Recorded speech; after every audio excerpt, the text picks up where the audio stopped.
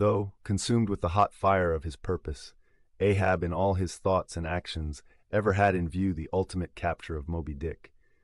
Though he seemed ready to sacrifice all mortal interests to that one passion, nevertheless it may have been that he was by nature and long habituation far too wedded to a fiery whaleman's ways altogether to abandon the collateral prosecution of the voyage.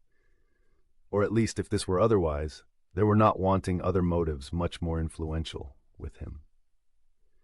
It would be refining too much, perhaps, even considering his monomania, to hint that his vindictiveness towards the white whale might have possibly extended itself in some degree to all sperm whales, and that the more monsters he slew by so much, the more he multiplied the chances that each subsequently encountered whale would prove to be the hated one he hunted. But if such an hypothesis be indeed exceptionable, there were still additional considerations which, though not so strictly according with the wildness of his ruling passion, yet were by no means incapable of swaying him. To accomplish his object, Ahab must use tools, and of all tools used in the shadow of the moon, men are most apt to get out of order. He knew, for example, that however magnetic his ascendancy in some respects was over Starbuck, yet that ascendancy did not cover the complete spiritual man any more than mere corporeal superiority involves intellectual mastership. For to the purely spiritual, the intellectual but stand in a sort of corporeal relation. Starbuck's body and Starbuck's coerced will were Ahab's, so long as Ahab kept his magnet at Starbuck's brain. Still he knew that for all this the chief mate in his soul abhorred his captain's quest, and could he, would joyfully disintegrate himself from it, or even frustrate it. It might be that a long interval would elapse ere the white whale was seen. During that long interval, Starbuck would ever be apt to fall into open relapses of rebellion against his captain's leadership, unless some ordinary, prudential, circumstantial influences were brought to bear upon him. Not only that, but the subtle insanity of Ahab respecting Moby Dick was nowadays more significantly manifested than in his superlative sense and shrewdness in foreseeing that, for the present, the hunt should in some way be stripped of that strange imaginative impiousness which naturally invested it, that the full terror of the voyage must be kept withdrawn into the obscure background, for few men's courage is proof against protracted meditation unrelieved by action, that when they stood their long night watches, his officers and men must have some nearer things to think of than Moby Dick. For however eagerly and impetuously the savage crew had hailed the announcement of his quest, yet all sailors of all sorts are more or less capricious and unreliable. They live in the varying outer weather, and they inhale its fickleness. And when retained for any object remote and blank in the pursuit, however promissory of life and passion in the end, it is above all things requisite that temporary interests and employments should intervene and hold them healthily suspended for the final dash. Nor was Ahab unmindful of another thing.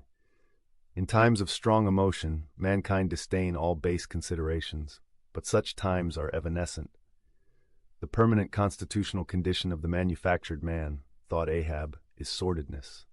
Granting that the white whale fully incites the hearts of this my savage crew, and playing round their savageness even breeds a certain generous knight-errantism in them, still, while for the love of it they give chase to Moby Dick, they must also have food for their more common, daily appetites.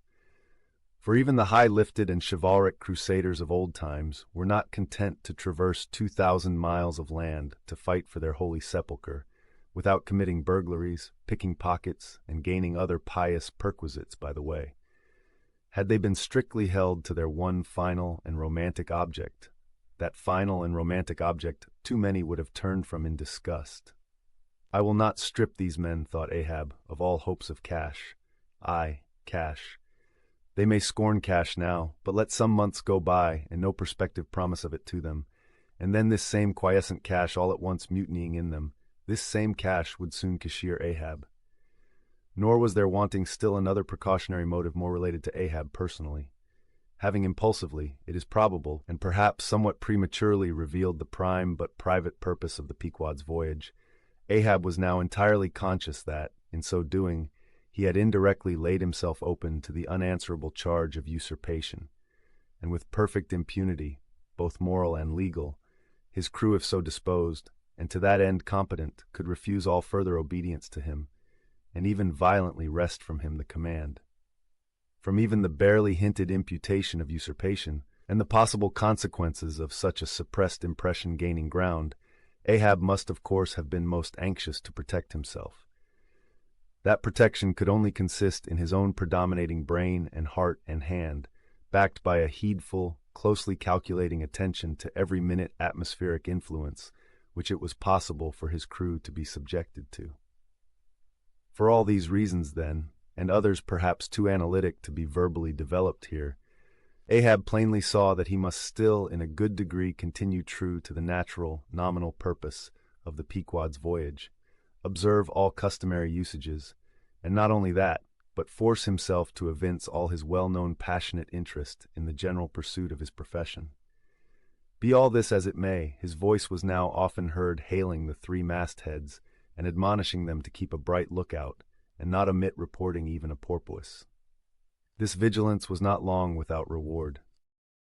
It was a cloudy, sultry afternoon. The seamen were lazily lounging about the decks or vacantly gazing over into the lead-colored waters. Queequeg and I were mildly employed weaving what is called a sword mat for an additional lashing to our boat. So still and subdued, and yet somehow preluding, was all the scene, and such an incantation of reverie lurked in the air that each silent sailor seemed resolved into his own invisible self. I was the attendant or page of Queequeg, while busy at the mat. As I kept passing and repassing the filling or woof of marline between the long yarns of the warp, using my own hand for the shuttle, and as Queequeg, standing sideways, ever and anon slid his heavy oaken sword between the threads, and idly looking off upon the water, carelessly and unthinkingly drove home every yarn.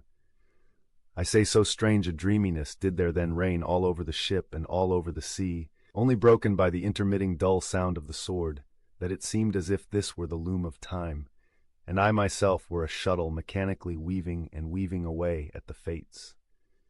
There lay the fixed threads of the warp subject to but one single ever-returning, unchanging vibration, and that vibration merely enough to admit of the crosswise interblending of other threads with its own. This warp seemed necessity, and here, thought I, with my own hand, I ply my own shuttle and weave my own destiny into these unalterable threads. Meantime, Queequeg's impulsive, indifferent sword, sometimes hitting the woof slantingly, or crookedly, or strongly, or weakly, as the case might be, and by this difference in the concluding blow producing a corresponding contrast in the final aspect of the completed fabric, this savage's sword, thought I, which thus finally shapes and fashions both warp and woof, this easy, indifferent sword must be chance, aye, chance, free will, and necessity, nowise incompatible, all interweavingly working together. The straight warp of necessity, not to be swerved from its ultimate course, its every alternating vibration, indeed, only tending to that, free will still free to ply her shuttle between given threads, and chance, though restrained in its play within the right lines of necessity, and sideways in its motions directed by free will, though thus prescribed to by both, chance by turns rules either, and has the last featuring blow at events. Thus we were weaving and weaving away when I started at a sound so strange, long-drawn, and musically wild and unearthly, that the ball of free will dropped from my hand, and I stood gazing up at the clouds whence that voice dropped like a wing. High aloft in the cross-trees was that mad gay-header Tashtego. His body was reaching eagerly forward, his hand stretched out like a wand, and at brief sudden intervals he continued his cries. To be sure, the same sound was that very moment, perhaps being heard all over the seas, from hundreds of whalemen's lookouts perched as high in the air, but from few of those lungs could that accustomed old cry have derived such a marvelous cadence as from Tashtego the Indians.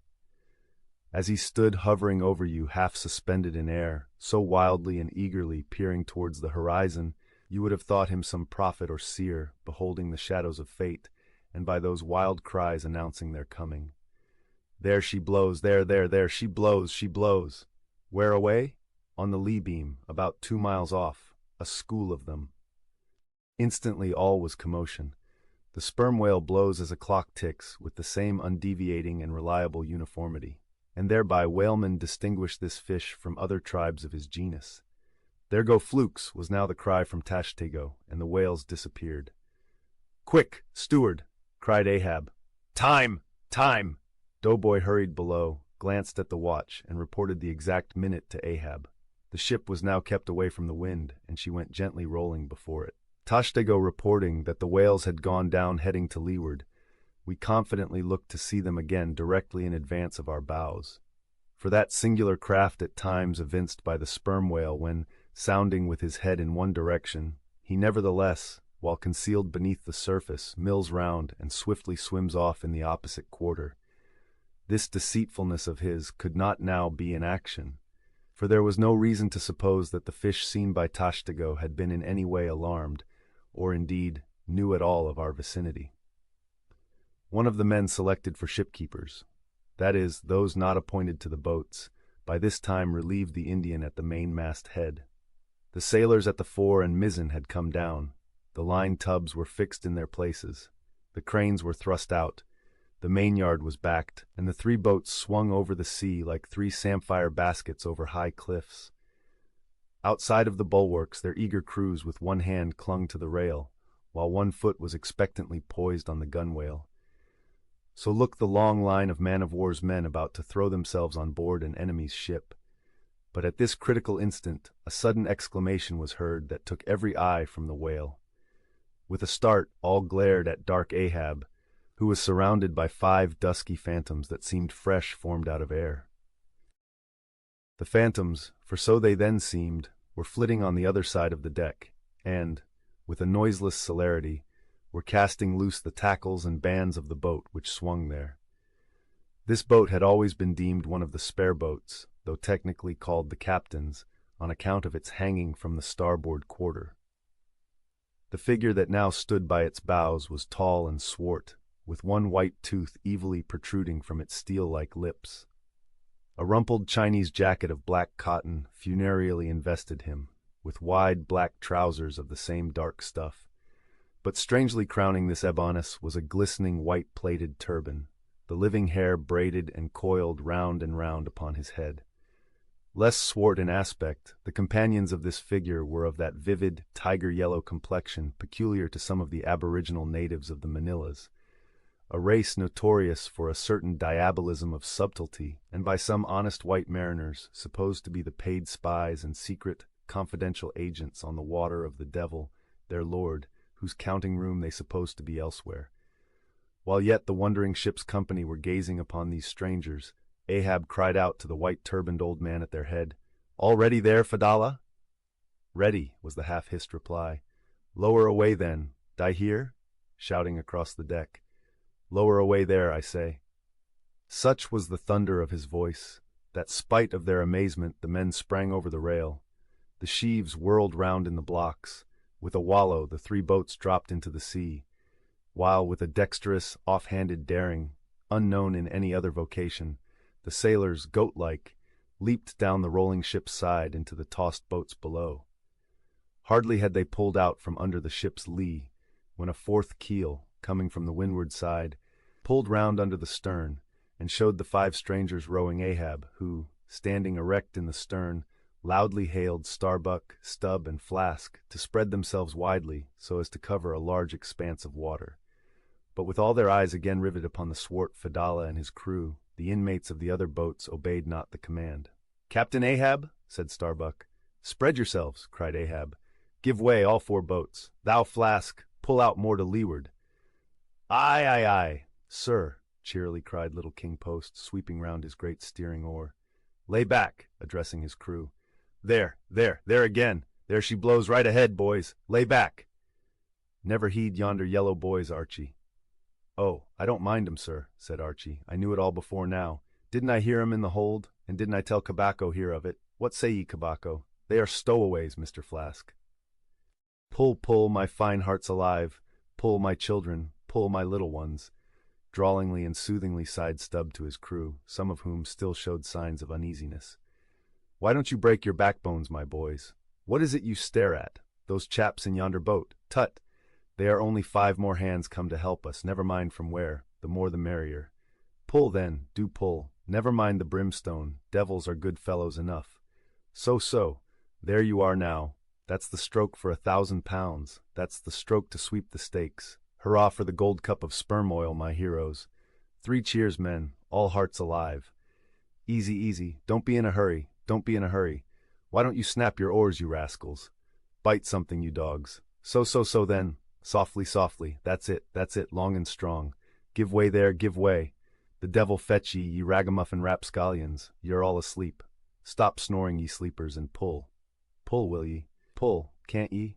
Pull, won't ye? Why, in the name of gudgeons and ginger cakes, don't ye pull? Pull and break something. Pull and start your eyes out. Here.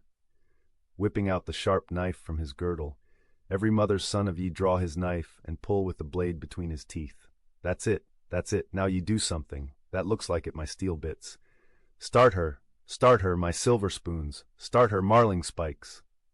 Stubb's exordium to his crew is given here at large, because he had rather a peculiar way of talking to them in general, and especially in inculcating the religion of rowing. But you must not suppose from this specimen of his sermonizings that he ever flew into downright passions with his congregation. Not at all, and therein consisted his chief peculiarity. He would say the most terrific things to his crew, in a tone so strangely compounded of fun and fury, and the fury seemed so calculated merely as a spice to the fun, that no oarsman could hear such queer invocations without pulling for dear life, and yet pulling for the mere joke of the thing. Besides, he all the time looked so easy and indolent himself, so loungingly managed his steering oar, and so broadly gaped, open-mouthed at times, that the mere sight of such a yawning commander, by sheer force of contrast, acted like a charm upon the crew. Then again, Stubb was one of those odd sort of humorists whose jollity is sometimes so curiously ambiguous as to put all inferiors on their guard in the matter of obeying them. In obedience to a sign from Ahab, Starbuck was now pulling obliquely across Stubb's bow, and when for a minute or so the two boats were pretty near to each other, Stubb hailed the mate. "Mr. Starbuck, larboard boat there, ahoy, a word with ye, sir, if ye please." "Hullo," returned Starbuck, turning round not a single inch as he spoke, still earnestly but whisperingly urging his crew, his face set like a flint from Stubb's. "What think ye of those yellow boys, sir? Smuggled on board somehow before the ship sailed. Strong boys," in a whisper to his crew, then speaking out loud again. "A sad business, Mr. Stubb. Seethe her, my lads. But never mind, Mr. Stubb, all for the best. Let all your crew pull strong, come what will. Spring, my men, spring. There's hogsheads of sperm ahead, Mr. Stubb, and that's what ye came for. Pull, my boys. Sperm's the play. This at least is duty and profit hand in hand." Aye, I thought as much," soliloquized Stubb, when the boats diverged. "As soon as I clapped eye on him, I thought so. Aye, and that's what he went into the afterhold for so often, as Doughboy long suspected. They were hidden down there. The white whale's at the bottom of it. Well, so be it. Can't be helped. All right. Give way, men. It ain't the white whale today. Give way." Now the advent of these outlandish strangers at such a critical instant as the lowering of the boats from the deck, this had not unreasonably awakened a sort of superstitious amazement in some of the ship's company, but Archie's fancied discovery having some time previous got abroad among them, though indeed not credited then, this had in some small measure prepared them for the event. It took off the extreme edge of their wonder, and so what with all this, and Stubb's confident way of accounting for their appearance, they were for the time freed from superstitious surmisings, though the affair still left abundant room for all manner of wild conjectures as to dark Ahab's precise agency in the matter from the beginning. For me, I silently recalled the mysterious shadows I had seen creeping on board the Pequod during the dim Nantucket dawn, as well as the enigmatical hintings of the unaccountable Elijah. Meantime, Ahab, out of hearing of his officers, having sighted the furthest to windward, was still ranging ahead of the other boats, a circumstance bespeaking how potent a crew was pulling him. Those tiger-yellow creatures of his seemed all steel and whalebone. Like 5 trip hammers, they rose and fell with regular strokes of strength, which periodically started the boat along the water like a horizontal burst boiler out of a Mississippi steamer. As for Fedallah, who was seen pulling the harpooneer oar, he had thrown aside his black jacket and displayed his naked chest with the whole part of his body above the gunwale, clearly cut against the alternating depressions of the watery horizon. While at the other end of the boat, Ahab, with one arm, like a fencer's, thrown half backward into the air, as if to counterbalance any tendency to trip, Ahab was seen steadily managing his steering oar, as in 1,000 boat lowerings ere the white whale had torn him. All at once the outstretched arm gave a peculiar motion, and then remained fixed, while the boat's 5 oars were seen simultaneously peaked. Boat and crew sat motionless on the sea. Instantly the 3 spread boats in the rear paused on their way. The whales had irregularly settled bodily down into the blue when, thus giving no distantly discernible token of the movement, though from his closer vicinity Ahab had observed it. "Every man look out along his oars!" cried Starbuck. "Thou, Queequeg, stand up!" Nimbly springing up on the triangular raised box in the bow, the savage stood erect there, and with intensely eager eyes gazed off towards the spot where the chase had last been descried. Likewise, upon the extreme stern of the boat, where it was also triangularly platformed level with the gunwale, Starbuck himself was seen coolly and adroitly balancing himself to the jerking tossings of his chip of a craft, and silently eyeing the vast blue eye of the sea. Not very far distant, Flask's boat was also lying breathlessly still, its commander recklessly standing upon the top of the loggerhead, a stout sort of post rooted in the keel, and rising some 2 feet above the level of the stern platform. It is used for catching turns with the whale line. Its top is not more spacious than the palm of a man's hand, and standing upon such a base as that, Flask seemed perched at the masthead of some ship which had sunk to all but her trucks. But Little King Post was small and short, and at the same time Little King Post was full of a large and tall ambition, so that this loggerhead standpoint of his did by no means satisfy King Post.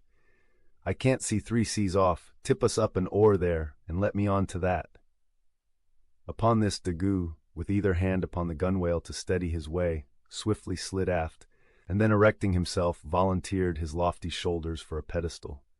"Good a masthead as any, sir. Will you mount?" "That I will, and thank ye very much, my fine fellow, only I wish you 50 feet taller." Whereupon, planting his feet firmly against 2 opposite planks of the boat, the gigantic negro, stooping a little, presented his flat palm to Flask's foot, and then putting Flask's hand on his hearse-plumed head and bidding him spring as he himself should toss, with one dexterous fling landed the little man high and dry on his shoulders. And here was Flask now standing, Daggoo with one lifted arm furnishing him with a breastband to lean against and steady himself by.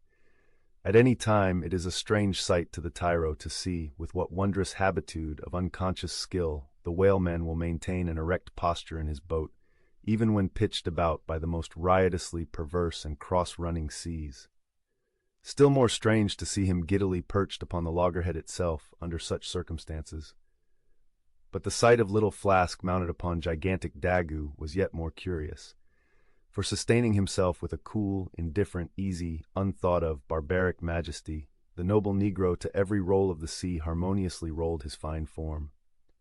On his broad back, flaxen-haired Flask seemed a snowflake. The bearer looked nobler than the rider. Though truly vivacious, tumultuous, ostentatious little Flask would now and then stamp with impatience, but not one added heave did he thereby give to the negro's lordly chest. So have I seen passion and vanity stamping the living, magnanimous earth, but the earth did not alter her tides and her seasons for that. Meanwhile Stubb, the third mate, betrayed no such far-gazing solicitudes.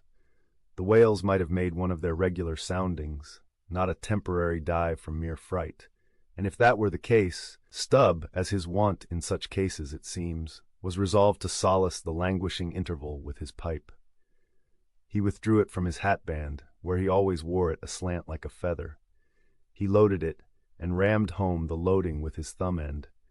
But hardly had he ignited his match across the rough sandpaper of his hand, when Tashtego, his harpooneer, whose eyes had been setting to windward like 2 fixed stars, suddenly dropped like light from his erect attitude to his seat, crying out in a quick frenzy of hurry, "Down, down all and give way! There they are!" To a landsman, no whale, nor any sign of a herring, would have been visible at that moment. Nothing but a troubled bit of greenish-white water, and thin scattered puffs of vapor hovering over it, and suffusingly blowing off to leeward, like the confused scud from white rolling billows.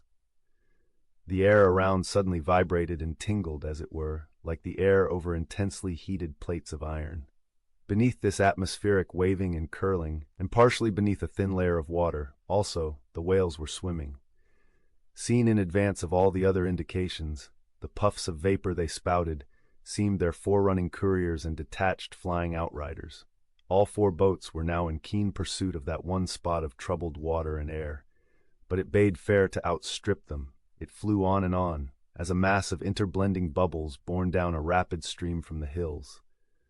"Pull, pull, my good boys," said Starbuck, in the lowest possible but intensest concentrated whisper to his men, while the sharp fixed glance from his eyes darted straight ahead of the bow, almost seemed as 2 visible needles in 2 unerring binnacle compasses.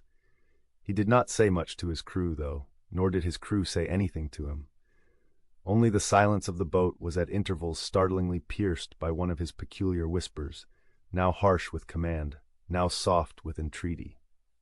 How different the loud little king post! "Sing out and say something, my hearties.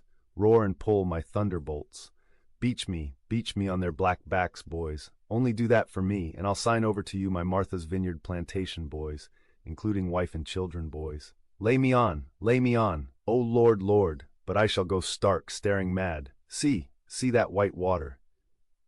And so shouting, he pulled his hat from his head and stamped up and down on it, then picking it up, flirted it far off upon the sea, and finally fell to rearing and plunging in the boat's stern like a crazed colt from the prairie.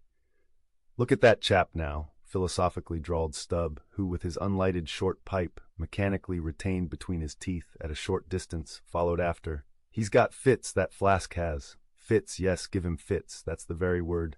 Pitch fits into 'em. Merrily, merrily, hearts alive. Pudding for supper, you know, merry's the word. Pull, babes, pull, sucklings, pull, all. But what the devil are you hurrying about? Softly, softly, and steadily, my men. Only pull and keep pulling, nothing more. Crack all your backbones and bite your knives in 2, that's all. Take it easy. Why don't ye take it easy, I say, and burst all your livers and lungs?" But what it was that inscrutable Ahab said to that tiger-yellow crew of his, these were words best omitted here, for you live under the blessed light of the evangelical land. Only the infidel sharks in the audacious seas may give ear to such words when, with tornado brow and eyes of red murder and foam-glued lips, Ahab leaped after his prey. Meanwhile, all the boats tore on. The repeated specific allusions of Flask to "that whale," as he called the fictitious monster which he declared to be incessantly tantalizing his boat's bow with its tail, these allusions of his were at times so vivid and lifelike that they would cause some 1 or 2 of his men to snatch a fearful look over the shoulder.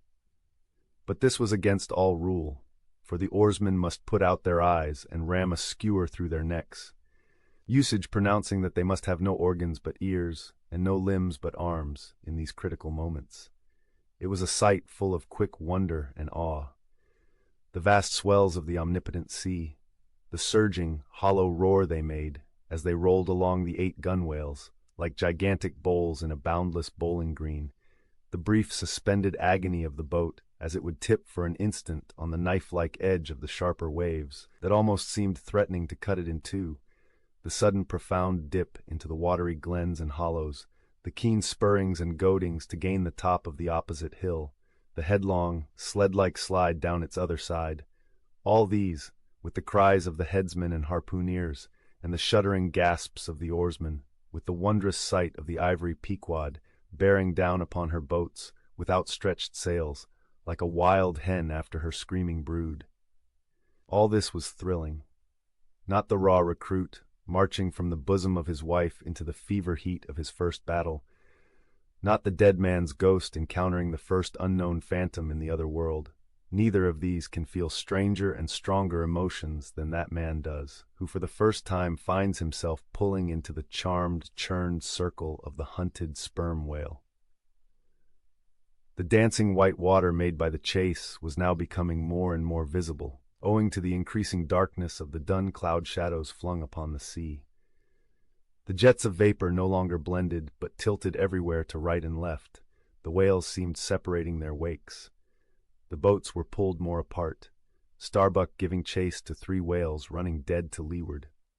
Our sail was now set, and with the still rising wind we rushed along, the boat going with such madness through the water that the lee oars could scarcely be worked rapidly enough to escape being torn from the rowlocks.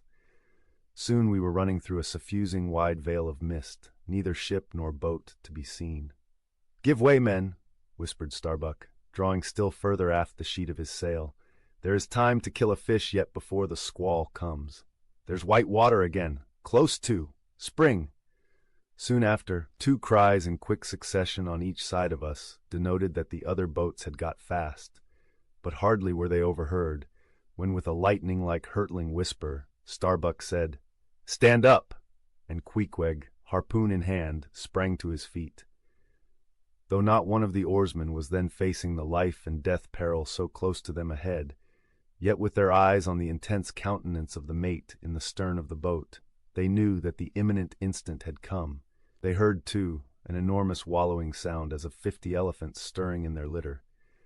Meanwhile the boat was still booming through the mist, the waves curling and hissing around us like the erected crests of enraged serpents.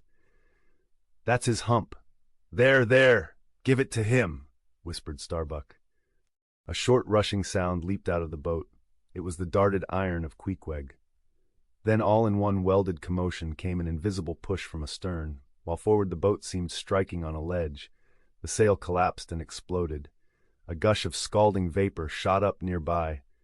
Something rolled and tumbled like an earthquake beneath us. The whole crew were half suffocated as they were tossed helter-skelter into the white curdling cream of the squall. Squall, whale, and harpoon had all blended together, and the whale, merely grazed by the iron, escaped. Though completely swamped, the boat was nearly unharmed. Swimming round it, we picked up the floating oars, and lashing them across the gunwale, tumbled back to our places. There we sat up to our knees in the sea, the water covering every rib and plank, so that to our downward-gazing eyes the suspended craft seemed a coral boat grown up to us from the bottom of the ocean. The wind increased to a howl, the waves dashed their bucklers together, the whole squall roared, forked, and crackled around us like a white fire upon the prairie, in which, unconsumed, we were burning, immortal in these jaws of death. In vain we hailed the other boats, as well roar to the live coals down the chimney of a flaming furnace as hail those boats in that storm. Meanwhile the driving scud, rack, and mist grew darker with the shadows of night. No sign of the ship could be seen. The rising sea forbade all attempts to bail out the boat. The oars were useless as propellers, performing now the office of life-preservers. So, cutting the lashing of the waterproof match keg, after many failures, Starbuck contrived to ignite the lamp in the lantern, then stretching it on a waif pole, handed it to Queequeg as the standard-bearer of this forlorn hope. There, then, he sat, holding up that imbecile candle in the heart of that almighty forlornness. There, then, he sat, the sign and symbol of a man without faith, hopelessly holding up hope in the midst of despair. Wet, drenched through, and shivering cold, despairing of ship or boat, we lifted up our eyes as the dawn came on. The mist still spread over the sea, the empty lantern lay crushed in the bottom of the boat. Suddenly Queequeg started to his feet, hollowing his hand to his ear. We all heard a faint creaking, as of ropes and yards hitherto muffled by the storm.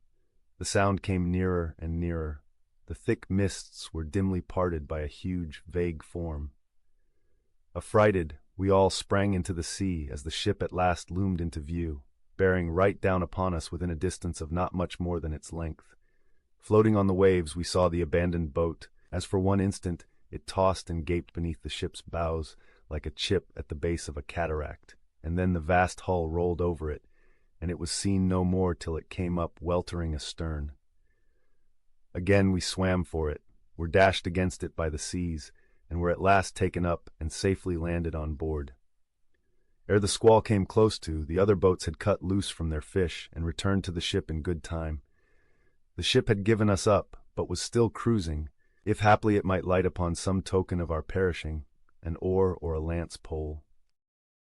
There are certain queer times and occasions in this strange mixed affair we call life, when a man takes this whole universe for a vast practical joke, though the wit thereof he but dimly discerns, and more than suspects that the joke is at nobody's expense but his own.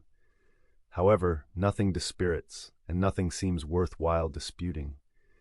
He bolts down all events, all creeds and beliefs and persuasions, all hard things visible and invisible, never mind how knobby, as an ostrich of potent digestion gobbles down bullets and gun-flints. And as for small difficulties and worryings, prospects of sudden disaster, peril of life and limb, all these, and death itself, seem to him only sly, good-natured hits and jolly punches in the side bestowed by the unseen and unaccountable old joker. That odd sort of wayward mood I am speaking of comes over a man only in some time of extreme tribulation. It comes in the very midst of his earnestness, so that what just before might have seemed to him a thing most momentous, now seems but a part of the general joke. There is nothing like the perils of whaling to breed this free and easy sort of genial desperado philosophy, and with it I now regarded this whole voyage of the Pequod, and the great white whale its object. "Queequeg," said I, when they had dragged me, the last man, to the deck, and I was still shaking myself in my jacket to fling off the water. "Queequeg, my fine friend, does this sort of thing often happen?" Without much emotion, though soaked through just like me, he gave me to understand that such things did often happen. "Mr. Stubb," said I, turning to that worthy, who, buttoned up in his oil jacket, was now calmly smoking his pipe in the rain. "Mr. Stubb, I think I have heard you say that of all whalemen you ever met, our chief mate, Mr. Starbuck, is by far the most careful and prudent. I suppose, then, that going plump on a flying whale with your sail set in a foggy squall is the height of a whaleman's discretion?" "Certain. I've lowered for whales from a leaking ship in a gale off Cape Horn." "Mr. Flask," said I, turning to little Kingpost, who was standing close by, "you are experienced in these things, and I am not. Will you tell me whether it is an unalterable law in this fishery, Mr. Flask, for an oarsman to break his own back, pulling himself back foremost into death's jaws?" "Can't you twist that smaller?" said Flask. "Yes, that's the law. I should like to see a boat's crew backing water up to a whale face foremost. Ha! The whale would give them squint for squint, mind that." Here, then, from 3 impartial witnesses, I had a deliberate statement of the entire case. Considering, therefore, that squalls and capsizings in the water and consequent bivouacs on the deep were matters of common occurrence in this kind of life, considering that, at the superlatively critical instant of going on to the whale, I must resign my life into the hands of him who steered the boat, oftentimes a fellow who at that very moment is in his impetuousness upon the point of scuttling the craft with his own frantic stampings, considering that the particular disaster to our own particular boat was chiefly to be imputed to Starbuck's driving onto his whale, almost in the teeth of a squall, and considering that Starbuck, notwithstanding, was famous for his great heedfulness in the fishery, considering that I belonged to this uncommonly prudent Starbuck's boat, and finally considering in what a devil's chase I was implicated, touching the white whale. Taking all things together, I say, I thought I might as well go below and make a rough draft of my will. "Queequeg," said I, "come along, you shall be my lawyer, executor, and legatee." It may seem strange that of all men sailors should be tinkering at their last wills and testaments, but there are no people in the world more fond of that diversion. This was the 4th time in my nautical life that I had done the same thing. After the ceremony was concluded upon the present occasion, I felt all the easier. A stone was rolled away from my heart. Besides, all the days I should now live would be as good as the days that Lazarus lived after his resurrection. A supplementary clean gain of so many months or weeks, as the case might be. I survived myself. My death and burial were locked up in my chest. I looked round me tranquilly and contentedly, like a quiet ghost with a clean conscience sitting inside the bars of a snug family vault. Now then, thought I, unconsciously rolling up the sleeves of my frock, here goes for a cool, collected dive at death and destruction, and the devil fetch the hindmost. "Who would have thought it, Flask?" cried Stubb. "If I had but one leg, you would not catch me in a boat, unless maybe to stop the plug-hole with my timber toe. Oh, he's a wonderful old man." "I don't think it so strange after all on that account," said Flask. "If his leg were off at the hip, now, it would be a different thing. That would disable him. But he has one knee, and good part of the other left, you know. I don't know that, my little man. I never yet saw him kneel. Among whale-wise people, it has often been argued whether, considering the paramount importance of his life to the success of the voyage, it is right for a whaling captain to jeopardize that life in the active perils of the chase. So Tamerlane's soldiers often argued with tears in their eyes whether that invaluable life of his ought to be carried into the thickest of the fight. But with Ahab the question assumed a modified aspect, considering that with 2 legs man is but a hobbling wight in all times of danger, considering that the pursuit of whales is always under great and extraordinary difficulties, that every individual moment, indeed, then comprises a peril. Under these circumstances, is it wise for any maimed man to enter a whaleboat in the hunt? As a general thing, the joint owners of the Pequod must have plainly thought not. Ahab well knew that although his friends at home would think little of his entering a boat in certain comparatively harmless vicissitudes of the chase, for the sake of being near the scene of action and giving his orders in person, yet for Captain Ahab to have a boat actually apportioned to him as a regular headsman in the hunt, above all for Captain Ahab to be supplied with 5 extra men, as that same boat's crew, he well knew that such generous conceits never entered the heads of the owners of the Pequod. Therefore he had not solicited a boat's crew from them, nor had he in any way hinted his desires on that head. Nevertheless, he had taken private measures of his own touching all that matter. Until Cabaco's published discovery, the sailors had little foreseen it, though to be sure when, after being a little while out of port, all hands had concluded the customary business of fitting the whaleboats for service. When some time after this Ahab was now and then found bestirring himself in the matter of making thole-pins with his own hands for what was thought to be one of the spare boats, and even solicitously cutting the small wooden skewers, which when the line is running out are pinned over the groove in the bow. When all this was observed in him, and particularly his solicitude in having an extra coat of sheathing in the bottom of the boat, as if to make it better withstand the pointed pressure of his ivory limb, and also the anxiety he evinced in exactly shaping the thigh-board, or clumsy cleat as it is sometimes called, the horizontal piece in the boat's bow for bracing the knee against in darting or stabbing at the whale. When it was observed how often he stood up in that boat with his solitary knee fixed in the semicircular depression in the cleat, and with the carpenter's chisel gouged out a little here and straightened it a little there, all these things, I say, had awakened much interest and curiosity at the time.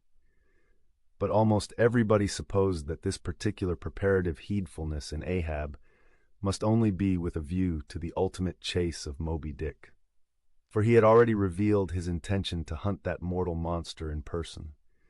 But such a supposition did by no means involve the remotest suspicion as to any boat's crew being assigned to that boat. Now, with the subordinate phantoms, what wonder remained soon waned away, for in a whaler wonders soon wane.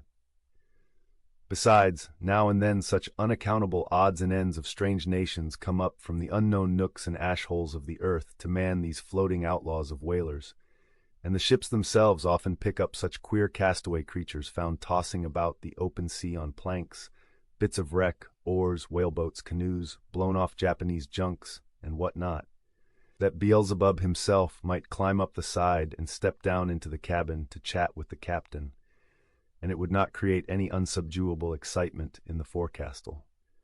But be all this as it may, certain it is that while the subordinate phantoms soon found their place among the crew, though still as it were somehow distinct from them, yet that hair-turbaned Fedallah remained a muffled mystery to the last. Whence he came in a mannerly world like this, by what sort of unaccountable tie he soon evinced himself to be linked with Ahab's peculiar fortunes, nay, so far as to have some sort of a half-hinted influence, heaven knows, but it might have been even authority over him, all this none knew. But one cannot sustain an indifferent air concerning Fedallah. He was such a creature as civilized domestic people in the temperate zone only see in their dreams, and that but dimly, but the like of whom now and then glide among the unchanging Asiatic communities, especially the Oriental Isles to the east of the continent. those insulated, immemorial, unalterable countries, which even in these modern days still preserve much of the ghostly aboriginalness of Earth's primal generations, when the memory of the first man was a distinct recollection, and all men his descendants, unknowing whence he came, eyed each other as real phantoms, and asked of the sun and the moon why they were created and to what end. When though, according to Genesis, the angels indeed consorted with the daughters of men, the devils also, add the uncanonical rabbins, indulged in mundane amours. Days, weeks passed, and under easy sail, the ivory Pequod had slowly swept across 4 several cruising grounds, that off the Azores, off the Cape de Verds, on the Plate, so-called, being off the mouth of the Rio de la Plata, and the Carroll Ground, an unstaked, watery locality, southerly from St. Helena. It was while gliding through these latter waters that one serene and moonlight night, when all the waves rolled by like scrolls of silver, and by their soft, suffusing seethings made what seemed a silvery silence, not a solitude. On such a silent night, a silvery jet was seen far in advance of the white bubbles at the bow. Lit up by the moon, it looked celestial, seemed some plumed and glittering god uprising from the sea.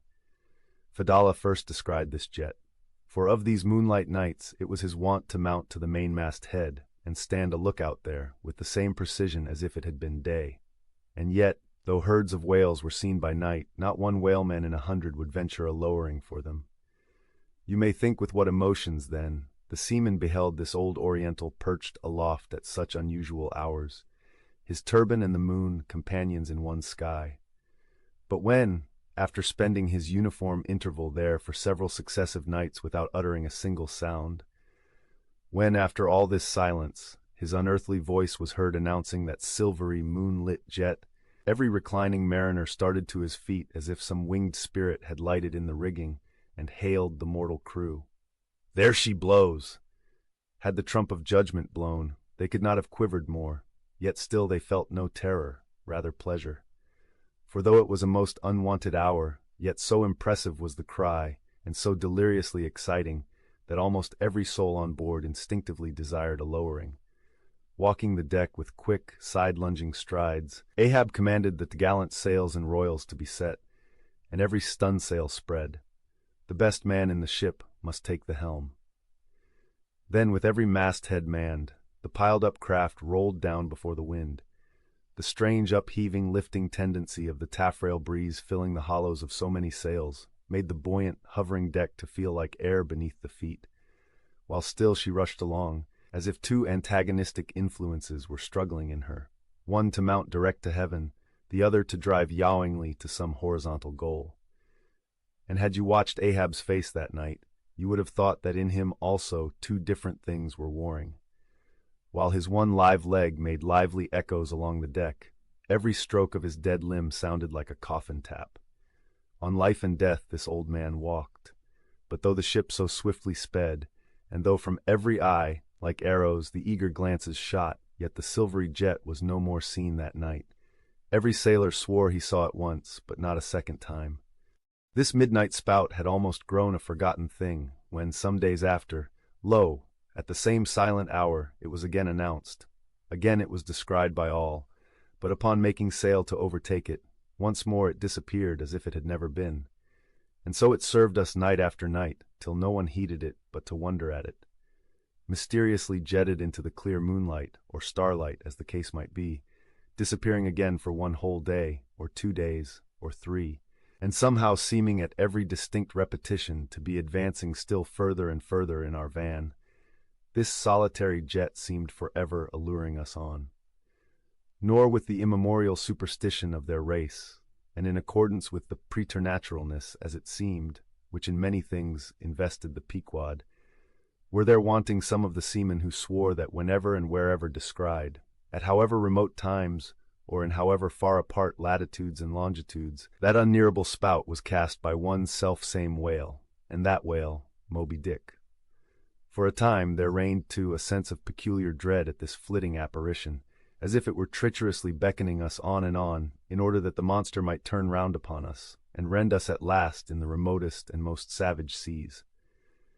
These temporary apprehensions, so vague but so awful, derived a wondrous potency from the contrasting serenity of the weather, in which, beneath all its blue blandness, some thought there lurked a devilish charm, as for days and days we voyaged along, through seas so wearily, lonesomely mild, that all space, in repugnance to our vengeful errand, seemed vacating itself of life before our urn-like prow. But at last, when turning to the eastward, the Cape winds began howling around us, and we rose and fell upon the long, troubled seas that are there, when the ivory-tusked Pequod sharply bowed to the blast, and gored the dark waves in her madness, till, like showers of silver chips, the foam flakes flew over her bulwarks. Then all this desolate vacuity of life went away, but gave place to sights more dismal than before. Close to our bows, strange forms in the water darted hither and thither before us, while thick in our rear flew the inscrutable sea-ravens. And every morning, perched on our stays, rows of these birds were seen, and spite of our hootings, for a long time obstinately clung to the hemp, as though they deemed our ship some drifting, uninhabited craft, a thing appointed to desolation, and therefore fit roosting place for their homeless selves. And heaved, still unrestingly heaved the black sea, as if its vast tides were a conscience, and the great mundane soul were in anguish and remorse for the long sin and suffering it had bred. Cape of Good Hope, do they call ye? Rather Cape Tormentoso, as called of yore, for long allured by the perfidious silences that before had attended us, we found ourselves launched into this tormented sea, where guilty beings transformed into those fowls and these fish seemed condemned to swim on everlastingly without any haven in store, or beat that black air without any horizon. But calm, snow-white, and unvarying, still directing its fountain of feathers to the sky, still beckoning us on from before, the solitary jet would at times be descried. During all this blackness of the elements, Ahab, though assuming for the time the almost continual command of the drenched and dangerous deck, manifested the gloomiest reserve, and more seldom than ever addressed his mates. In tempestuous times like these, after everything above and aloft has been secured, nothing more can be done but passively to await the issue of the gale. Then captain and crew become practical fatalists. So, with his ivory leg inserted into its accustomed hole, and with one hand firmly grasping a shroud, Ahab for hours and hours would stand gazing dead to windward, while an occasional squall of sleet or snow would all but congeal his very eyelashes together. Meantime, the crew, driven from the forward part of the ship by the perilous seas that burstingly broke over its bows, stood in a line along the bulwarks in the waist, and the better to guard against the leaping waves, each man had slipped himself into a sort of bowline secured to the rail, in which he swung as in a loosened belt. Few or no words were spoken, and the silent ship, as if manned by painted sailors in wax, day after day tore on through all the swift madness and gladness of the demoniac waves. By night the same muteness of humanity before the shrieks of the ocean prevailed. Still in silence the men swung in the bowlines. Still wordless Ahab stood up to the blast. Even when wearied nature seemed demanding repose, he would not seek that repose in his hammock. Never could Starbuck forget the old man's aspect, when one night, going down into the cabin to mark how the barometer stood, he saw him with closed eyes sitting straight in his floor-screwed chair, the rain and half-melted sleet of the storm from which he had some time before emerged, still slowly dripping from the unremoved hat and coat. On the table beside him lay unrolled one of those charts of tides and currents which have previously been spoken of. His lantern swung from his tightly clenched hand. Though the body was erect, the head was thrown back so that the closed eyes were pointed towards the needle of the telltale that swung from a beam in the ceiling. The cabin compass is called the telltale, because without going to the compass at the helm, the captain, while below, can inform himself of the course of the ship. Terrible old man, thought Starbuck with a shudder, sleeping in this gale, still thou steadfastly eyest thy purpose. Southeastward from the Cape, off the distant Crozettes, a good cruising ground for right whalemen, a sail loomed ahead, the Gani, Albatross by name. As she slowly drew nigh from my lofty perch at the foremast head, I had a good view of that sight so remarkable to a tyro in the far ocean fisheries, a whaler at sea and long absent from home. As if the waves had been fullers, this craft was bleached like the skeleton of a stranded walrus. All down her sides, this spectral appearance was traced with long channels of reddened rust, while all her spars and her rigging were like the thick branches of trees furred over with hoarfrost. Only her lower sails were set. A wild sight it was to see her long-bearded lookouts at those three mastheads. They seemed clad in the skins of beasts, so torn and bepatched the raiment that had survived nearly 4 years of cruising. Standing in iron hoops nailed to the mast, they swayed and swung over a fathomless sea, and though, when the ship slowly glided close under our stern, we 6 men in the air came so nigh to each other that we might almost have leaped from the mastheads of one ship to those of the other, yet those forlorn-looking fishermen, mildly eyeing us as they passed, said not one word to our own lookouts, while the quarter-deck hail was being heard from below. "Ship ahoy! Have ye seen the white whale?" But as the strange captain, leaning over the pallid bulwarks, was in the act of putting his trumpet to his mouth, it somehow fell from his hand into the sea, and the wind now rising amain, he in vain strove to make himself heard without it. Meantime his ship was still increasing the distance between. While in various silent ways the seamen of the Pequod were evincing their observance of this ominous incident at the first mere mention of the white whale's name to another ship, Ahab for a moment paused. It almost seemed as though he would have lowered a boat to board the stranger, had not the threatening wind forbade. But taking advantage of his windward position, he again seized his trumpet. And knowing by her aspect that the stranger vessel was a Nantucketer and shortly bound home, he loudly hailed, "Ahoy there! This is the Pequod, bound round the world. Tell them to address all future letters to the Pacific Ocean, and this time 3 years if I am not at home, tell them to address them to—" At that moment the 2 wakes were fairly crossed, and instantly then, in accordance with their singular ways, shoals of small harmless fish, that for some days before had been placidly swimming by our side, darted away with what seemed shuddering fins, and ranged themselves fore and aft with the stranger's flanks. Though in the course of his continual voyagings Ahab must often before have noticed a similar sight, yet, to any monomaniac man, the various trifles capriciously carry meanings. "Swim away from me, do ye?" murmured Ahab, gazing over into the water. There seemed but little in the words, but the tone conveyed more of deep, helpless sadness than the insane old man had ever before evinced. But turning to the steersman, who thus far had been holding the ship in the wind to diminish her headway, he cried out in his old lion voice, "Up helm! Keep her off round the world!" Round the world.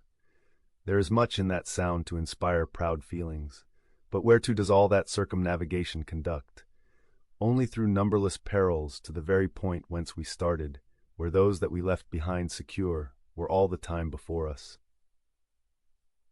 Were this world an endless plain, and by sailing eastward we could forever reach new distances, and discover sights more sweet and strange than any Cyclades or islands of King Solomon, then there were promise in the voyage. But in pursuit of those far mysteries we dream of, or in tormented chase of that demon phantom, that some time or other swims before all human hearts, while chasing such over this round globe, they either lead us on in barren mazes, or midway leave us whelmed. The ostensible reason why Ahab did not go on board of the whaler we had spoken was this: the wind and sea betokened storms.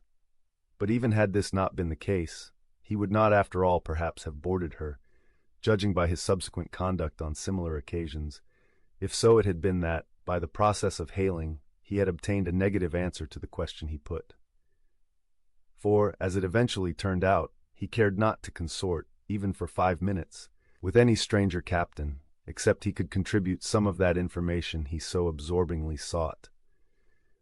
But all this might remain inadequately estimated, were not something said here of the peculiar usages of whaling vessels when meeting each other in foreign seas, and especially on a common cruising ground.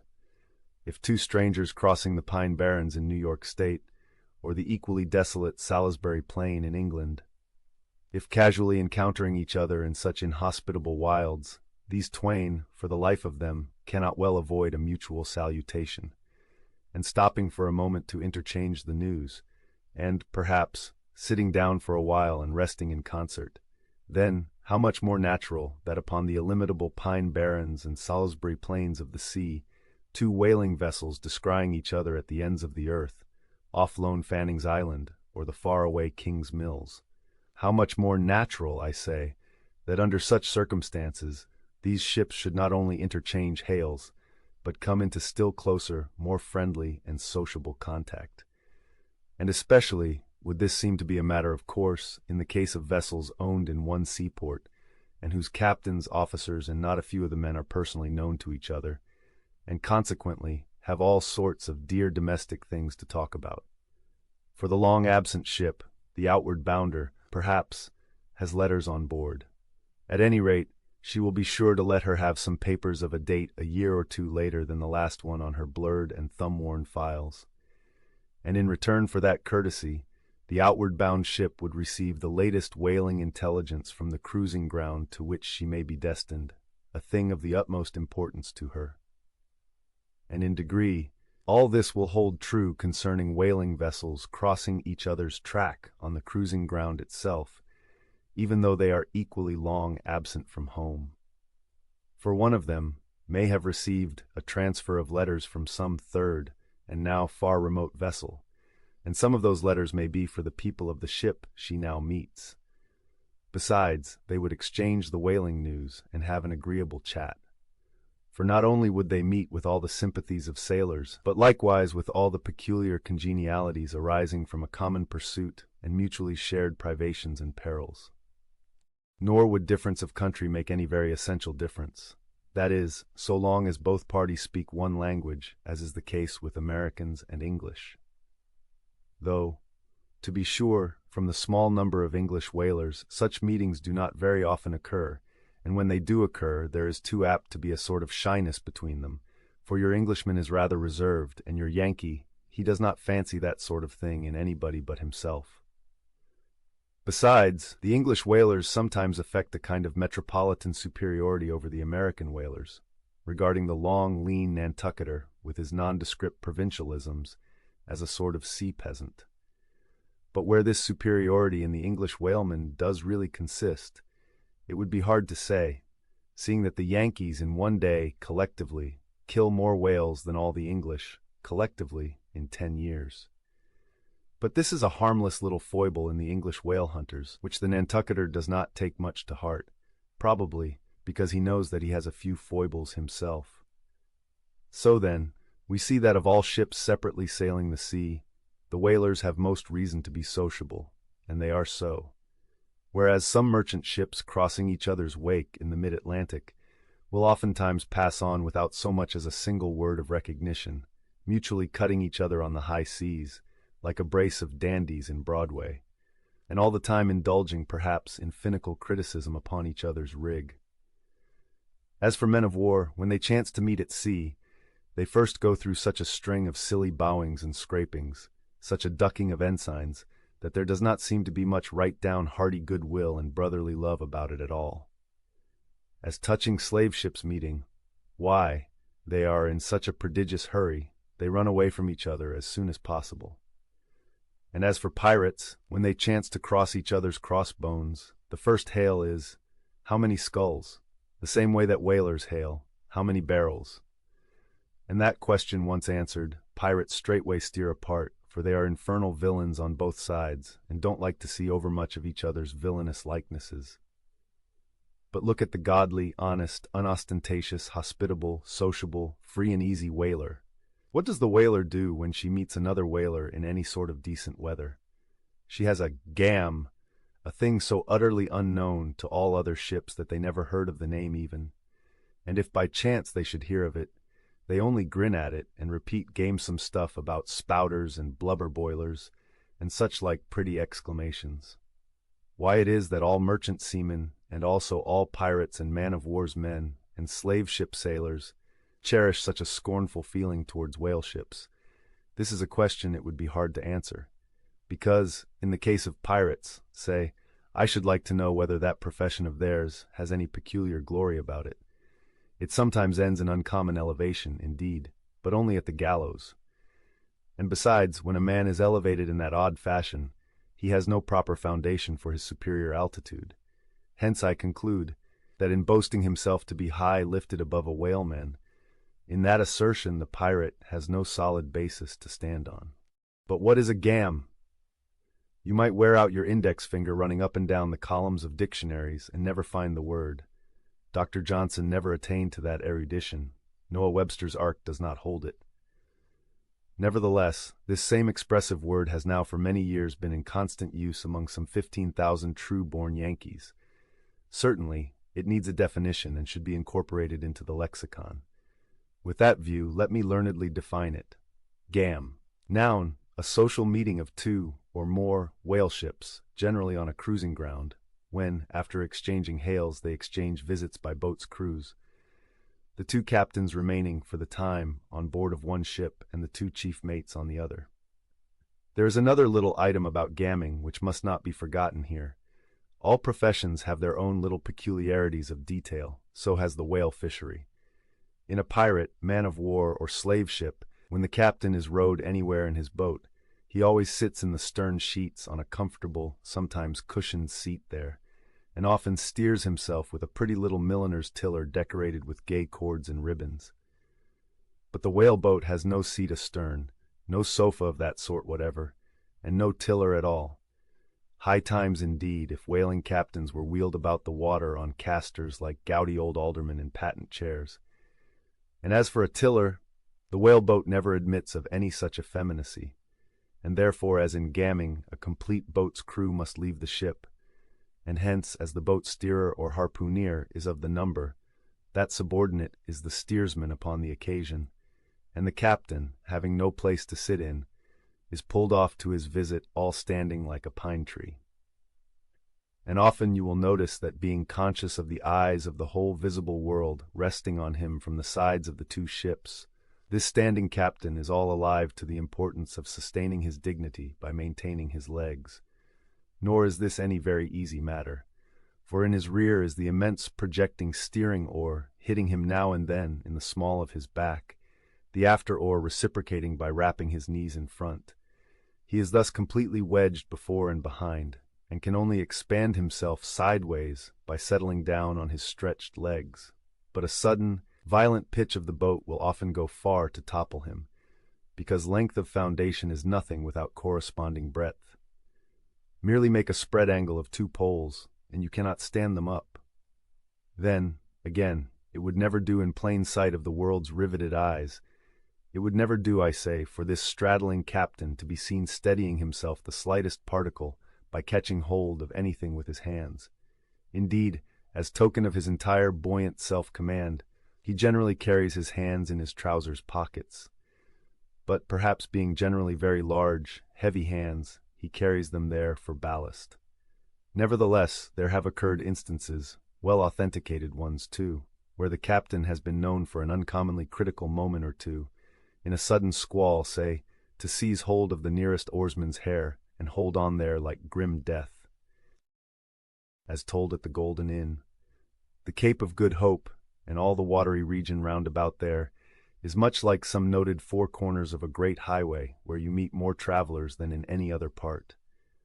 It was not very long after speaking the Gawney that another homeward-bound whaleman, the Town Ho, was encountered. She was manned almost wholly by Polynesians. In the short game that ensued, she gave us strong news of Moby Dick.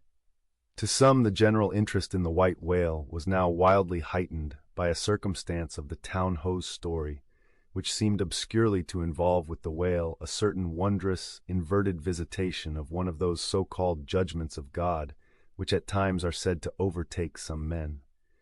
This latter circumstance, with its own particular accompaniments, forming what may be called the secret part of the tragedy about to be narrated, never reached the ears of Captain Ahab or his mates. For that secret part of the story was unknown to the captain of the Town Ho himself. It was the private property of 3 Confederate white seamen of that ship, one of whom, it seems, communicated it to Tashtego with Romish injunctions of secrecy. But the following night Tashtego rambled in his sleep, and revealed so much of it in that way that when he was wakened he could not well withhold the rest. Nevertheless, so potent an influence did this thing have on those seamen in the Pequod who came to the full knowledge of it, and by such a strange delicacy, to call it so, were they governed in this matter, that they kept the secret among themselves so that it never transpired abaft the Pequod's mainmast. Interweaving in its proper place this darker thread, with the story as publicly narrated on the ship, the whole of this strange affair I now proceed to put on lasting record. The ancient whale cry upon first sighting a whale from the masthead, still used by whalemen in hunting the famous Galapagos terrapin. For my humor's sake, I shall preserve the style in which I once narrated it at Lima, to a lounging circle of my Spanish friends, one Saint's Eve, smoking upon the thick gilt-tiled piazza of the Golden Inn. Of those fine cavaliers, the young Dons, Pedro and Sebastian, were on the closer terms with me, and hence the interluding questions they occasionally put, and which are duly answered at the time. Some 2 years prior to my first learning the events which I am about rehearsing to you, gentlemen, the town-ho sperm whaler of Nantucket was cruising in your Pacific here, not very many days' sail eastward from the eaves of this good Golden Inn. She was somewhere to the northward of the line. One morning upon handling the pumps, according to daily usage, it was observed that she made more water in her hold than common. They supposed a swordfish had stabbed her, gentlemen, but the captain, having some unusual reason for believing that rare good luck awaited him in those latitudes, and therefore being very averse to quit them, and the leak not being then considered at all dangerous, though, indeed, they could not find it after searching the hold as low down as was possible in rather heavy weather, the ship still continued her cruisings, the mariners working at the pumps at wide and easy intervals. But no good luck came. More days went by, and not only was the leak yet undiscovered, but it sensibly increased. So much so that now taking some alarm, the captain, making all sail, stood away for the nearest harbor among the islands, there to have his hull hove out and repaired. Though no small passage was before her, yet, if the commonest chance favored, he did not at all fear that his ship would founder by the way, because his pumps were of the best, and being periodically relieved at them, those 36 men of his could easily keep the ship free, never mind if the leak should double on her. In truth, well nigh the whole of this passage being attended by very prosperous breezes, the town-ho had all but certainly arrived in perfect safety at her port without the occurrence of the least fatality, had it not been for the brutal overbearing of Radney, the mate, a vineyarder, and the bitterly provoked vengeance of Steelkilt, a lakeman and desperado from Buffalo. "Lakeman! Buffalo! Pray, what is a lakeman and where is Buffalo?" said Don Sebastian, rising in his swinging mat of grass. "On the eastern shore of our Lake Erie, Don. But I crave your courtesy. Maybe you shall soon hear further of all that. Now, gentlemen, in square-sail brigs and three-masted ships, well nigh as large and stout as any that ever sailed out of your old Callao to far Manila, this lakeman, in the land-locked heart of our America, had yet been nurtured by all those agrarian, freebooting impressions popularly connected with the open ocean. For in their interflowing aggregate, those grand freshwater seas of ours, Erie and Ontario and Huron and Superior and Michigan, possess an ocean-like expansiveness, with many of the ocean's noblest traits, with many of its rimmed varieties of races and of climes. They contain round archipelagos of romantic isles, even as the Polynesian waters do. In large part, are shored by two great contrasting nations, as the Atlantic is. They furnish long maritime approaches to our numerous territorial colonies from the east, dotted all round their banks. Here and there are frowned upon by batteries and by the goat-like craggy guns of lofty Mackinaw. They have heard the fleet thunderings of naval victories. At intervals they yield their beaches to wild barbarians, whose red-painted faces flash from out their peltry wigwams. For leagues and leagues are flanked by ancient and unentered forests, where the gaunt pines stand like serried lines of kings in Gothic genealogies, those same woods harboring wild Afric beasts of prey, and silken creatures whose exported furs give robes to Tartar emperors. They mirror the paved capitals of Buffalo and Cleveland, as well as Winnebago villages. They float alike the full-rigged merchant ship, the armed cruiser of the state, the steamer, and the beach canoe. They are swept by borean and dismasting blasts as direful as any that lash the salted wave. They know what shipwrecks are, for out of sight of land, however inland, they have drowned full many a midnight ship with all its shrieking crew. Thus, gentlemen, though an inlander, Steelkilt was wild ocean born and wild ocean nurtured, as much of an audacious mariner as any. And for Radney, though in his infancy he may have laid him down on the lone Nantucket beach to nurse at his maternal sea, though in after life he had long followed our austere Atlantic and your contemplative Pacific, yet was he quite as vengeful and full of social quarrel as the backwoods seaman, fresh from the latitudes of buckhorn-handled bowie knives. Yet was this Nantucketer a man with some good-hearted traits, and this Lakeman a mariner who, though a sort of devil indeed, might yet by inflexible firmness, only tempered by that common decency of human recognition which is the meanest slave's right. Thus treated, this Steelkilt had long been retained harmless and docile. At all events, he had proved so thus far, but Radney was doomed and made mad, and Steelkilt. But, gentlemen, you shall hear. It was not more than a day or two, at the furthest after pointing her prow for her island haven, that the town-ho's leak seemed again increasing, but only so as to require an hour or more at the pumps every day. You must know that in a settled and civilized ocean like our Atlantic, for example, some skippers think little of pumping their whole way across it.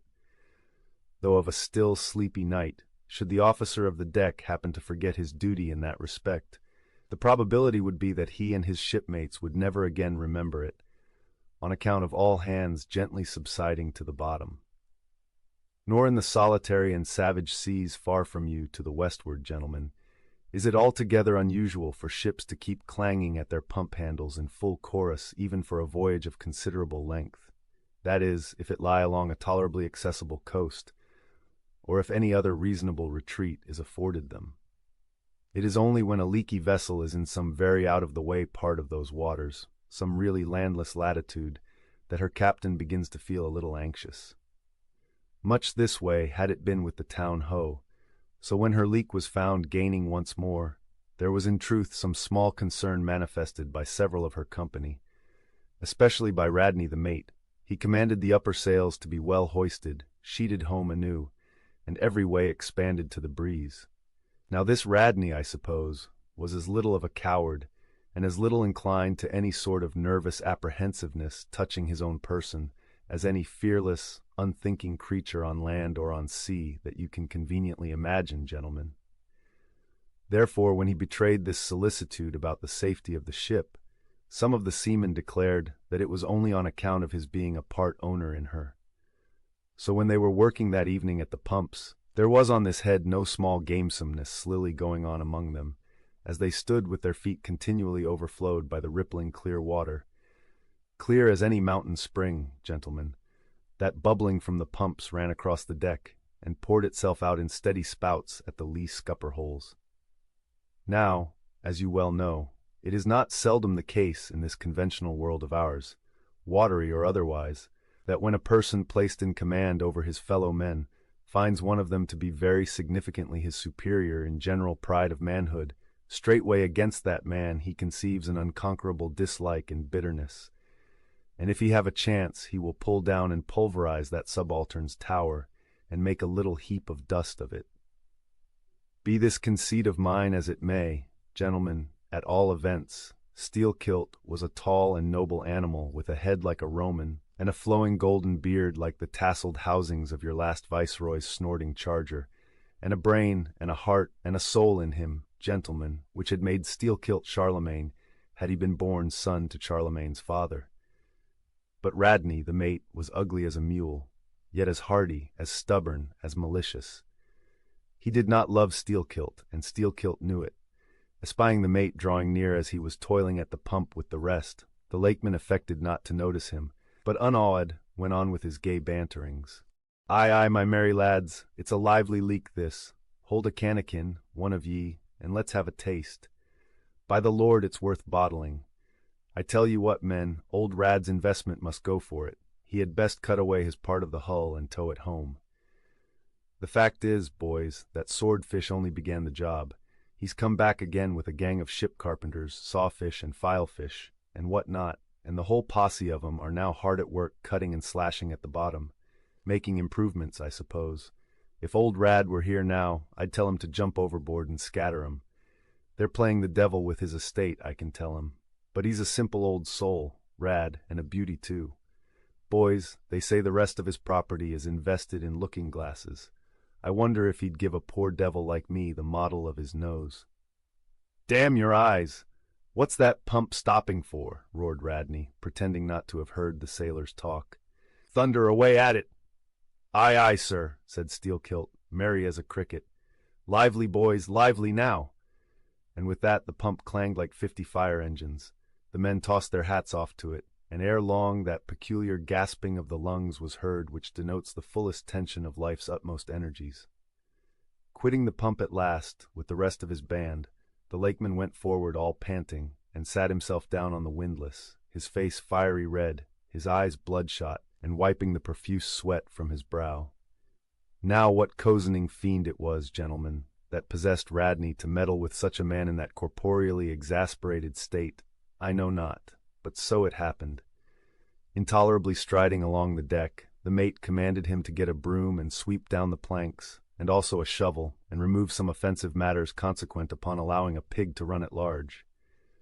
Now, gentlemen, sweeping a ship's deck at sea is a piece of household work which in all times but raging gales is regularly attended to every evening. It has been known to be done in the case of ships actually foundering at the time. Such, gentlemen, is the inflexibility of sea usages and the instinctive love of neatness in seamen, some of whom would not willingly drown without first washing their faces. But in all vessels this broom business is the prescriptive province of the boys, if boys there be aboard. Besides, it was the stronger men in the town-ho that had been divided into gangs, taking turns at the pumps, and being the most athletic seaman of them all, Steelkilt had been regularly assigned captain of one of the gangs.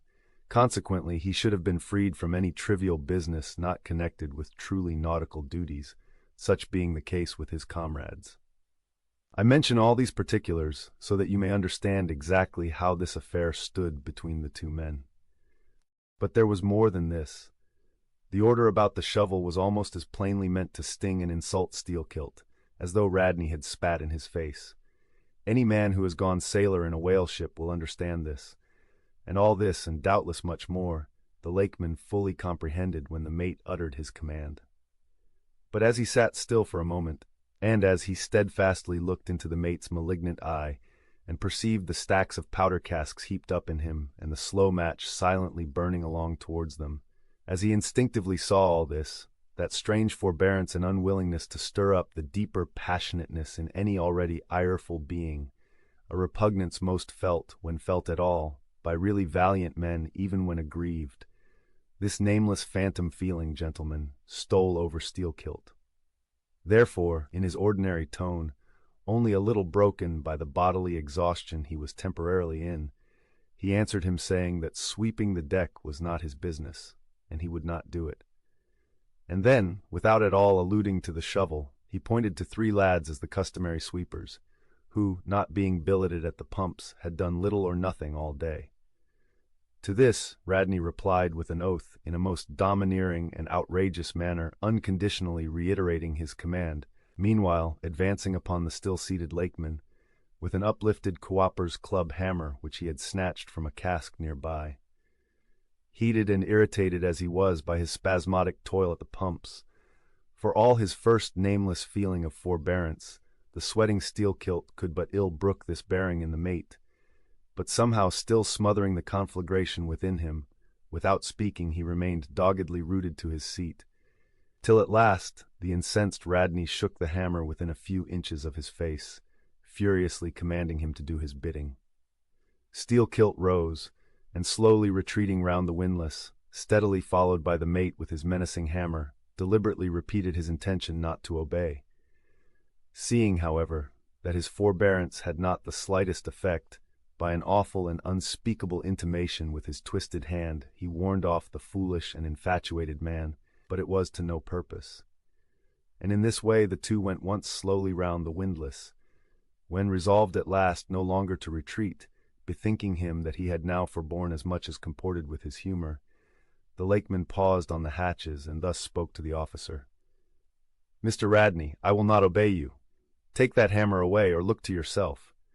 but the predestinated mate coming still closer to him, where the lakeman stood fixed, now shook the heavy hammer within an inch of his teeth, meanwhile repeating a string of insufferable maledictions. Retreating not the thousandth part of an inch, stabbing him in the eye with the unflinching poniard of his glance, Steel-kilt, clenching his right hand behind him and creepingly drawing it back, told his persecutor that if the hammer but grazed his cheek, he, Steel-kilt, would murder him. But, gentlemen, the fool had been branded for the slaughter by the gods. Immediately the hammer touched the cheek. The next instant the lower jaw of the mate was stove in his head. He fell on the hatch, spouting blood like a whale. Ere the cry could go aft, Steel-kilt was shaking one of the backstays leading far aloft to where two of his comrades were standing their mastheads. They were both canallers. "Canallers!" cried Don Pedro. "We have seen many whale ships in our harbors, but never heard of your canallers. Pardon, who and what are they?" "Canallers, Don, are the boatmen belonging to our Grand Erie Canal. You must have heard of it." "Nay, Senor. Hereabouts in this dull, warm, most lazy and hereditary land, we know but little of your vigorous north." "Aye? Well then, Don, refill my cup. Your chicha's very fine, and ere proceeding further I will tell ye what our canallers are, for such information may throw side light upon my story. For 360 miles, gentlemen, through the entire breadth of the state of New York, through numerous populous cities and most thriving villages, through long, dismal, uninhabited swamps and affluent cultivated fields, unrivaled for fertility, by billiard room and bar room, through the holy of holies of great forests, on Roman arches over Indian rivers, through sun and shade, by happy hearts or broken, through all the wide contrasting scenery of those noble Mohawk counties, and especially by rows of snow-white chapels whose spires stand almost like milestones, flows one continual stream of Venetianly corrupt and often lawless life. There's your true Ashanti, gentlemen. There howl your pagans, where you ever find them, next door to you, under the long-flung shadow and the snug patronizing lee of churches. For by some curious fatality, as it is often noted of your metropolitan freebooters that they ever encamp around the halls of justice, so sinners, gentlemen, most abound in holiest vicinities. "Is that a friar passing?" said Don Pedro, looking downwards into the crowded plaza with humorous concern. "Well, for our northern friend, Dame Isabella's Inquisition wanes in Lima," laughed Don Sebastian. "Proceed, Senor." "A moment, pardon," cried another of the company. "In the name of all us Limese, I but desire to express to you, Sir Sailor, that we have by no means overlooked your delicacy in not substituting present Lima for distant Venice in your corrupt comparison. Oh, do not bow and look surprised. You know the proverb all along this coast, corrupt as Lima. It but bears out your saying, too, churches more plentiful than billiard tables and forever open, and corrupt as Lima. So, too, Venice. I have been there, the holy city of the blessed evangelist Saint Mark. Saint Dominic, purge it, your cup. Thanks, here I refill, now you pour out again." Freely depicted in his own vocation, gentlemen, the canaller would make a fine dramatic hero, so abundantly and picturesquely wicked is he. Like Mark Antony, for days and days along his green-turfed, flowery Nile, he indolently floats, openly toying with his red-cheeked Cleopatra, ripening his apricot thigh upon the sunny deck. But ashore, all this effeminacy is dashed. The brigandish guise which the canaller so proudly sports, his slouched and gaily ribboned hat betoken his grand features. A terror to the smiling innocence of the villages through which he floats, his swart visage and bold swagger are not unshunned in cities. Once a vagabond on his own canal, I have received good turns from one of these canallers. I thank him heartily, would fain be not ungrateful. But it is often one of the prime redeeming qualities of your man of violence, that at times he has as stiff an arm to back a poor stranger in a strait as to plunder a wealthy one. In sum, gentlemen, what the wildness of this canal life is emphatically evinced by this, that our wild whale fishery contains so many of its most finished graduates, and that scarce any race of mankind, except Sydney men, are so much distrusted by our whaling captains. Nor does it at all diminish the curiousness of this matter, that to many thousands of our rural boys and young men born along its line, the probationary life of the Grand Canal furnishes the sole transition between quietly reaping in a Christian cornfield and recklessly plowing the waters of the most barbaric seas. "I see, I see!" impetuously exclaimed Don Pedro, spilling his chicha upon his silvery ruffles. "No need to travel, the world's one Lima. I had thought now that at your temperate north the generations were cold and holy as the hills. But the story."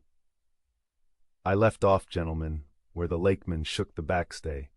Hardly had he done so, when he was surrounded by the 3 junior mates and the 4 harpooneers, who all crowded him to the deck. But sliding down the ropes like baleful comets, the 2 canallers rushed into the uproar and sought to drag their man out of it towards the forecastle. Others of the sailors joined with them in this attempt, and a twisted turmoil ensued. While standing out of harm's way, the valiant captain danced up and down with a whale pike, calling upon his officers to manhandle that atrocious scoundrel and smoke him along to the quarter-deck. At intervals, he ran close up to the revolving border of the confusion, and prying into the heart of it with his pike, sought to prick out the object of his resentment. But Steelkilt and his desperadoes were too much for them all. They succeeded in gaining the forecastle deck, where, hastily slewing about 3 or 4 large casks in a line with the windlass, these sea Parisians entrenched themselves behind the barricade. "Come out of that, ye pirates!" roared the captain, now menacing them with a pistol in each hand, just brought to him by the steward. "Come out of that, ye cut-throats!" Steelkilt leaped on the barricade, and striding up and down there, defied the worst the pistols could do, but gave the captain to understand distinctly that his, Steelkilt's, death would be the signal for a murderous mutiny on the part of all hands. Fearing in his heart lest this might prove but too true, the captain a little desisted, but still commanded the insurgents instantly to return to their duty. "Will you promise not to touch us if we do?" demanded their ringleader. Turn to. I make no promise. To your duty. Do you want to sink the ship by knocking off at a time like this? Turn to," and he once more raised a pistol. "Sink the ship," cried Steelkilt. "Aye, let her sink. Not a man of us turns to unless you swear not to raise a rope yarn against us. What say ye, men?" Turning to his comrades. A fierce cheer was their response. The lakeman now patrolled the barricade, all the while keeping his eye on the captain, and jerking out such sentences as these. "It's not our fault, we didn't want it. I told him to take his hammer away. It was boy's business. He might have known me before this. I told him not to prick the buffalo. I believe I have broken a finger here against his cursed jaw. Ain't those mincing knives down in the forecastle there, men? Look to those handspikes, my hearties. Captain, by God, look to yourself. Say the word. Don't be a fool. Forget it all. We are ready to turn to. Treat us decently, and we're your men, but we won't be flogged. Turn to. I make no promises. Turn to, I say." "Look ye now," cried the lakeman, flinging out his arm towards him. "There are a few of us here, and I am one of them, who have shipped for the cruise. D'ye see? Now, as you well know, sir, we can claim our discharge as soon as the anchor is down, so we don't want to row. It's not our interest. We want to be peaceable. We are ready to work, but we won't be flogged." "Turn to," roared the captain. Steelkilt glanced round him a moment, and then said, "I tell you what it is now, captain, rather than kill ye and be hung for such a shabby rascal, we won't lift a hand against ye unless ye attack us. But till you say the word about not flogging us, we don't do a hand's turn. Down into the forecastle, then, down with ye. I'll keep ye there till you're sick of it. Down ye go." "Shall we?" cried the ringleader to his men.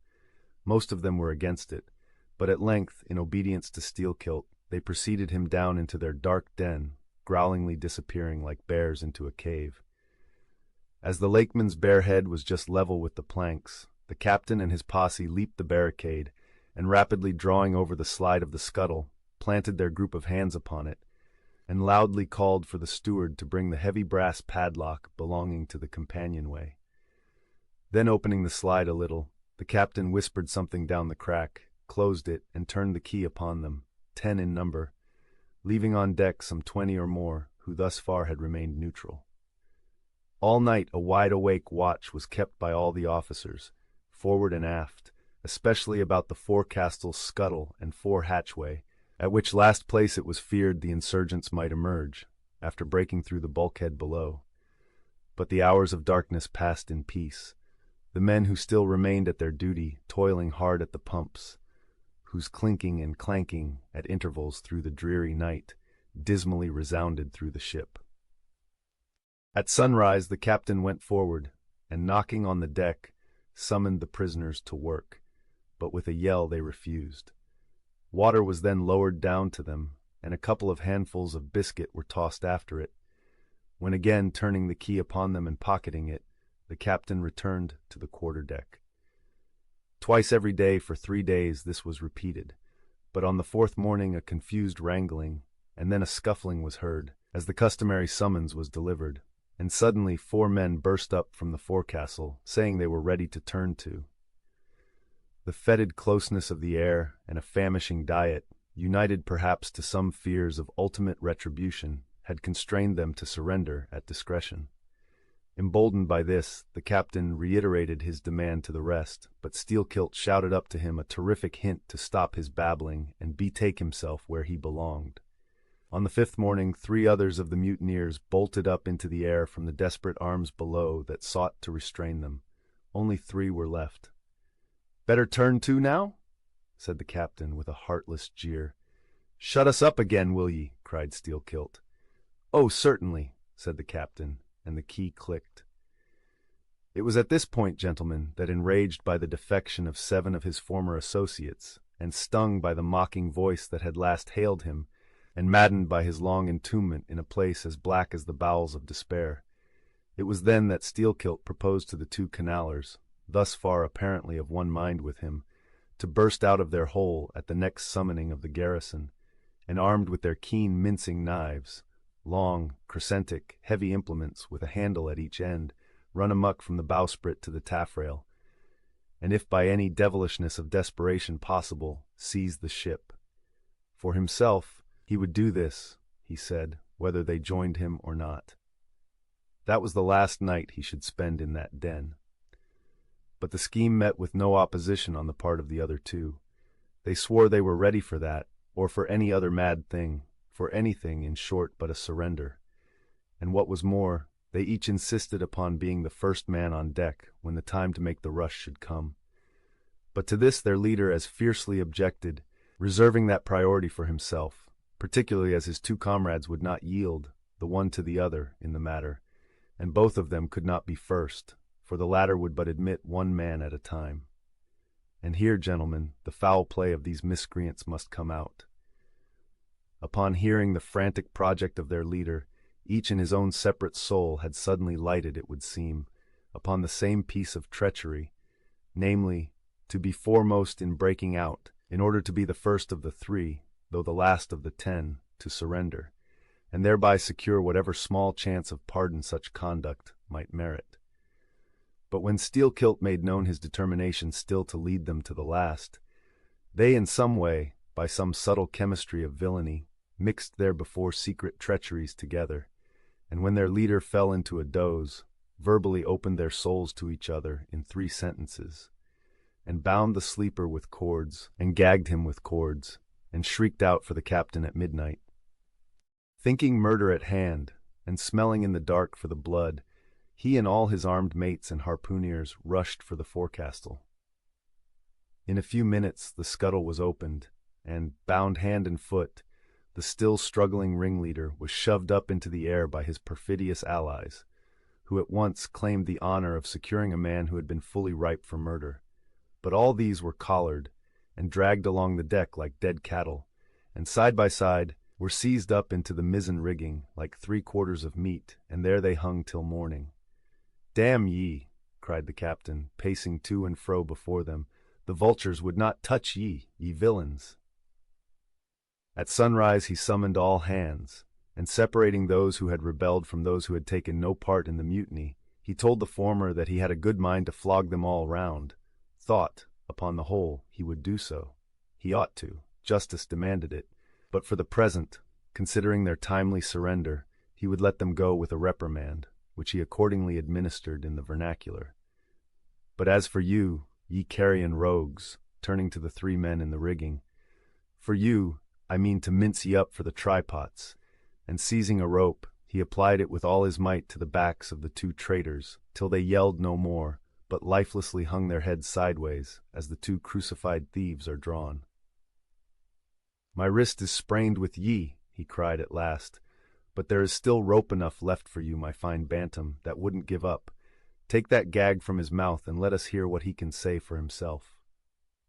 For a moment the exhausted mutineer made a tremulous motion of his cramped jaws, and then painfully twisting round his head, said in a sort of hiss, "What I say is this, and mind it well, if you flog me, I murder you. Say ye so, then see how ye frighten me." And the captain drew off with the rope to strike. "Best not," hissed the lakeman. "But I must," and the rope was once more drawn back for the stroke. Steelkilt here hissed out something, inaudible to all but the captain, who, to the amazement of all hands, started back, paced the deck rapidly 2 or 3 times, and then suddenly throwing down his rope, said, "I won't do it. Let him go. Cut him down. Die here." But as the junior mates were hurrying to execute the order, a pale man, with a bandaged head, arrested them, Radney the chief mate. Ever since the blow, he had lain in his berth, but that morning, hearing the tumult on the deck, he had crept out, and thus far had watched the whole scene. Such was the state of his mouth that he could hardly speak, but mumbling something about his being willing and able to do what the captain dared not attempt, he snatched the rope and advanced to his pinioned foe. "You are a coward," hissed the lakeman. "So I am, but take that." The mate was in the very act of striking, when another hiss stayed his uplifted arm. He paused, and then pausing no more, made good his word, spite of Steelkilt's threat, whatever that might have been. The 3 men were then cut down, all hands were turned to, and sullenly worked by the moody seamen, the iron pumps clanged as before. Just after dark that day, when one watch had retired below, a clamor was heard in the forecastle, and the 2 trembling traders running up, besieged the cabin door, saying they durst not consort with the crew. Entreaties, cuffs, and kicks could not drive them back, so at their own instance they were put down in the ship's run for salvation. Still no sign of mutiny reappeared among the rest. On the contrary, it seemed that mainly at Steelkilt's instigation, they had resolved to maintain the strictest peacefulness, obey all orders to the last, and when the ship reached port, desert her in a body. But in order to ensure the speediest end to the voyage, they all agreed to another thing, namely, not to sing out for whales in case any should be discovered. For spite of her leak, and spite of all her other perils, the town-ho still maintained her mastheads, and her captain was just as willing to lower for a fish that moment, as on the day his craft first struck the cruising ground. And Radney the mate was quite as ready to change his berth for a boat, and with his bandaged mouth seek to gag in death the vital jaw of the whale. But though the lakeman had induced the seamen to adopt this sort of passiveness in their conduct, he kept his own counsel, at least till all was over, concerning his own proper and private revenge upon the man who had stung him in the ventricles of his heart. He was in Radney the chief mate's watch, and as if the infatuated man sought to run more than halfway to meet his doom, after the scene at the rigging, he insisted, against the express counsel of the captain, upon resuming the head of his watch at night. Upon this, and 1 or 2 other circumstances, Steelkilt systematically built the plan of his revenge. During the night, Radney had an unseamanlike way of sitting on the bulwarks of the quarter-deck and leaning his arm upon the gunwale of the boat, which was hoisted up there, a little above the ship's side. In this attitude, it was well known, he sometimes dozed. There was a considerable vacancy between the boat and the ship, and down between this was the sea. Steelkilt calculated his time, and found that his next trick at the helm would come round at 2 o'clock in the morning of the 3rd day from that in which he had been betrayed. At his leisure, he employed the interval in braiding something very carefully in his watches below. "What are you making there?" said a shipmate. "What do you think? What does it look like?" "Like a lanyard for your bag, but it's an odd one, seems to me."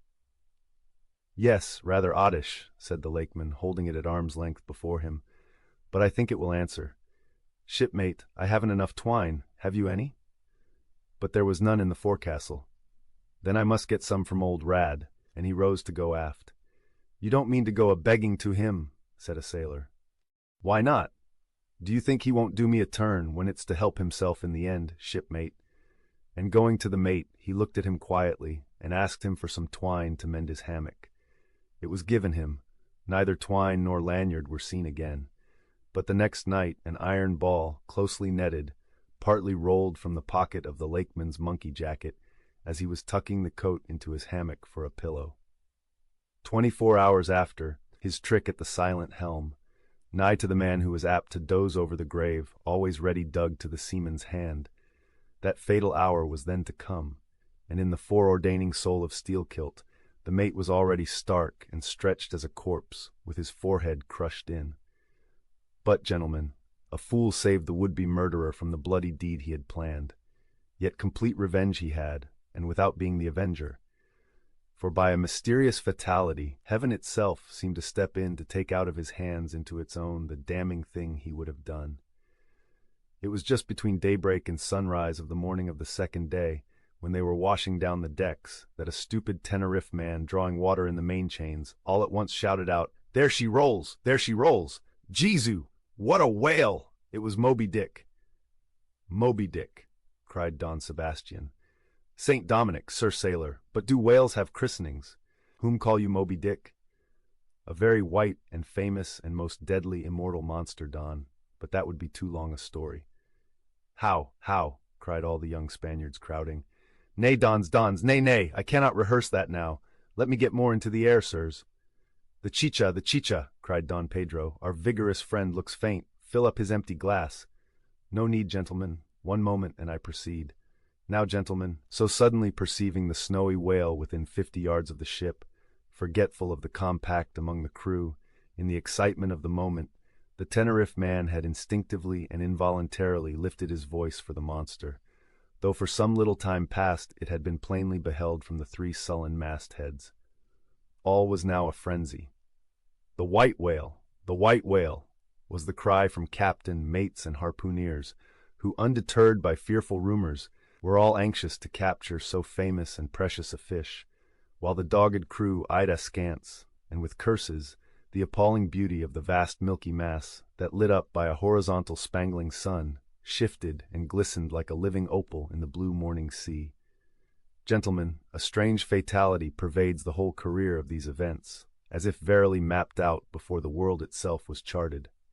The mutineer was the bowsman of the mate, and when fast to a fish, it was his duty to sit next him, while Radney stood up with his lance in the prow, and haul in or slacken the line at the word of command. Moreover, when the 4 boats were lowered, the mates got the start, and none howled more fiercely with delight than did Steelkilt, as he strained at his oar. After a stiff pull, their harpooneer got fast, and spear in hand, Radney sprang to the bow.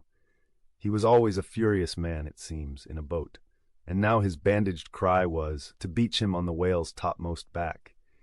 Nothing loath, his bowsman hauled him up and up, through a blinding foam that blent 2 whitenesses together, till of a sudden the boat struck as against a sunken ledge, and keeling over, spilled out the standing mate.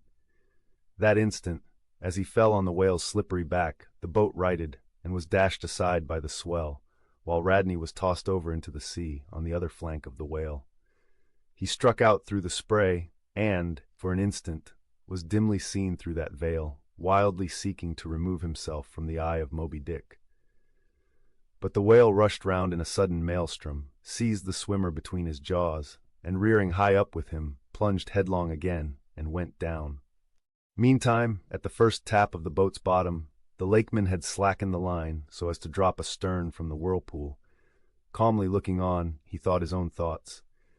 But a sudden, terrific, downward jerking of the boat quickly brought his knife to the line. He cut it, and the whale was free. But at some distance, Moby Dick rose again, with some tatters of Radney's red woolen shirt caught in the teeth that had destroyed him.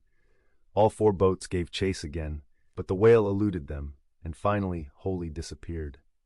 In good time, the town-ho reached her port, a savage, solitary place where no civilized creature resided.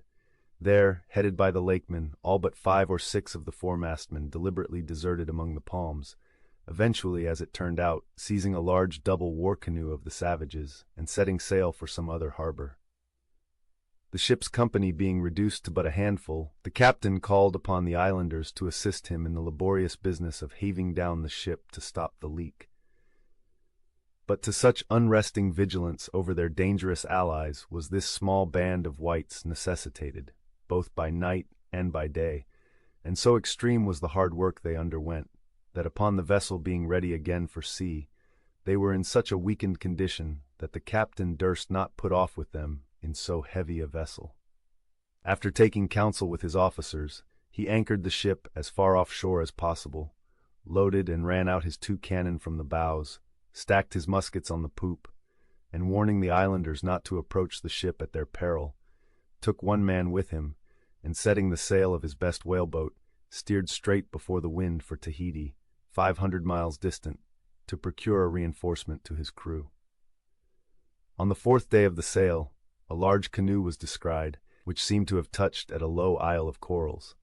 He steered away from it, but the savage craft bore down on him, and soon the voice of Steelkilt hailed him to heave to, or he would run him under water. The captain presented a pistol. With 1 foot on each prow of the yoked war canoes, the lakeman laughed him to scorn, assuring him that if the pistol so much as clicked in the lock, he would bury him in bubbles and foam. "What do you want of me?" cried the captain. "Where are you bound, and for what are you bound?" demanded Steelkilt. "No lies." "I am bound to Tahiti for more men." "Very good. Let me board you a moment. I come in peace." With that, he leaped from the canoe, swam to the boat, and climbing the gunwale, stood face to face with the captain. "Cross your arms, sir. Throw back your head. Now repeat after me. As soon as Steelkilt leaves me, I swear to beach this boat on yonder island, and remain there 6 days. If I do not, may lightning strike me." "A pretty scholar," laughed the lakeman. "Adios, senor," and leaping into the sea, he swam back to his comrades. Watching the boat till it was fairly beached and drawn up to the roots of the cocoa-nut trees, Steelkilt made sail again, and in due time arrived at Tahiti, his own place of destination. There, luck befriended him. 2 ships were about to sail for France, and were providentially in want of precisely that number of men which the sailor headed. They embarked, and so forever got the start of their former captain, had he been at all minded to work them legal retribution. Some 10 days after the French ships sailed, the whaleboat arrived, and the captain was forced to enlist some of the more civilized Tahitians who had been somewhat used to the sea. Chartering a small native schooner, he returned with them to his vessel, and finding all right there, again resumed his cruisings. Where Steelkilt now is, gentlemen, none know, but upon the island of Nantucket, the widow of Radney still turns to the sea which refuses to give up its dead, still in dreams sees the awful white whale that destroyed him. "Are you through?" said Don Sebastian quietly. "I am, Don." "Then I entreat you, tell me if to the best of your own convictions, this your story is in substance really true? It is so passing wonderful. Did you get it from an unquestionable source? Bear with me if I seem to press. Also bear with all of us, Sir Sailor, for we all join in Don Sebastian's suit," cried the company with exceeding interest. "Is there a copy of the Holy Evangelists in the Golden Inn, gentlemen?" "Nay," said Don Sebastian, "but I know a worthy priest nearby who will quickly procure one for me. I go for it, but are you well advised? This may grow too serious." "Will you be so good as to bring the priest also, Don?" "Though there are no auto-da-fés in Lima now," said one of the company to another, "I fear our sailor friend runs risk of the archiepiscopacy. Let us withdraw more out of the moonlight. I see no need of this. Excuse me for running after you, Don Sebastian, but may I also beg that you will be particular in procuring the largest-sized evangelists you can." "This is the priest, he brings you the evangelists," said Don Sebastian gravely, returning with a tall and solemn figure. "Let me remove my hat. Now, venerable priest, further into the light, and hold the holy book before me that I may touch it. So help me heaven, and on my honor the story I have told ye, gentlemen, is in substance and its great items true. I know it to be true. It happened on this ball. I trod the ship. I knew the crew. I have seen and talked with Steelkilt since the death of Radney.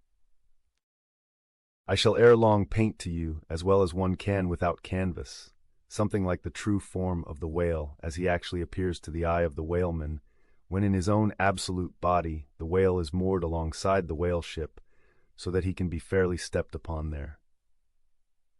It may be worth while, therefore, previously to advert to those curious imaginary portraits of him, which even down to the present day confidently challenge the faith of the landsman. It is time to set the world right in this matter, by proving such pictures of the whale all wrong. It may be that the primal source of all those pictorial delusions will be found among the oldest Hindu, Egyptian, and Grecian sculptures. For ever since those inventive but unscrupulous times when on the marble panelings of temples, the pedestals of statues, and on shields, medallions, cups, and coins, the dolphin was drawn in scales of chain armor like Saladin's, and a helmeted head like St. George's. Ever since then has something of the same sort of license prevailed, not only in most popular pictures of the whale, but in many scientific presentations of him.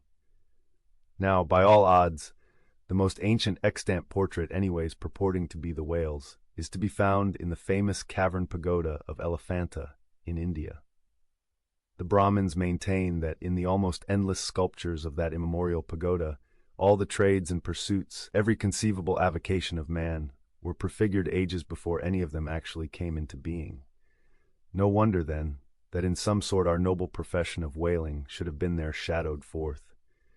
The Hindu whale referred to occurs in a separate department of the wall, depicting the incarnation of Vishnu in the form of Leviathan, learnedly known as the Matsya-avatar. But though this sculpture is half man and half whale, so as only to give the tail of the latter, yet that small section of him is all wrong. It looks more like the tapering tail of an anaconda than the broad palms of the true whale's majestic flukes.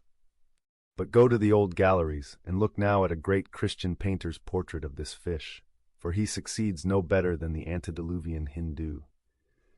It is Guido's picture of Perseus rescuing Andromeda from the sea monster or whale.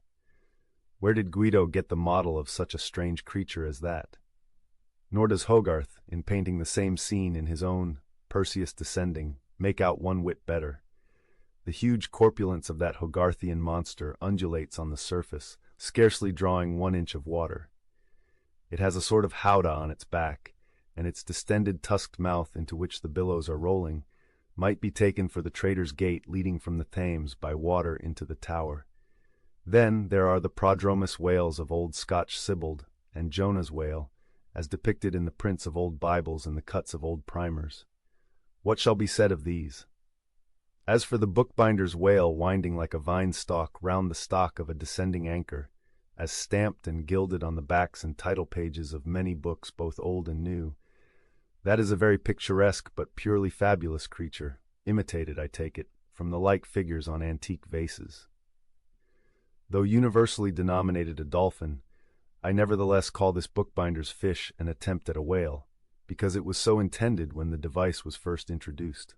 It was introduced by an old Italian publisher somewhere about the 15th century during the revival of learning. And in those days, and even down to a comparatively late period, dolphins were popularly supposed to be a species of the Leviathan. In the vignettes and other embellishments of some ancient books, you will at times meet with very curious touches at the whale, where all manner of spouts, jets d'eau, hot springs, and cold Saratoga and Baden-Baden come bubbling up from his unexhausted brain. In the title page of the original edition of the Advancement of Learning, you will find some curious whales. But quitting all these unprofessional attempts, let us glance at those pictures of Leviathan purporting to be sober, scientific delineations by those who know. In old Harris's collection of voyages, there are some plates of whales extracted from a Dutch book of voyages, A.D. 1671, entitled A Whaling Voyage to Spitzbergen in the ship Jonas in the Whale, Peter Peterson of Friesland, master. In one of those plates, the whales, like great rafts of logs, are represented lying among ice isles, with white bears running over their living backs. In another plate, the prodigious blunder is made of representing the whale with perpendicular flukes. Then again, there is an imposing quarto, written by one Captain Colnet, a post-captain in the English Navy, entitled A Voyage Round Cape Horn into the South Seas, for the purpose of extending the Spermaceti whale fisheries. In this book is an outline purporting to be a picture of a Physeter or Spermaceti whale, drawn by scale from one killed on the coast of Mexico, August 1793, and hoisted on deck. I doubt not the captain had this voracious picture taken for the benefit of his marines. To mention but one thing about it, let me say that it has an eye which applied, according to the accompanying scale, to a full-grown sperm whale, would make the eye of that whale a bow window some 5 feet long. Ah, my gallant captain, why did ye not give us Jonah looking out of that eye? Nor are the most conscientious compilations of natural history for the benefit of the young and tender, free from the same heinousness of mistake. Look at that popular work, Goldsmith's Animated Nature. In the abridged London edition of 1807, there are plates of an alleged whale and a narwhal. I do not wish to seem inelegant, but this unsightly whale looks much like an amputated sow. And, as for the narwhal, one glimpse at it is enough to amaze one, that in this 19th century such a hippogriff could be palmed for genuine upon any intelligent public of schoolboys. Then again, in 1825, Bernard Germain, Count de Lassapade, a great naturalist, published a scientific systemized whale book, wherein are several pictures of the different species of the Leviathan. All these are not only incorrect, but the picture of the Mysticetus or Greenland whale, that is to say, the right whale, even Scoresby, a long-experienced man as touching that species, declares not to have its counterpart in nature. But the placing of the cap sheaf to all this blundering business was reserved for the scientific Frederick Cuvier, brother to the famous Baron. In 1836, he published a Natural History of Whales, in which he gives what he calls a picture of the sperm whale. Before showing that picture to any Nantucketer, you had best provide for your summary retreat from Nantucket. In a word, Frederick Cuvier's sperm whale is not a sperm whale, but a squash. Of course, he never had the benefit of a whaling voyage, such men seldom have, but whence he derived that picture, who can tell? Perhaps he got it as his scientific predecessor in the same field, Desmarest, got one of his authentic abortions, that is, from a Chinese drawing. And what sort of lively lads with the pencil those Chinese are, many queer cups and saucers inform us. As for the sign painters, whales seen in the streets hanging over the shops of oil dealers, what shall be said of them? They are generally Richard III, whales with dromedary humps and very savage, breakfasting on 3 or 4 sailor tarts, that is, whaleboats full of mariners, their deformities floundering in seas of blood and blue paint. But these manifold mistakes in depicting the whale are not so very surprising after all. Consider, most of the scientific drawings have been taken from the stranded fish, and these are about as correct as a drawing of a wrecked ship, with broken back, would correctly represent the noble animal itself in all its undashed pride of hull and spars. Though elephants have stood for their full lengths, the living Leviathan has never yet fairly floated himself for his portrait. The living whale, in his full majesty and significance, is only to be seen at sea in unfathomable waters, and afloat the vast bulk of him is out of sight, like a launched line-of-battle ship, and out of that element it is a thing eternally impossible for mortal man to hoist him bodily into the air, so as to preserve all his mighty swells and undulations. And, not to speak of the highly presumable difference of contour between a young sucking whale and a full-grown Platonian Leviathan, yet, even in the case of one of those young sucking whales hoisted to a ship's deck, such is then the outlandish, eel-like, limbered, varying shape of him, that his precise expression the devil himself could not catch. But it may be fancied that from the naked skeleton of the stranded whale, accurate hints may be derived touching his true form. Not at all, for it is one of the more curious things about this Leviathan, that his skeleton gives very little idea of his general shape. Though Jeremy Bentham's skeleton, which hangs for candelabra in the library of one of his executors, correctly conveys the idea of a burly-browed utilitarian old gentleman, with all Jeremy's other leading personal characteristics, yet nothing of this kind could be inferred from any Leviathan's articulated bones. In fact, as the great Hunter says, the mere skeleton of the whale bears the same relation to the fully invested and padded animal as the insect does to the chrysalis that so roundingly envelops it. This peculiarity is strikingly evinced in the head, as in some part of this book will be incidentally shown. It is also very curiously displayed in the side fin, the bones of which almost exactly answer to the bones of the human hand, minus only the thumb. This fin has 4 regular bone fingers, the index, middle, ring, and little finger. But all these are permanently lodged in their fleshy covering as the human fingers in an artificial covering. However recklessly the whale may sometimes serve us, said humorous Stubb one day, he can never be truly said to handle us without mittens. For all these reasons, then, any way you may look at it, you must needs conclude that the great Leviathan is that one creature in the world which must remain unpainted to the last. True, one portrait may hit the mark much nearer than another, but none can hit it with any very considerable degree of exactness. So there is no earthly way of finding out precisely what the whale really looks like. And the only mode in which you can derive even a tolerable idea of his living contour is by going a whaling yourself, but by so doing you run no small risk of being eternally stove and sunk by him. Wherefore, it seems to me you had best not be too fastidious in your curiosity touching this Leviathan. Pictures of whaling scenes. In connection with the monstrous pictures of whales, I am strongly tempted here to enter upon those still more monstrous stories of them which are to be found in certain books, both ancient and modern, especially in Pliny, Purchas, Hakluyt, Harris, Cuvier, etc. But I pass that matter by. I know of only 4 published outlines of the great sperm whale, Colnett's, Huggins's, Frederick Cuvier's, and Beale's. In the previous chapter, Colnett and Cuvier have been referred to. Huggins's is far better than theirs, but, by great odds, Beale's is the best. All Beale's drawings of this whale are good, excepting the middle figure in the picture of 3 whales in various attitudes, capping his 2nd chapter. His frontispiece, boats attacking sperm whales, though no doubt calculated to excite the civil skepticism of some parlor men, is admirably correct and lifelike in its general effect. Some of the sperm whale drawings in J. Ross Brown are pretty correct in contour, but they are wretchedly engraved. That is not his fault, though.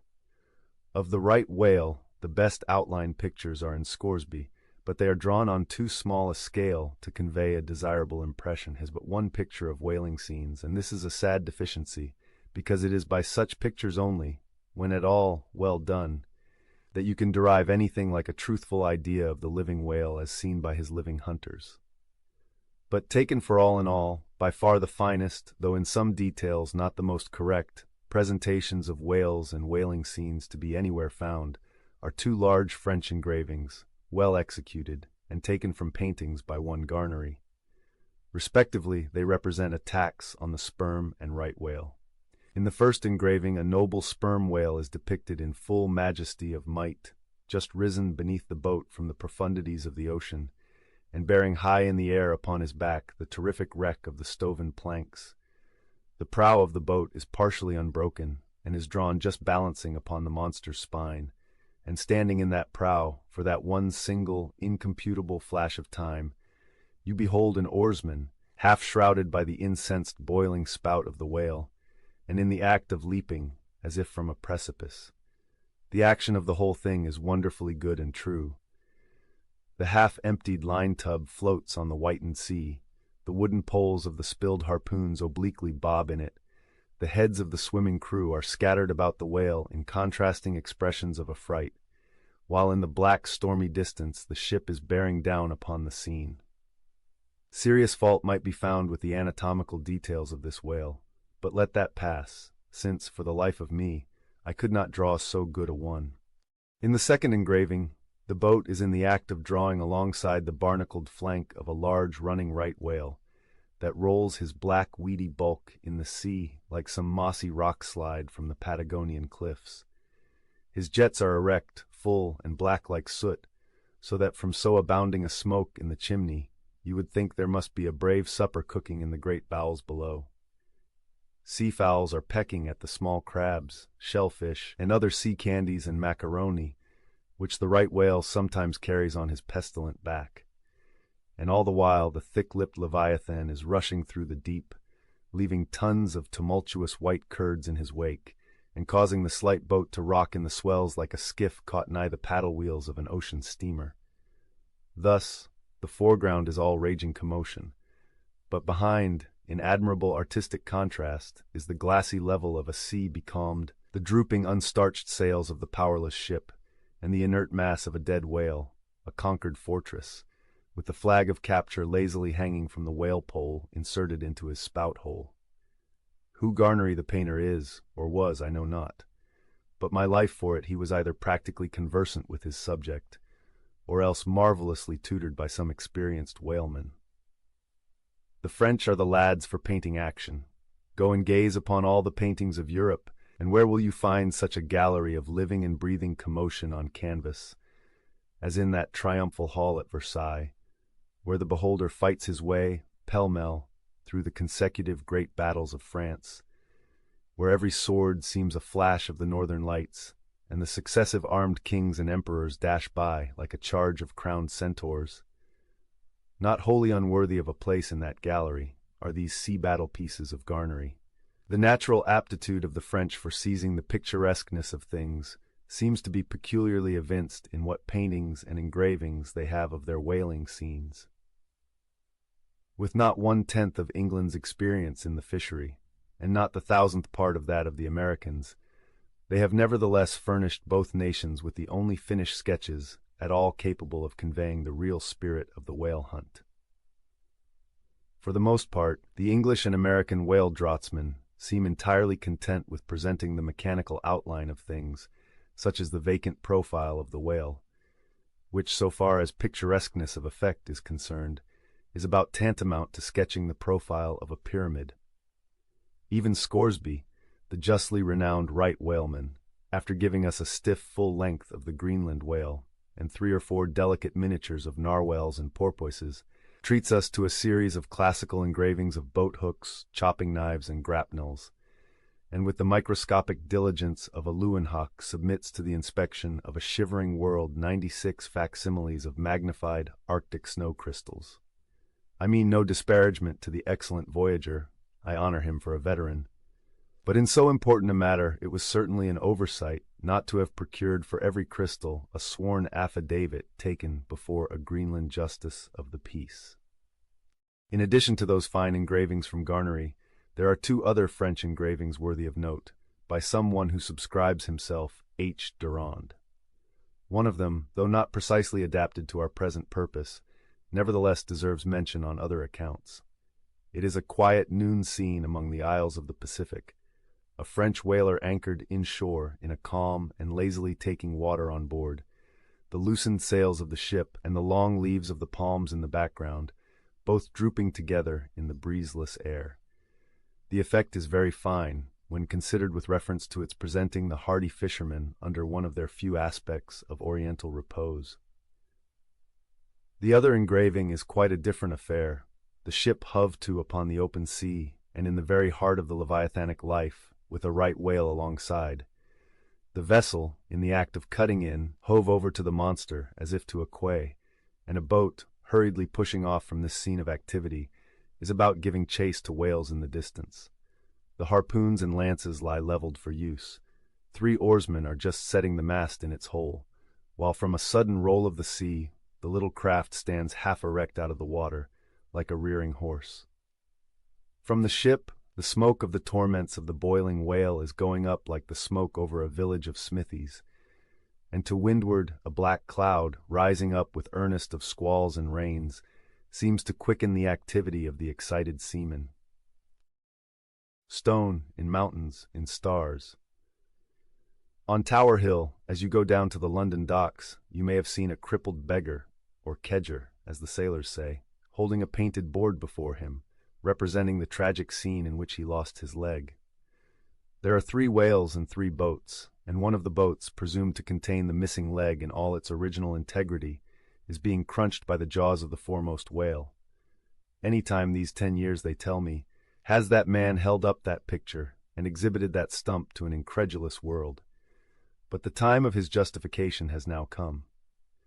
His 3 whales are as good whales as were ever published in Wapping, at any rate, and his stump as unquestionable a stump as any you will find in the western clearings. But, though forever mounted on that stump, never a stump speech does the poor whaleman make, but with downcast eyes stands ruefully contemplating his own amputation. Throughout the Pacific, and also in Nantucket and New Bedford and Sag Harbor, you will come across lively sketches of whales and whaling scenes, graven by the fishermen themselves on sperm whale teeth, or ladies' busks wrought out of the right whalebone, and other like scrimshander articles, as the whalemen call the numerous little ingenious contrivances they elaborately carve out of the rough material in their hours of ocean leisure.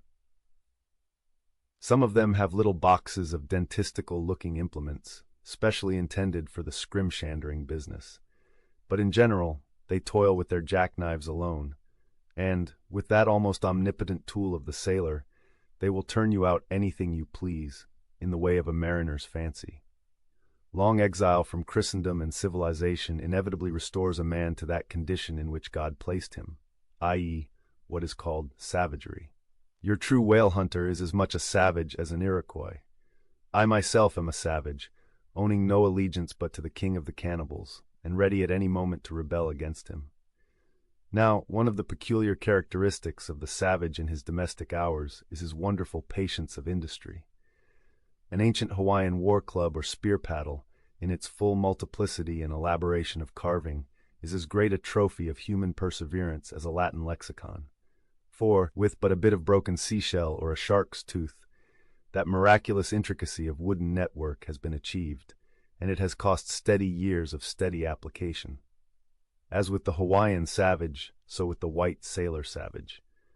With the same marvelous patience, and with the same single shark's tooth of his one poor jackknife, he will carve you a bit of bone sculpture, not quite as workmanlike, but as close-packed in its maziness of design, as the Greek savage, Achilles' shield, and full of barbaric spirit and suggestiveness, as the prince of that fine old Dutch savage, Albert Dürer. Wooden whales, or whales cut in profile out of the small dark slabs of the noble South Sea warwood, are frequently met with in the forecastles of American whalers. Some of them are done with much accuracy. At some old gable-roofed country houses you will see brass whales hung by the tail for knockers to the roadside door. When the porter is sleepy, the anvil-headed whale would be best, but these knocking whales are seldom remarkable as faithful essays. On the spires of some old-fashioned churches you will see sheet-iron whales placed there for weathercocks, but they are so elevated, and besides that are to all intents and purposes so labeled with "hands off." You cannot examine them closely enough to decide upon their merit. In bony, ribby regions of the earth, where at the base of high broken cliffs masses of rock lie strewn in fantastic groupings upon the plain, you will often discover images as of the petrified forms of the Leviathan partly merged in grass, which of a windy day breaks against them in a surf of green surges. Then again, in mountainous countries, where the traveler is continually girdled by amphitheatrical heights, here and there from some lucky point of view, you will catch passing glimpses of the profiles of whales defined along the undulating ridges. But you must be a thorough whaleman to see these sights. And not only that, but if you wish to return to such a sight again, you must be sure and take the exact intersecting latitude and longitude of your first standpoint, else so chance-like are such observations of the hills, that your precise previous standpoint would require a laborious rediscovery, like the Saloma Islands, which still remain incognita, though once high-ruffed Mendana trod them and old Figuera chronicled them. Nor when expandingly lifted by your subject, can you fail to trace out great whales in the starry heavens, and boats in pursuit of them, as when long filled with thoughts of war, the eastern nations saw armies locked in battle among the clouds. Thus, at the north, have I chased Leviathan round and round the pole with the revolutions of the bright points that first defined him to me. And beneath the effulgent Antarctic skies, I have boarded the Argo Navis, and joined the chase against the starry Cetus far beyond the utmost stretch of Hydrus and the flying fish. With a frigate's anchors for my bridle bits and fasces of harpoons for spurs, would I could mount that whale and leap the topmost skies to see whether the fabled heavens with all their countless tents really lie encamped beyond my mortal sight. Steering northeastward from the Crozettes, we fell in with vast meadows of Brit, the minute, yellow substance, upon which the right whale largely feeds. For leagues and leagues it undulated round us, so that we seemed to be sailing through boundless fields of ripe and golden wheat. On the second day, numbers of right whales were seen, who, secure from the attack of a sperm whaler like the Pequod, with open jaws sluggishly swam through the Brit, which, adhering to the fringing fibers of that wondrous Venetian blind in their mouths, was in that manner separated from the water that escaped at the lip. As morning mowers, who side by side slowly and seethingly advance their scythes through the long wet grass of marshy meads, even so these monsters swam, making a strange grassy cutting sound, and leaving behind them endless swaths of blue upon the yellow sea. That part of the sea known among whalemen as the Brazil banks does not bear that name as the banks of Newfoundland do, because of there being shallows and soundings there, but because of this remarkable meadow-like appearance, caused by the vast drifts of Brit continually floating in those latitudes where the right whale is often chased. But it was only the sound they made as they parted the Brit which at all reminded one of mowers. Seen from the mastheads, especially when they paused and were stationary for a while, their vast black forms looked more like lifeless masses of rock than anything else. And as in the great hunting countries of India, the stranger at a distance will sometimes pass on the plains recumbent elephants without knowing them to be such, taking them for bare, blackened elevations of the soil. Even so, often, with him, who for the first time beholds this species of leviathans of the sea. And even when recognized at last, their immense magnitude renders it very hard really to believe that such bulky masses of overgrowth can possibly be instinct in all parts, with the same sort of life that lives in a dog or a horse. Indeed, in other respects, you can hardly regard any creatures of the deep with the same feelings that you do those of the shore.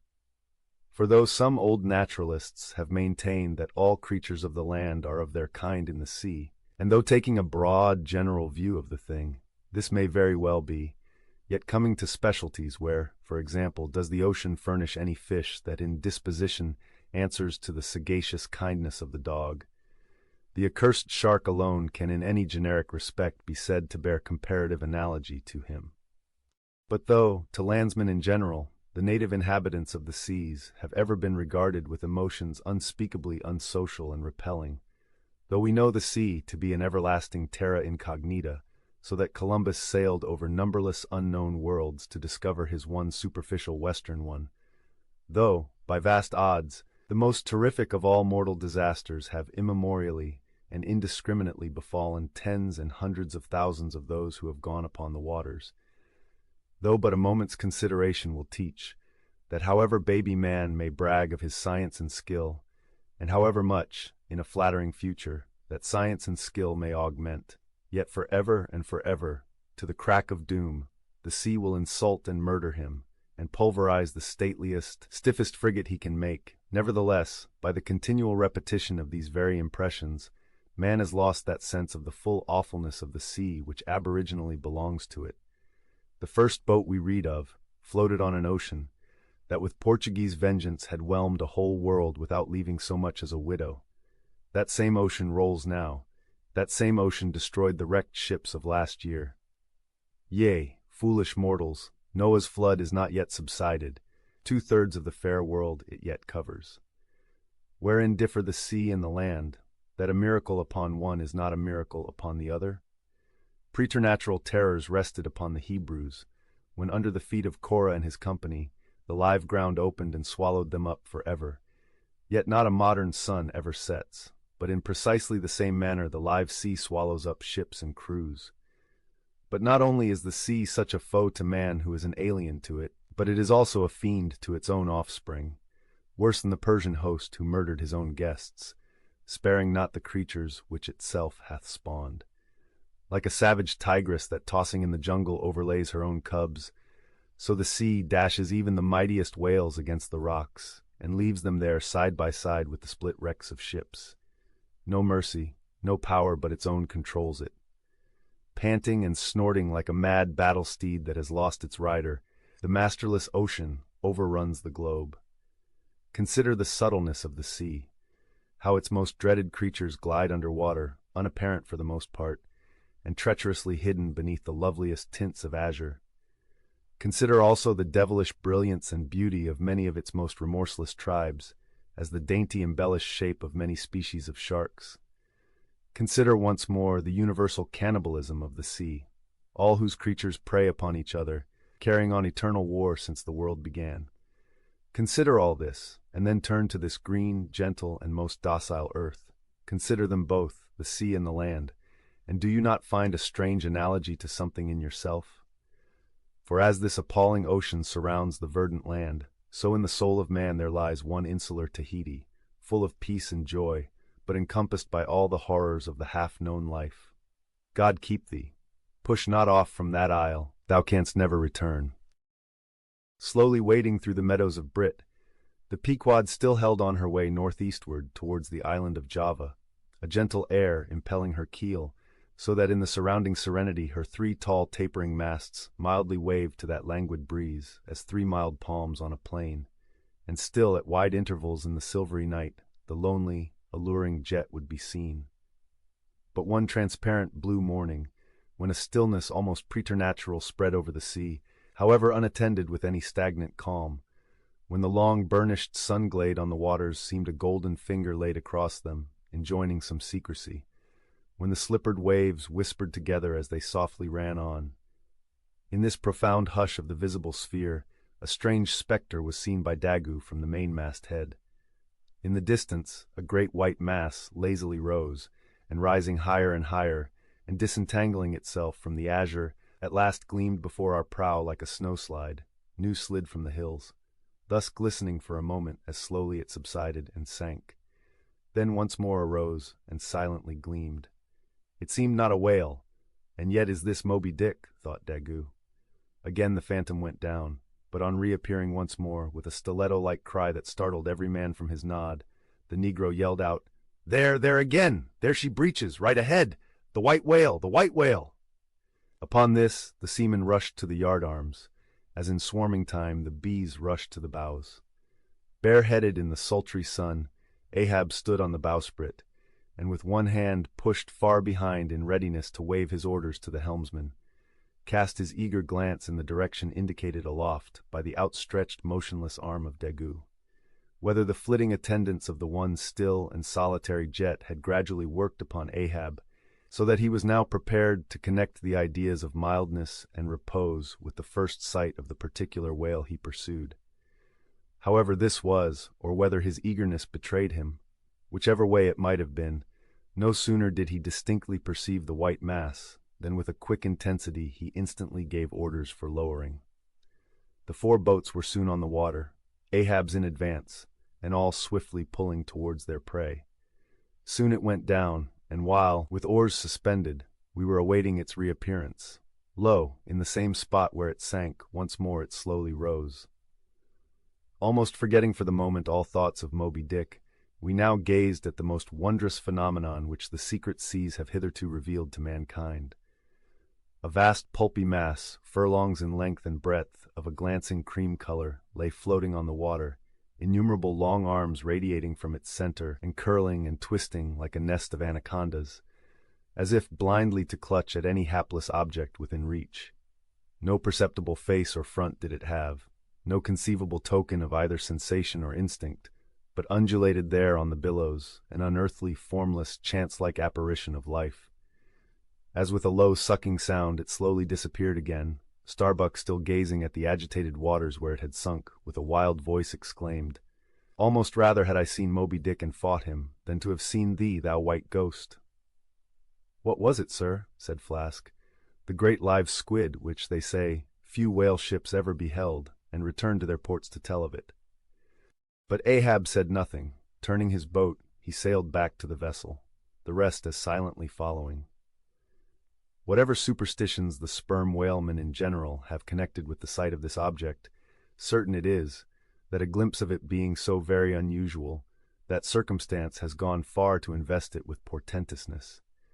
So rarely is it beheld, that though one and all of them declare it to be the largest animated thing in the ocean, yet very few of them have any but the most vague ideas concerning its true nature and form.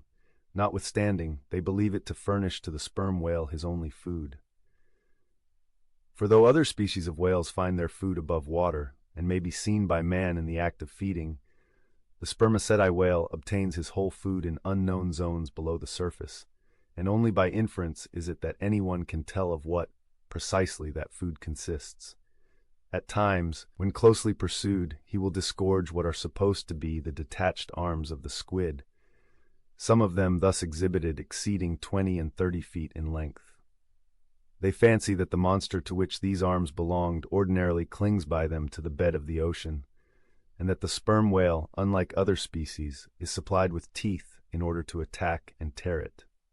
There seems some ground to imagine that the great kraken of Bishop Pontoppidan may ultimately resolve itself into squid. The manner in which the bishop describes it, as alternately rising and sinking, with some other particulars he narrates, in all this the two correspond. But much abatement is necessary with respect to the incredible bulk he assigns it. By some naturalists who have vaguely heard rumors of the mysterious creature here spoken of, it is included among the class of cuttlefish, to which, indeed, in certain external respects, it would seem to belong, but only as the anak of the tribe. With reference to the whaling scene shortly to be described, as well as for the better understanding of all similar scenes elsewhere presented, I have here to speak of the magical, sometimes horrible whale line. The line originally used in the fishery was of the best hemp, slightly vapored with tar, not impregnated with it, as in the case of ordinary ropes, for while tar, as ordinarily used, makes the hemp more pliable to the rope-maker, and also renders the rope itself more convenient to the sailor for common ship use, yet not only would the ordinary quantity too much stiffen the whale line for the close coiling to which it must be subjected, but as most seamen are beginning to learn, tar in general by no means adds to the rope's durability or strength, however much it may give it compactness and gloss. Of late years, the manila rope has in the American fishery almost entirely superseded hemp as a material for whale lines, for, though not so durable as hemp, it is stronger and far more soft and elastic, and I will add, since there is an aesthetics in all things, is much more handsome and becoming to the boat than hemp. Hemp is a dusky, dark fellow, a sort of Indian, but manila is as a golden-haired Circassian to behold. The whale line is only 2/3 of an inch in thickness. At first sight, you would not think it so strong as it really is. By experiment, its 1 in 50 yarns will each suspend a weight of 120 pounds, so that the whole rope will bear a strain nearly equal to 3 tons. In length, the common sperm whale line measures something over 200 fathoms. Towards the stern of the boat, it is spirally coiled away in the tub, not like the worm pipe of a still, though, but so as to form one round, cheese-shaped mass of densely bedded sheaves, or layers of concentric spiralizations, without any hollow but the heart, or minute vertical tube formed at the axis of the cheese. As the least tangle or kink in the coiling would, in running out, infallibly take somebody's arm, leg, or entire body off, the utmost precaution is used in stowing the line in its tub. Some harpooneers will consume almost an entire morning in this business, carrying the line high aloft, and then reeving it downwards through a block towards the tub, so as in the act of coiling to free it from all possible wrinkles and twists. In the English boats, 2 tubs are used instead of 1, the same line being continuously coiled in both tubs. There is some advantage in this, because these twin tubs being so small, they fit more readily into the boat and do not strain it so much, whereas the American tub, nearly 3 feet in diameter and of proportionate depth, makes a rather bulky freight for a craft whose planks are but 1/2 inch in thickness. For the bottom of the whaleboat is like critical ice, which will bear up a considerable distributed weight, but not very much of a concentrated one. When the painted canvas cover is clapped on the American line tub, the boat looks as if it were pulling off with a prodigious great wedding cake to present to the whales. Both ends of the line are exposed, the lower end terminating in an eye-splice or loop, coming up from the bottom against the side of the tub, and hanging over its edge, completely disengaged from everything. This arrangement of the lower end is necessary on 2 accounts. First, in order to facilitate the fastening to it of an additional line from a neighboring boat, in case the stricken whale should sound so deep as to threaten to carry off the entire line originally attached to the harpoon. In these instances, the whale, of course, is shifted like a mug of ale, as it were, from the one boat to the other, though the first boat always hovers at hand to assist its consort. Second, this arrangement is indispensable for common safety's sake, for were the lower end of the line in any way attached to the boat, and were the whale then to run the line out to the end, almost in a single smoking minute as he sometimes does, he would not stop there, for the doomed boat would infallibly be dragged down after him into the profundity of the sea, and in that case no town crier would ever find her again.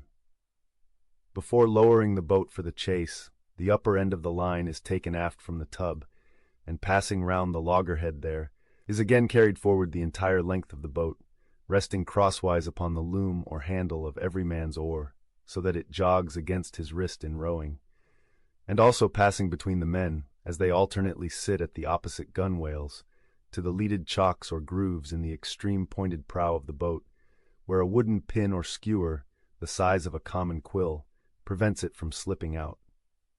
From the chocks it hangs in a slight festoon over the bows, and is then passed inside the boat again, and some 10 or 20 fathoms, called box line, being coiled upon the box in the bows, it continues its way to the gunwale still a little further aft, and is then attached to the short warp, the rope which is immediately connected with the harpoon.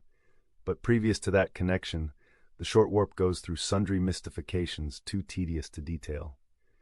Thus the whale line folds the whole boat in its complicated coils, twisting and writhing around it in almost every direction. All the oarsmen are involved in its perilous contortions, so that to the timid eye of the landsman they seem as Indian jugglers, with the deadliest snakes sportively festooning their limbs.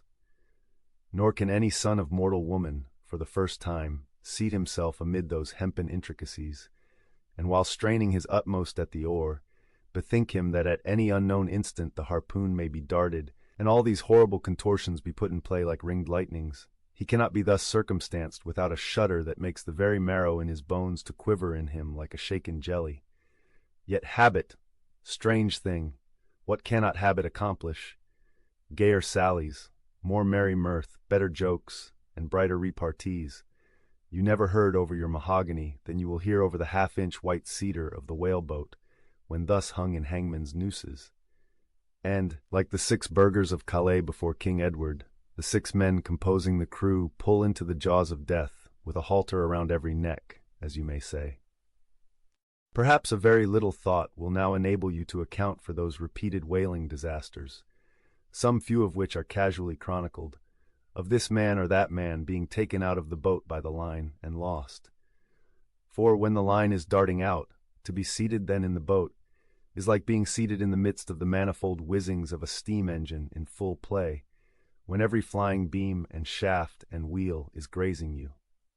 It is worse, for you cannot sit motionless in the heart of these perils, because the boat is rocking like a cradle, and you are pitched one way and the other without the slightest warning, and only by a certain self-adjusting buoyancy and simultaneousness of volition and action can you escape being made a Mazeppa of, and run away with where the all-seeing sun himself could never pierce you out. Again, as the profound calm which only apparently precedes and prophesies of the storm is perhaps more awful than the storm itself, for indeed the calm is but the wrapper and envelope of the storm, and contains it in itself, as the seemingly harmless rifle holds the fatal powder and the ball and the explosion. So the graceful repose of the line, as it silently serpentines about the oarsmen before being brought into actual play, this is a thing which carries more of true terror than any other aspect of this dangerous affair. But why say more? All men live enveloped in whale lines. All are born with halters round their necks, but it is only when caught in the swift sudden turn of death that mortals realize the silent, subtle, ever-present perils of life.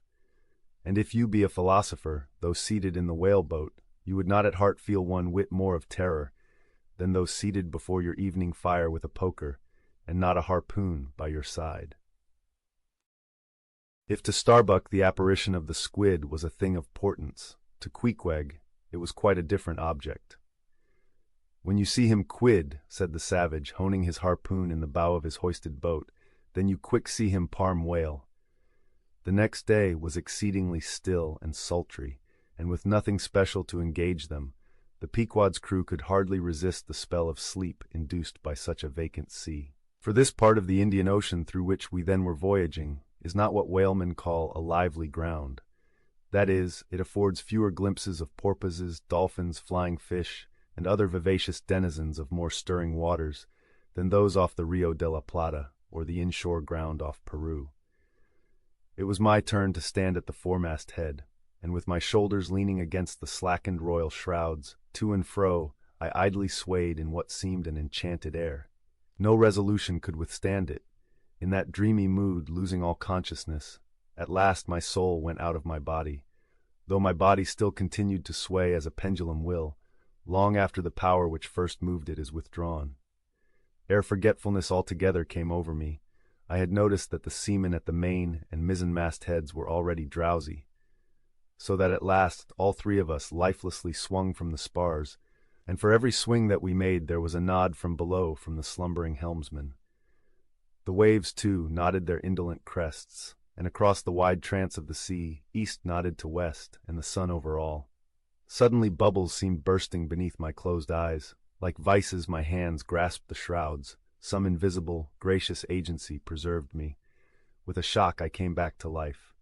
And lo, close under our lee, not 40 fathoms off, a gigantic sperm whale lay rolling in the water like the capsized hull of a frigate, his broad, glossy back, of an Ethiopian hue, glistening in the sun's rays like a mirror, but lazily undulating in the trough of the sea, and ever and anon tranquilly spouting his vapory jet.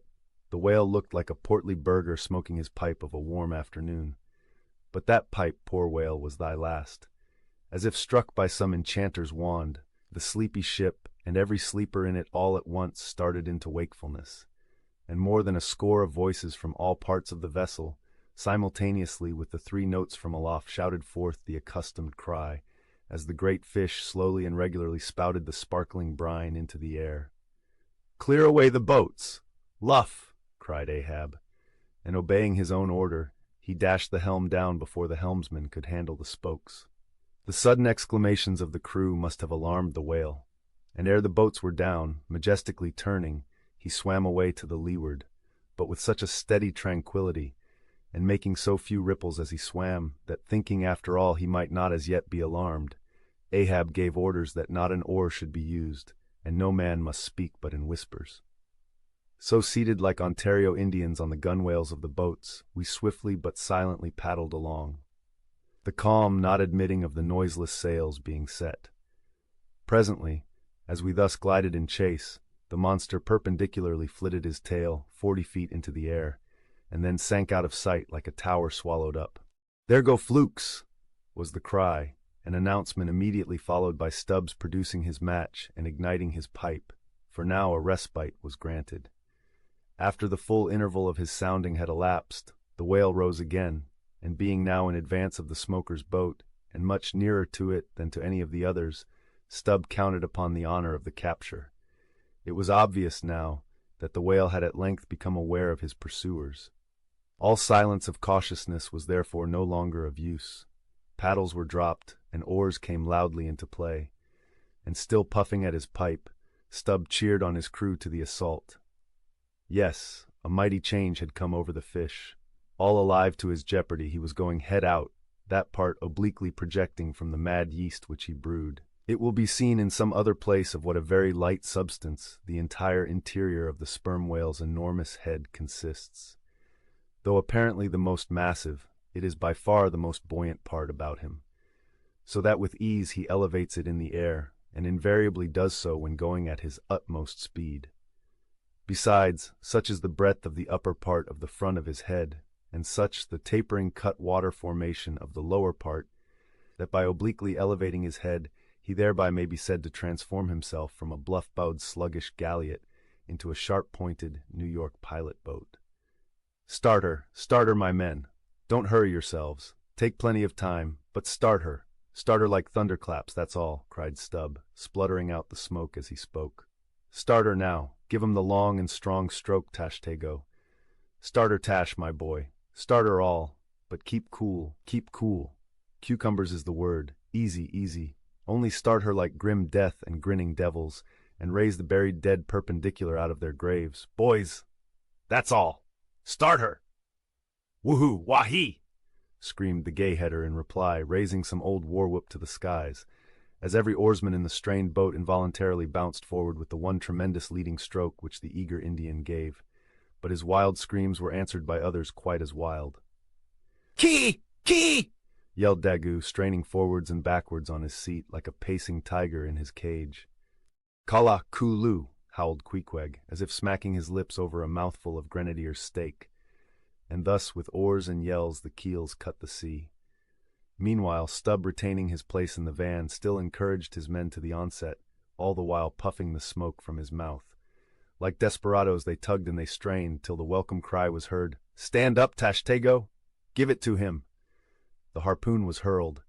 Stern all! The oarsmen backed water. The same moment something went hot and hissing along every one of their wrists. It was the magical line.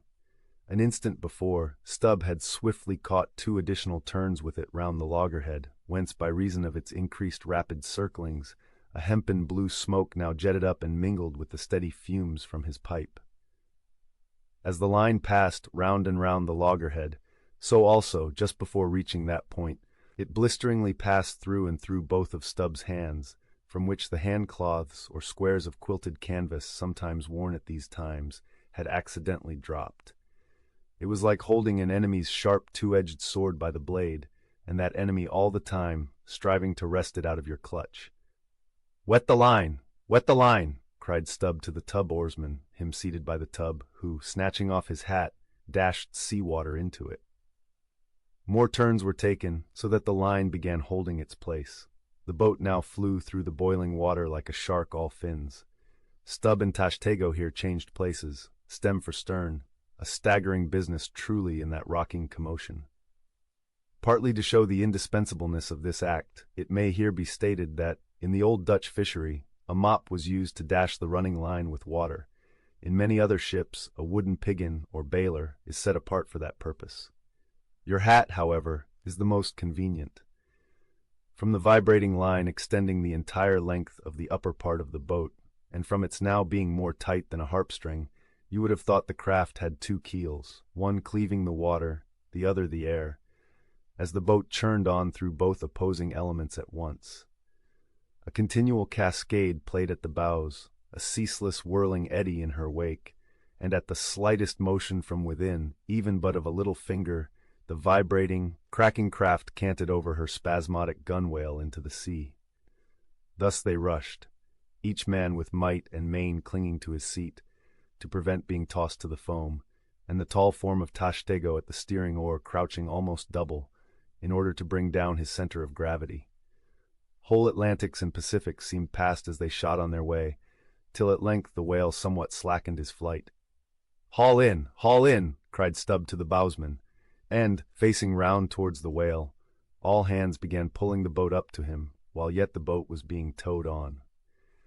Soon, ranging up by his flank, Stubb, firmly planting his knee in the clumsy cleat, darted dart after dart into the flying fish.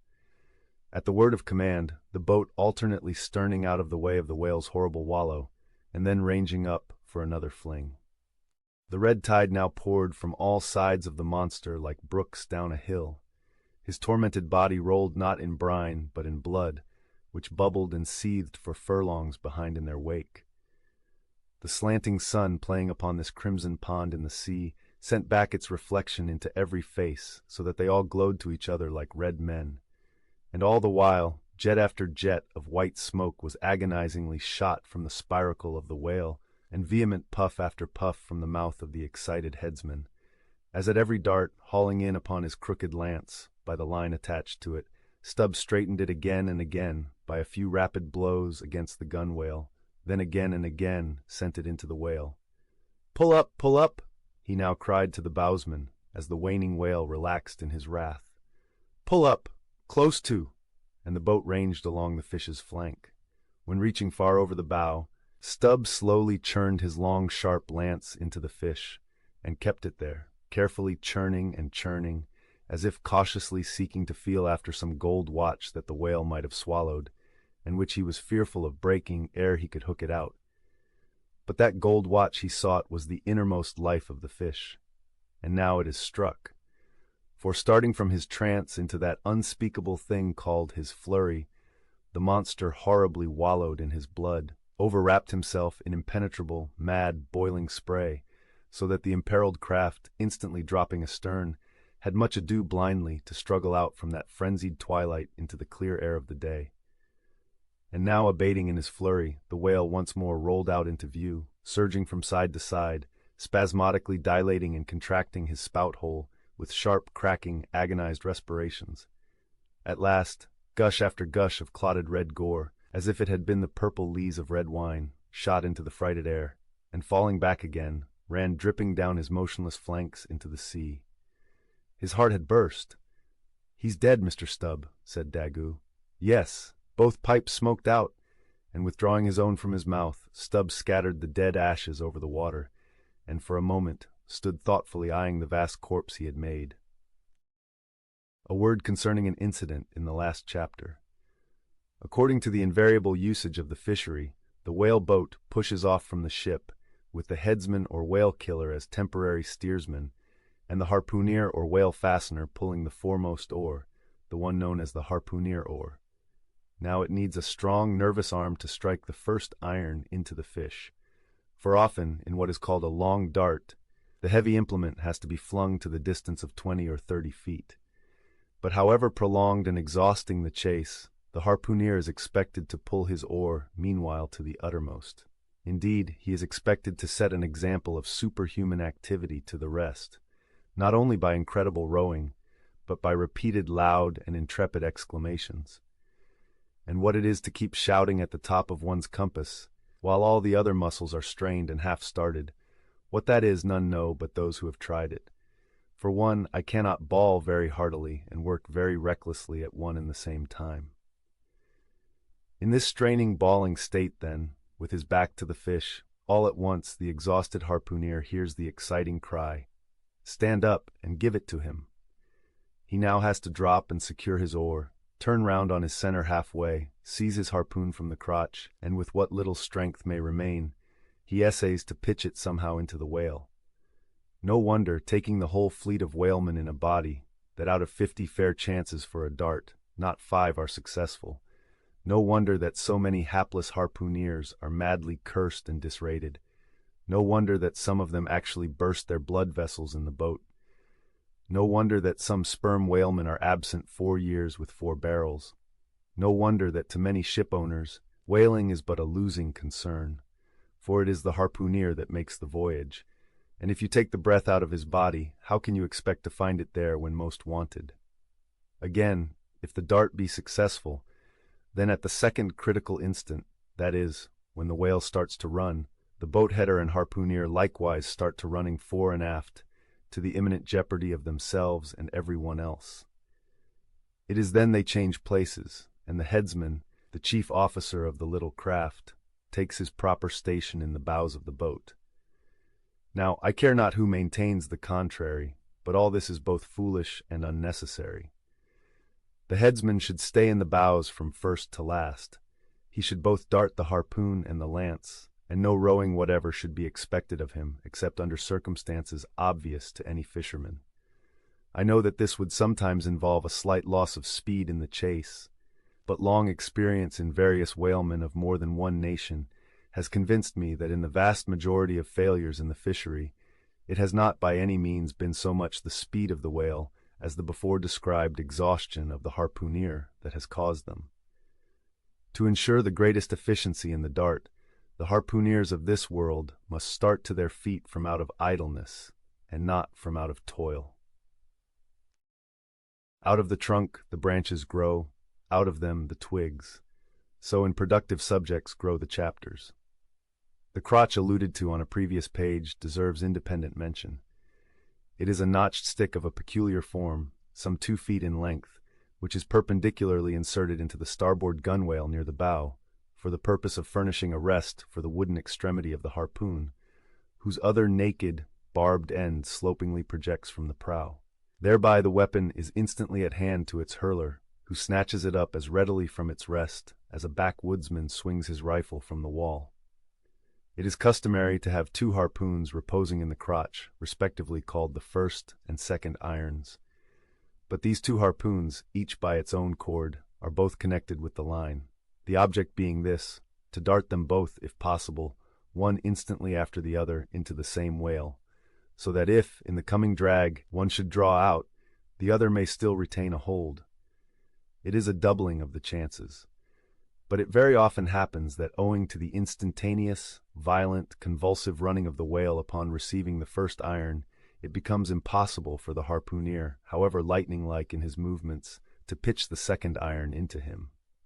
Nevertheless, as the second iron is already connected with the line, and the line is running, hence that weapon must, at all events, be anticipatingly tossed out of the boat, somehow and somewhere, else the most terrible jeopardy would involve all hands. Tumbled into the water, it accordingly is in such cases, the spare coils of box line, mentioned in a preceding chapter, making this feat in most instances prudently practicable. But this critical act is not always unattended with the saddest and most fatal casualties. Furthermore, you must know that when the second iron is thrown overboard, it thenceforth becomes a dangling, sharp-edged terror, skittishly curveting about both boat and whale, entangling the lines or cutting them, and making a prodigious sensation in all directions. Nor, in general, is it possible to secure it again until the whale is fairly captured and a corpse. Consider now how it must be in the case of 4 boats all engaging one unusually strong, active, and knowing whale. When owing to these qualities in him, as well as to the 1,000 concurring accidents of such an audacious enterprise, 8 or 10 loose second irons may be simultaneously dangling about him. For, of course, each boat is supplied with several harpoons to bend onto the line should the first one be ineffectually darted without recovery. All these particulars are faithfully narrated here, as they will not fail to elucidate several most important, however intricate passages, in scenes hereafter to be painted. Stubb's whale had been killed some distance from the ship. It was a calm, so forming a tandem of 3 boats, we commenced the slow business of towing the trophy to the Pequod. And now, as we 18 men with our 36 arms and 180 thumbs and fingers slowly toiled hour after hour upon that inert, sluggish corpse in the sea, and it seemed hardly to budge at all, except at long intervals, good evidence was hereby furnished of the enormousness of the mass we moved. For, upon the great canal of Hangho, or whatever they call it, in China, 4 or 5 laborers on the footpath will draw a bulky freighted junk at the rate of a mile an hour, but this grand argosy we towed heavily forged along, as if laden with pig-lead in bulk. Darkness came on, but 3 lights up and down in the Pequod's main rigging dimly guided our way, till drawing nearer we saw Ahab dropping one of several more lanterns over the bulwarks. Vacantly eyeing the heaving whale for a moment, he issued the usual orders for securing it for the night, and then handing his lantern to a seaman, went his way into the cabin, and did not come forward again until morning. Though, in overseeing the pursuit of this whale, Captain Ahab had evinced his customary activity, to call it so, yet now that the creature was dead, some vague dissatisfaction, or impatience, or despair, seemed working in him, as if the sight of that dead body reminded him that Moby Dick was yet to be slain, and though 1,000 other whales were brought to his ship, all that would not one jot advance his grand monomaniac object. Very soon you would have thought from the sound on the Pequod's decks that all hands were preparing to cast anchor in the deep, for heavy chains are being dragged along the deck and thrust rattling out of the portholes. But by those clanking links, the vast corpse itself, not the ship, is to be moored. Tied by the head to the stern and by the tail to the bows, the whale now lies with its black hull close to the vessels, and seen through the darkness of the night, which obscured the spars and rigging aloft, the two, ship and whale, seemed yoked together like colossal bullocks, whereof one reclines while the other remains standing. A little item may as well be related here. The strongest and most reliable hold which the ship has upon the whale when moored alongside is by the flukes or tail, and as from its greater density that part is relatively heavier than any other, excepting the side fins, its flexibility even in death causes it to sink low beneath the surface, so that with the hand you cannot get at it from the boat in order to put the chain round it. But this difficulty is ingeniously overcome. A small, strong line is prepared with a wooden float at its outer end and a weight in its middle, while the other end is secured to the ship. By adroit management, the wooden float is made to rise on the other side of the mass, so that now, having girdled the whale, the chain is readily made to follow suit, and being slipped along the body, is at last locked fast round the smallest part of the tail, at the point of junction with its broad flukes or lobes. If moody Ahab was now all quiescence, at least so far as could be known on deck, Stubb, his second mate, flushed with conquest, betrayed an unusual but still good-natured excitement. Such an unwanted bustle was he in that the staid Starbuck, his official superior, quietly resigned to him for the time the sole management of affairs. One small, helping cause of all this liveliness in Stubb was soon made strangely manifest. Stubb was a high liver. He was somewhat intemperately fond of the whale as a flavorish thing to his palate. A steak, ere I sleep! You Daggoo, overboard you go, and cut me one from his small. Here be it known, that though these wild fishermen do not, as a general thing, and according to the great military maxim, make the enemy defray the current expenses of the war, at least before realizing the proceeds of the voyage, yet now and then you find some of these Nantucketers who have a genuine relish for that particular part of the sperm whale designated by Stubb, comprising the tapering extremity of the body. About midnight that steak was cut and cooked, and lighted by 2 lanterns of sperm oil. Stubb stoutly stood up to his spermaceti supper at the capstan head, as if that capstan were a sideboard. Nor was Stubb the only banqueter on whale's flesh that night. Mingling their mumblings with his own mastications, thousands on thousands of sharks, swarming round the dead Leviathan, smackingly feasted on its fatness. The few sleepers below in their bunks were often startled by the sharp slapping of their tails against the hull, within a few inches of the sleepers' hearts. Peering over the side, you could just see them, as before you heard them, wallowing in the sullen black waters, and turning over on their backs as they scooped out huge globular pieces of the whale of the bigness of a human head. This particular feat of the shark seems all but miraculous. How at such an apparently unassailable surface they contrive to gouge out such symmetrical mouthfuls remains a part of the universal problem of all things. The mark they thus leave on the whale may best be likened to the hollow made by a carpenter in countersinking for a screw. Though amid all the smoking horror and diabolism of a sea fight, sharks will be seen longingly gazing up to the ship's decks, like hungry dogs round a table where red meat is being carved, ready to bolt down every killed man that is tossed to them. And though, while the valiant butchers over the deck table are thus cannibally carving each other's live meat with carving knives all gilded and tasseled, the sharks also, with their jewel-hilted mouths, are quarrelsomely carving away under the table at the dead meat, and though, were you to turn the whole affair upside down, it would still be pretty much the same thing, that is to say, a shocking sharkish business enough for all parties. And though sharks also are the invariable outriders of all slave ships crossing the Atlantic, systematically trotting alongside, to be handy in case a parcel is to be carried anywhere, or a dead slave to be decently buried, and though 1 or 2 other like instances might be set down, touching the set terms, places, and occasions, when sharks do most socially congregate and most hilariously feast, yet is there no conceivable time or occasion when you will find them in such countless numbers and in gayer or more jovial spirits than around a dead sperm whale, moored by night to a whale ship at sea. If you have never seen that sight, then suspend your decision about the propriety of devil worship and the expediency of conciliating the devil.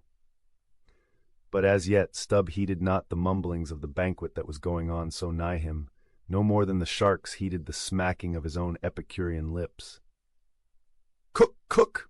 Where's that old fleece?" he cried at length, widening his legs still further, as if to form a more secure base for his supper, and at the same time darting his fork into the dish, as if stabbing with his lance. "Cook, you cook! Sail this way, cook!"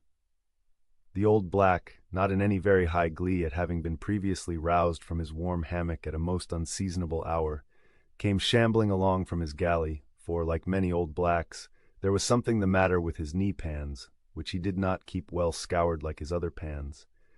This old fleece, as they called him, came shuffling and limping along, assisting his step with his tongues, which, after a clumsy fashion, were made of straightened iron hoops. This old ebony floundered along, and in obedience to the word of command, came to a dead stop on the opposite side of Stubb's sideboard, when, with both hands folded before him and resting on his two-legged cane, he bowed his arched back still further over, at the same time sideways inclining his head, so as to bring his best ear into play.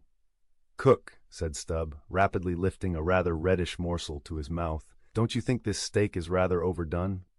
You've been beating this steak too much, cook. It's too tender. Don't I always say that to be good, a whale steak must be tough? There are those sharks now over the side. Don't you see they prefer it tough and rare? What a shindy they are kicking up. Cook, go and talk to 'em. Tell 'em they are welcome to help themselves civilly and in moderation, but they must keep quiet. Blast me if I can hear my own voice. Away, cook, and deliver my message.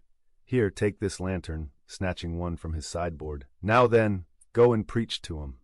Sullenly taking the offered lantern, old Fleece limped across the deck to the bulwarks, and then, with one hand dropping his light low over the sea, so as to get a good view of his congregation, with the other hand he solemnly flourished his tongues, and leaning far over the side in a mumbling voice began addressing the sharks, while Stubb, softly crawling behind, overheard all that was said. "Fellow critters, I's ordered here to say dat you must stop dat damn noise dere. You hear? Stop dat damn smacking ob de lip. Massa Stubb say dat you can fill your damn bellies up to de hatchings, but by gore, you must stop dat damn racket." "Cook," here interposed Stubb, accompanying the word with a sudden slap on the shoulder. "Cook, why damn your eyes, you mustn't swear that way when you're preaching. That's no way to convert sinners, cook." "Who dat?" "Den preach to him yourself," sullenly turning to go. "No, cook, go on, go on." "Well den, beloobed fellow critters." "Right," exclaimed Stubb, approvingly. "Coax 'em to it. Try that," and Fleece continued. "Do you is all sharks, and by nature wery woracious. Yet I say to you, fellow critters, dat woraciousness, top dat damn slappin' ob de tail. How you tink to hear, s'pose you keep up such a damn slappin' and bitin' dare?" "Cook," cried Stubb, collaring him, "I won't have that swearing. Talk to him gentlemanly." Once more the sermon proceeded. "Your woraciousness, fellow critters, I don't blame ye so much for, dat is nature, and can't be helped, but to govern dat wicked nature, dat is de pint. You is sharks, sartin, but if you govern de shark in you, why den you be angel, for all angel is nothing more dan de shark well governed. Now look here, brethren, just try once to be civil, a-helping yourselves from dat whale. Don't be tearing de blubber out your neighbor's mout, I say. Is not one shark dude right as totter to dat whale? And by gore, none on you has de right to dat whale. Dat whale belong to someone else. I know some o' you has berry brig mout, brigger dan oders, but den de brig mout sometimes has de small bellies, so dat de brigness of de mout is not to swaller wid, but to bit off de blubber for de small fry ob sharks dat can't get into de scrouge to help themselves." "Well done, old Fleece," cried Stubb. "That's Christianity. Go on." "No use going on. De damn Willains will keep a scougin' and slappin' each oder. Massa Stubb, dey don't hear one word. No use a preachin' to such damn guttons as you call 'em till dere bellies is full, and dere bellies is bottomless, and when dey do get 'em full dey won't hear you den, for den dey sink in de sea, go fast asleep on de coral, and can't hear nodding at all, no more, for eber and eber.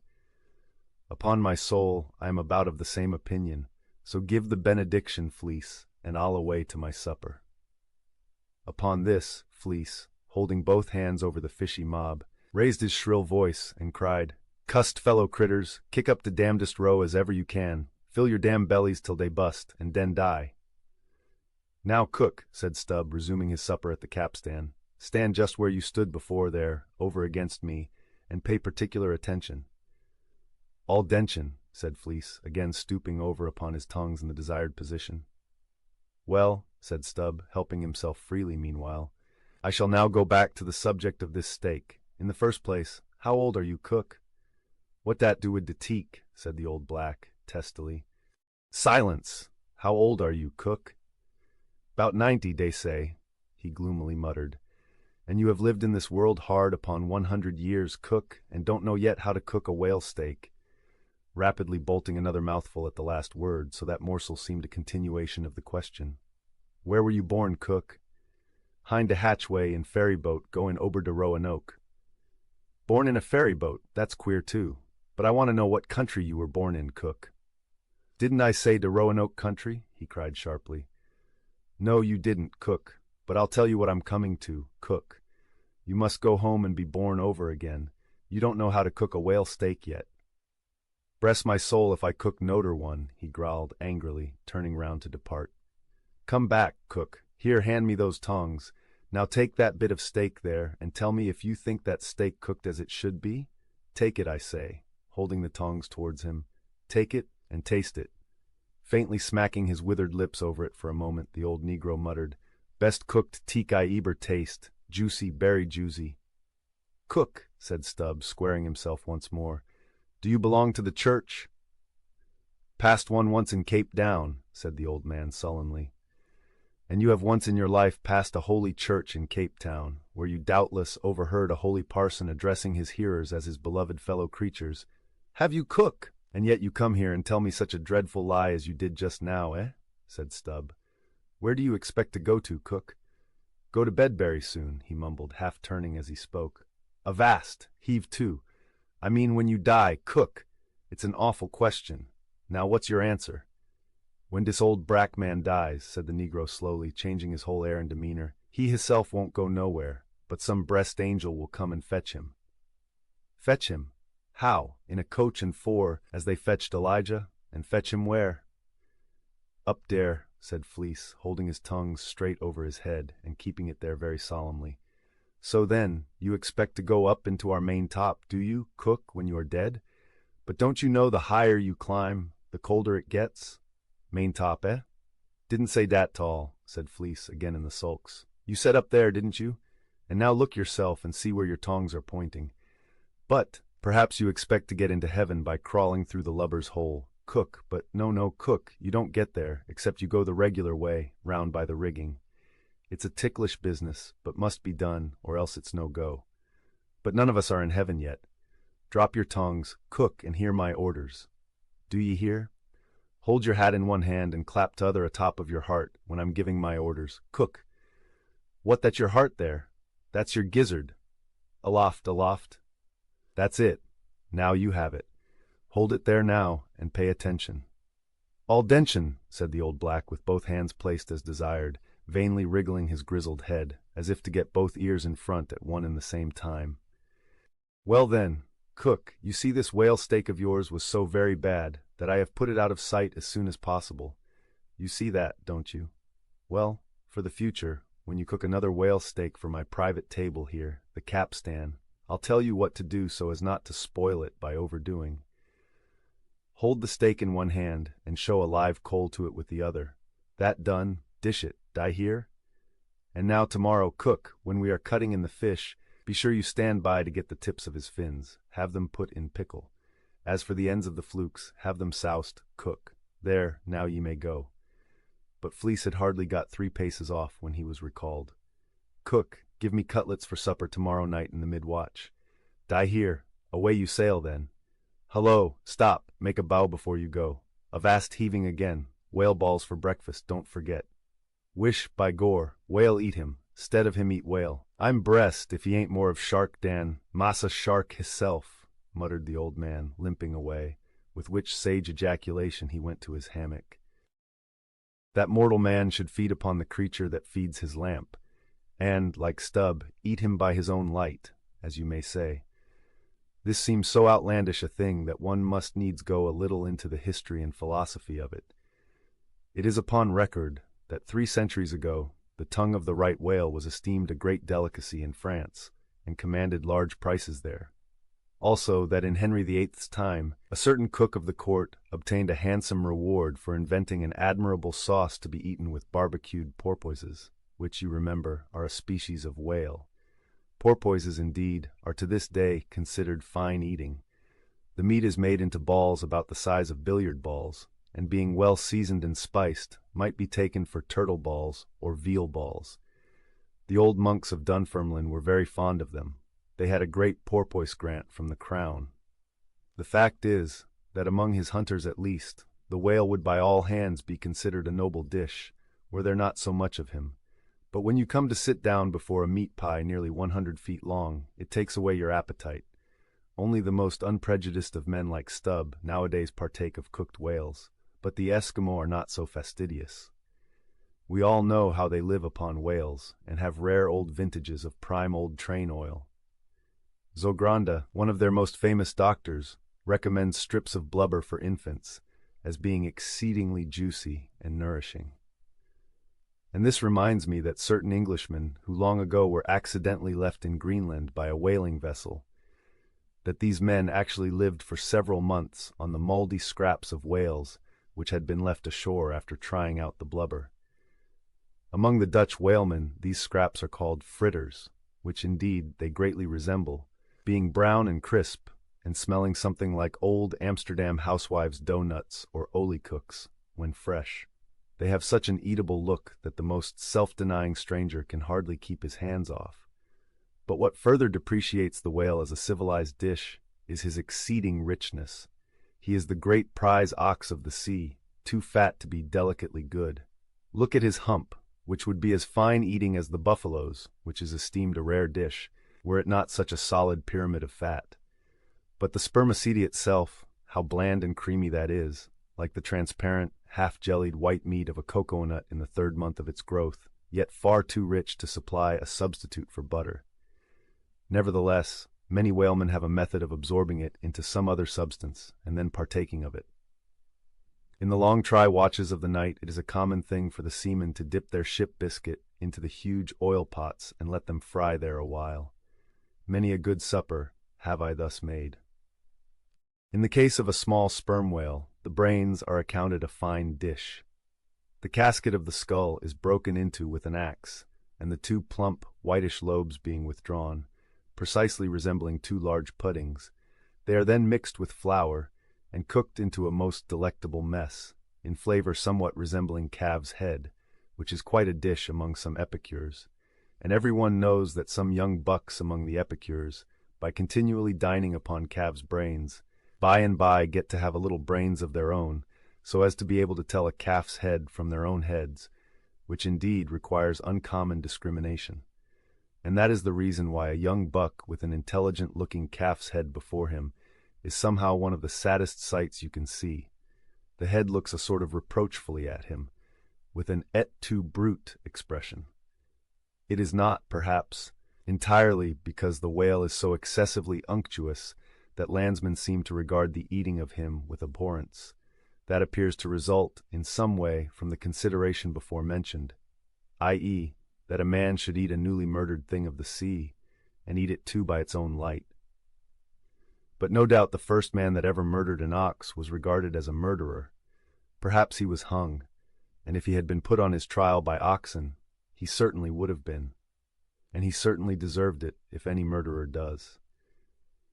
Go to the meat market of a Saturday night and see the crowds of live bipeds staring up at the long rows of dead quadrupeds. Does not that sight take a tooth out of the cannibal's jaw? Cannibals? Who is not a cannibal? I tell you it will be more tolerable for the Feji that salted down a lean missionary in his cellar against a coming famine. It will be more tolerable for that provident Feji, I say, in the day of judgment, than for thee, civilized and enlightened gourmand, who nailest geese to the ground and feastest on their bloated livers in thy pâté de foie gras. But Stubb, he eats the whale by its own light, does he? And that is adding insult to injury, is it? Look at your knife handle there, my civilized and enlightened gourmand dining off that roast beef. What is that handle made of? What but the bones of the brother of the very ox you are eating?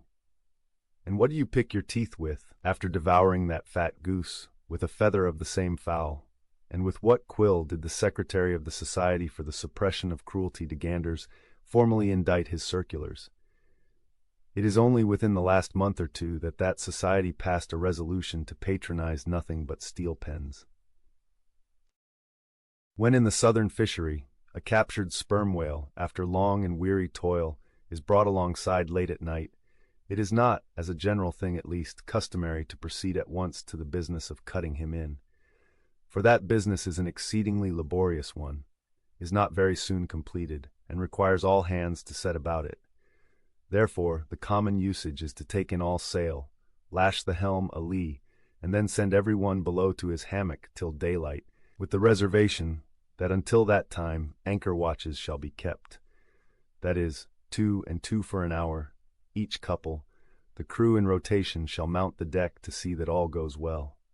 But sometimes, especially upon the line in the Pacific, this plan will not answer at all, because such incalculable hosts of sharks gather round the moored carcass, that were he left so for 6 hours, say on a stretch, little more than the skeleton would be visible by morning. In most other parts of the ocean, however, where these fish do not so largely abound, their wondrous voracity can be at times considerably diminished, by vigorously stirring them up with sharp whaling spades, a procedure notwithstanding, which, in some instances, only seems to tickle them into still greater activity. But it was not thus in the present case with the Pequod's sharks, though, to be sure, any man unaccustomed to such sights, to have looked over her side that night, would have almost thought the whole round sea was one huge cheese, and those sharks the maggots in it. Nevertheless, upon Stubb's setting the anchor watch after his supper was concluded, and when, accordingly, Queequeg and a forecastle seaman came on deck, no small excitement was created among the sharks, for immediately suspending the cutting stages over the side, and lowering 3 lanterns, so that they cast long gleams of light over the turbid sea, these 2 mariners, darting their long whaling spades, kept up an incessant murdering of the sharks, by striking the keen steel deep into their skulls, seemingly their only vital part. But in the foamy confusion of their mixed and struggling hosts, the marksmen could not always hit their mark, and this brought about new revelations of the incredible ferocity of the foe. They viciously snapped, not only at each other's disembowelments, but like flexible bows, bent round and bit their own, till those entrails seemed swallowed over and over again by the same mouth, to be oppositely voided by the gaping wound. Nor was this all. It was unsafe to meddle with the corpses and ghosts of these creatures. A sort of generic or pantheistic vitality seemed to lurk in their very joints and bones, after what might be called the individual life had departed. Killed and hoisted on deck for the sake of his skin, one of these sharks almost took poor Queequeg's hand off, when he tried to shut down the dead lid of his murderous jaw. The whaling spade used for cutting in is made of the very best steel, is about the bigness of a man's spread hand, and in general shape corresponds to the garden implement after which it is named, only its sides are perfectly flat, and its upper end considerably narrower than the lower. This weapon is always kept as sharp as possible, and when being used is occasionally honed just like a razor. In its socket, a stiff pole, from 20 to 30 feet long, is inserted for a handle. "Queequeg no care what god made him shark," said the savage, agonizingly lifting his hand up and down, "whether Fiji god or Nantucket god, but the god what made shark must be one damn Injun." It was a Saturday night, and such a Sabbath as followed. Ex officio professors of Sabbath breaking are all whalemen. The ivory Pequod was turned into what seemed a shamble, every sailor a butcher. You would have thought we were offering up 10,000 red oxen to the sea gods. In the first place, the enormous cutting tackles, among other ponderous things comprising a cluster of blocks generally painted green, and which no single man can possibly lift. This vast bunch of grapes was swayed up to the maintop and firmly lashed to the lower masthead, the strongest point anywhere above a ship's deck. The end of the hawser-like rope winding through these intricacies was then conducted to the windlass, and the huge lower block of the tackles was swung over the whale. To this block the great blubber hook, weighing some 100 pounds, was attached. And now suspended in stages over the side, Starbuck and Stubb, the mates, armed with their long spades, began cutting a hole in the body for the insertion of the hook just above the nearest of the 2 side fins. This done, a broad, semicircular line is cut round the hole, the hook is inserted, and the main body of the crew, striking up a wild chorus, now commence heaving in one dense crowd at the windlass, when instantly the entire ship careens over on her side. Every bolt in her starts like the nail-heads of an old house in frosty weather. She trembles, quivers, and nods her frighted mastheads to the sky. More and more she leans over to the whale, while every gasping heave of the windlass is answered by a helping heave from the billows, till at last a swift, startling snap is heard. With a great swash, the ship rolls upwards and backwards from the whale, and the triumphant tackle rises into sight, dragging after it the disengaged semicircular end of the first strip of blubber. Now as the blubber envelops the whale, precisely as the rind does an orange, so is it stripped off from the body, precisely as an orange is sometimes stripped by spiralizing it. For the strain, constantly kept up by the windlass, continually keeps the whale rolling over and over in the water. And as the blubber in one strip uniformly peels off along the line called the scarf, simultaneously cut by the spades of Starbuck and Stubb, the mates, and just as fast as it is thus peeled off, and indeed by that very act itself, it is all the time being hoisted higher and higher aloft till its upper end grazes the main top.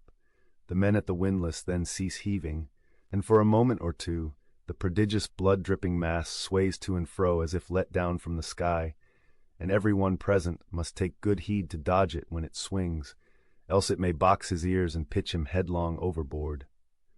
One of the attending harpooneers now advances with a long, keen weapon called a boarding sword, and watching his chance, he dexterously slices out a considerable hole in the lower part of the swaying mass.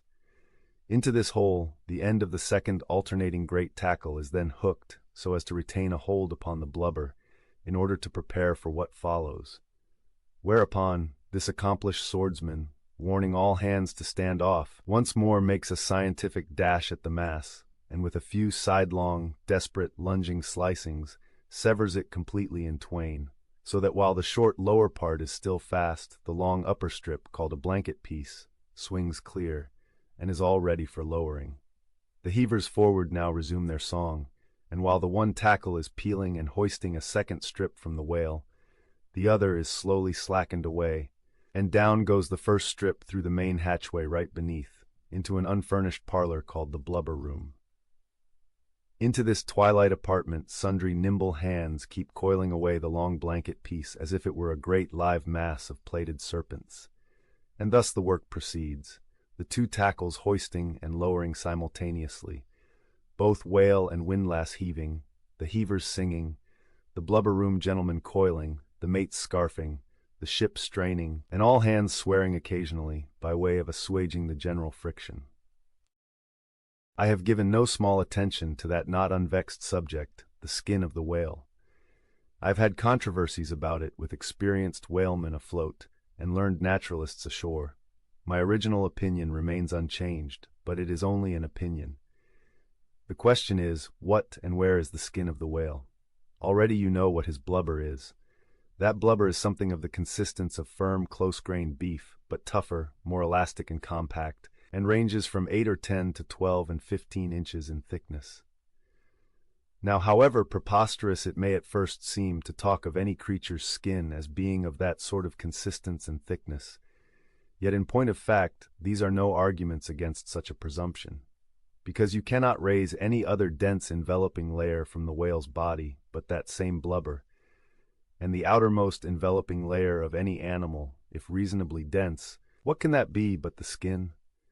True, from the unmarred dead body of the whale, you may scrape off with your hand an infinitely thin, transparent substance, somewhat resembling the thinnest shreds of isinglass, only it is almost as flexible and soft as satin.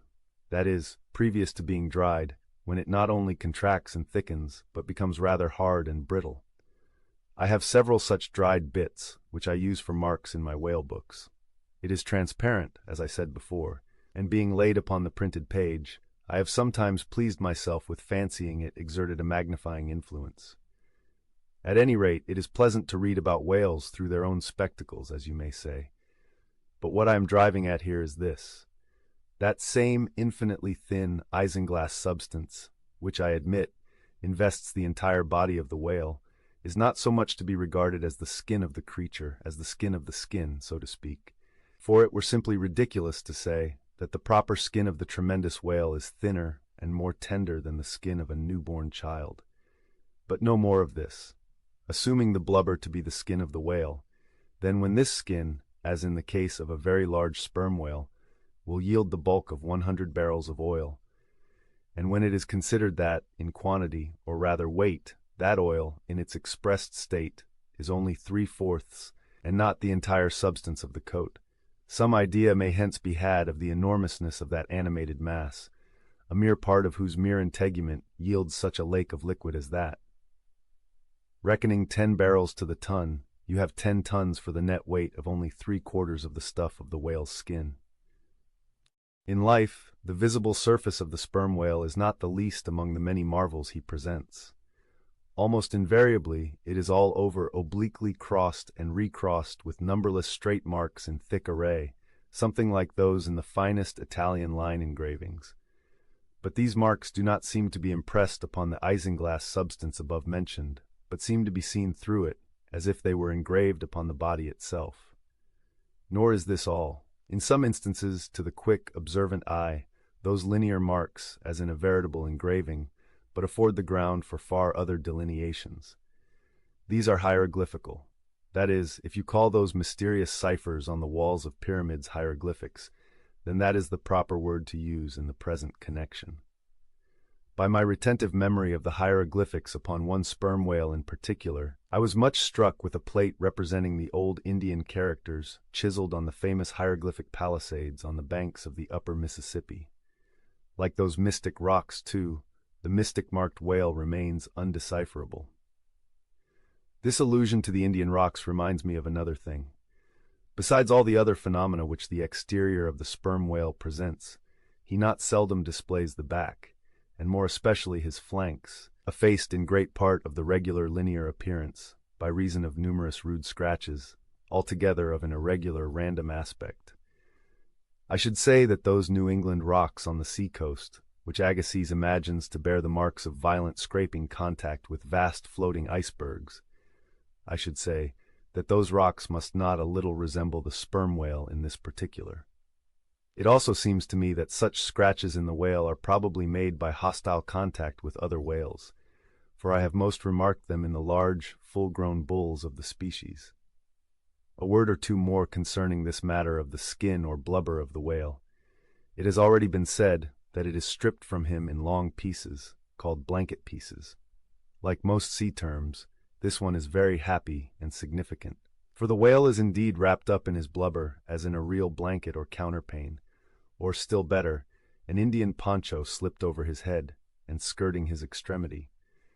It is by reason of this cozy blanketing of his body that the whale is enabled to keep himself comfortable in all weathers, in all seas, times, and tides. What would become of a Greenland whale, say, in those shuddering icy seas of the north, if unsupplied with his cozy surtout? True, other fish are found exceedingly brisk in those Hyperborean waters, but these, be it observed, are your cold-blooded, lungless fish, whose very bellies are refrigerators, creatures that warm themselves under the lee of an iceberg as a traveler in winter would bask before an inn fire, whereas, like man, the whale has lungs and warm blood. Freeze his blood, and he dies.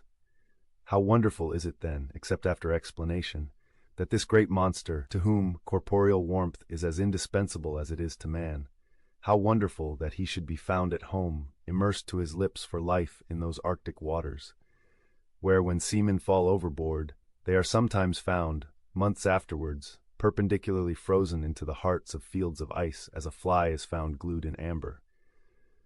But more surprising is it to know, as has been proved by experiment, that the blood of a polar whale is warmer than that of a Borneo negro in summer. It does seem to me that herein we see the rare virtue of a strong individual vitality, and the rare virtue of thick walls, and the rare virtue of interior spaciousness. O man, admire and model thyself after the whale. Do thou too remain warm among ice. Do thou too live in this world without being of it. Be cool at the equator. Keep thy blood fluid at the pole. Like the great dome of St. Peter's, and like the great whale, retain, O man, in all seasons a temperature of thine own. But how easy and how hopeless to teach these fine things. Of erections, how few are domed like St. Peter's, of creatures, how few vast as the whale. Haul in the chains, let the carcass go astern. The vast tackles have now done their duty. The peeled white body of the beheaded whale flashes like a marble sepulchre. Though changed in hue, it has not perceptibly lost anything in bulk. It is still colossal. Slowly it floats more and more away, the water round it torn and splashed by the insatiate sharks, and the air above vexed with rapacious flights of screaming fowls, whose beaks are like so many insulting poniards in the whale. The vast white headless phantom floats further and further from the ship, and every rod that it so floats, what seems square roods of sharks and cubic roods of fowls, augment the murderous din. For hours and hours from the almost stationary ship that hideous sight is seen.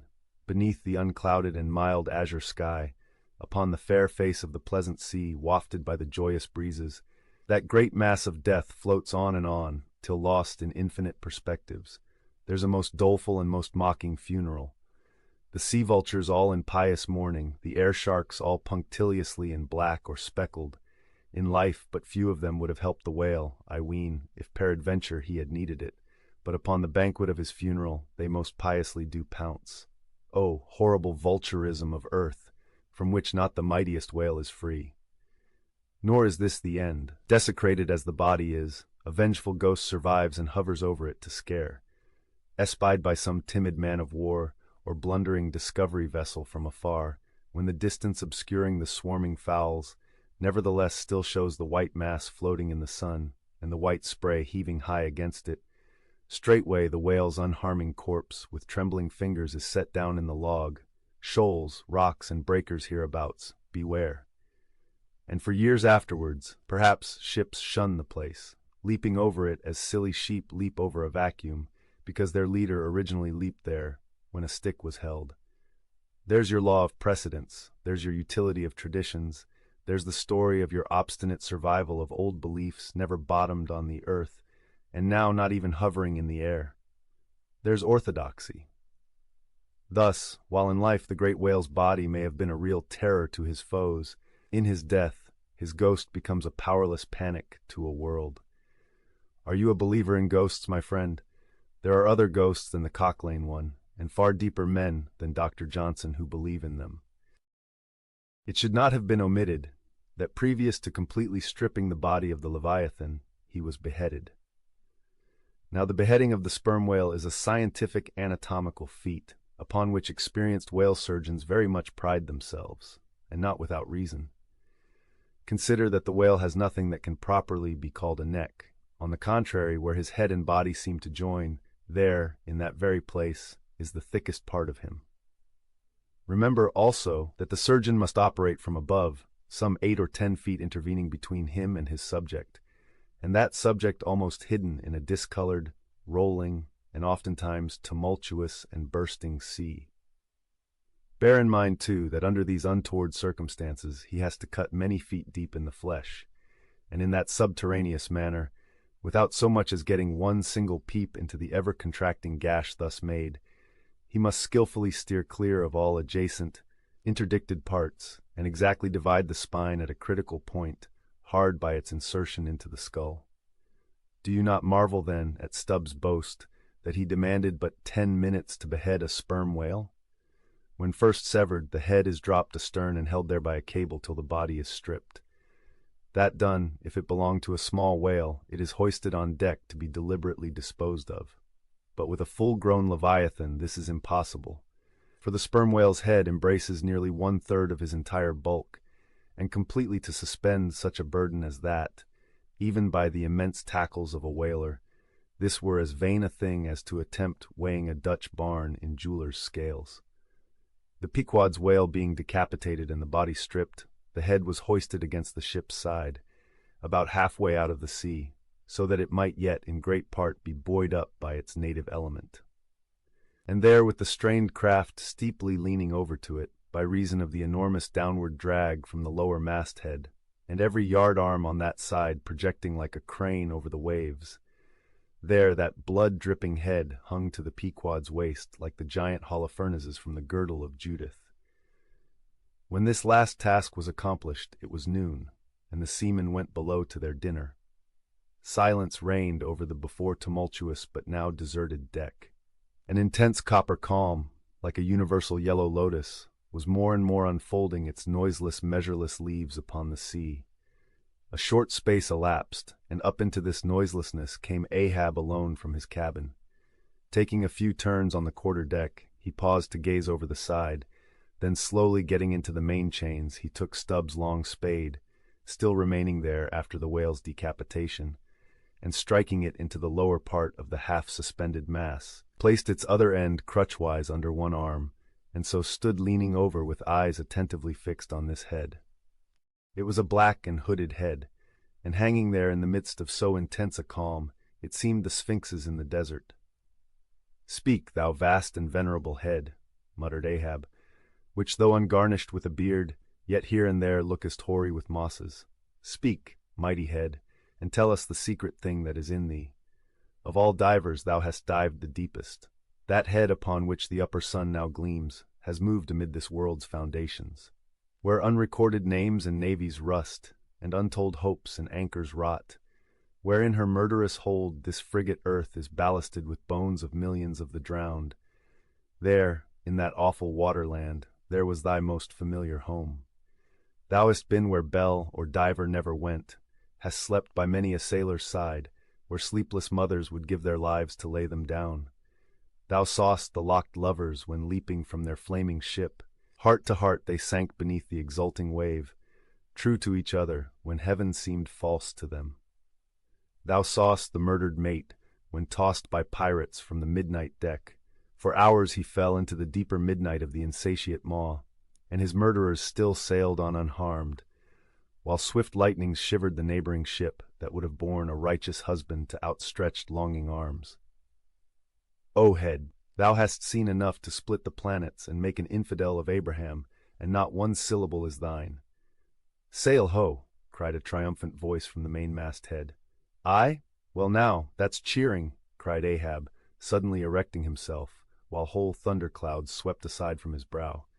That lively cry upon this deadly calm might almost convert a better man. "Where away?" "3 points on the starboard bow, sir, and bringing down her breeze to us." "Better and better, man. Would now St. Paul would come along that way, and to my breezelessness bring his breeze. O nature and O soul of man, how far beyond all utterance are your linked analogies. Not the smallest atom stirs or lives on matter, but has its cunning duplicate in mind. Hand in hand, ship and breeze blew on, but the breeze came faster than the ship, and soon the Pequod began to rock. By and by, through the glass, the stranger's boats and manned mastheads proved her a whale ship. But as she was so far to windward and shooting by, apparently making a passage to some other ground, the Pequod could not hope to reach her. So the signal was set to see what response would be made.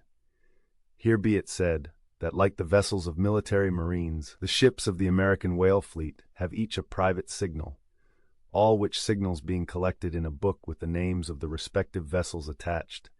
Every captain is provided with it. Thereby the whale commanders are enabled to recognize each other upon the ocean, even at considerable distances and with no small facility. The Pequod's signal was at last responded to by the stranger's setting her own, which proved the ship to be the Jeroboam of Nantucket. Squaring her yards, she bore down, ranged a beam under the Pequod's lee, and lowered a boat. It soon drew nigh.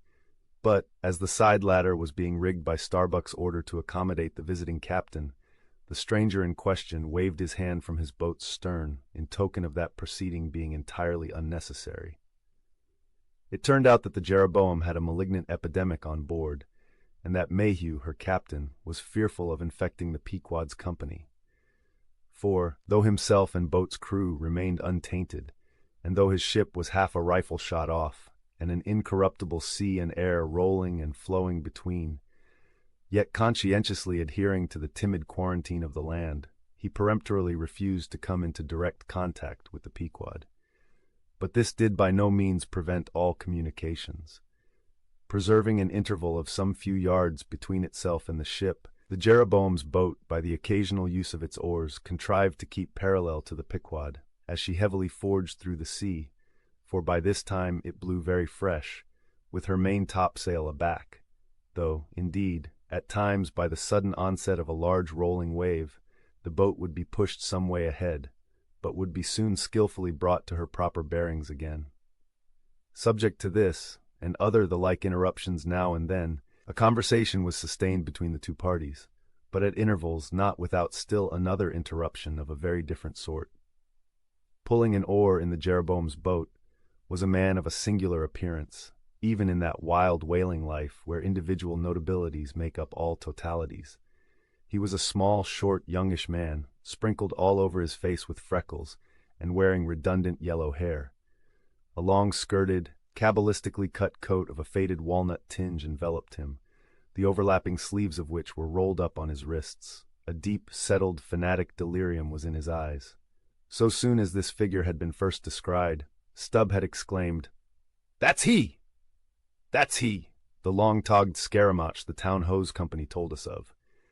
Stubb here alluded to a strange story told of the Jeroboam and a certain man among her crew, some time previous when the Pequod spoke the town ho. According to this account and what was subsequently learned, it seemed that the scaramouch in question had gained a wonderful ascendancy over almost everybody in the Jeroboam. His story was this. He had been originally nurtured among the crazy society of Nesciuna Shakers, where he had been a great prophet.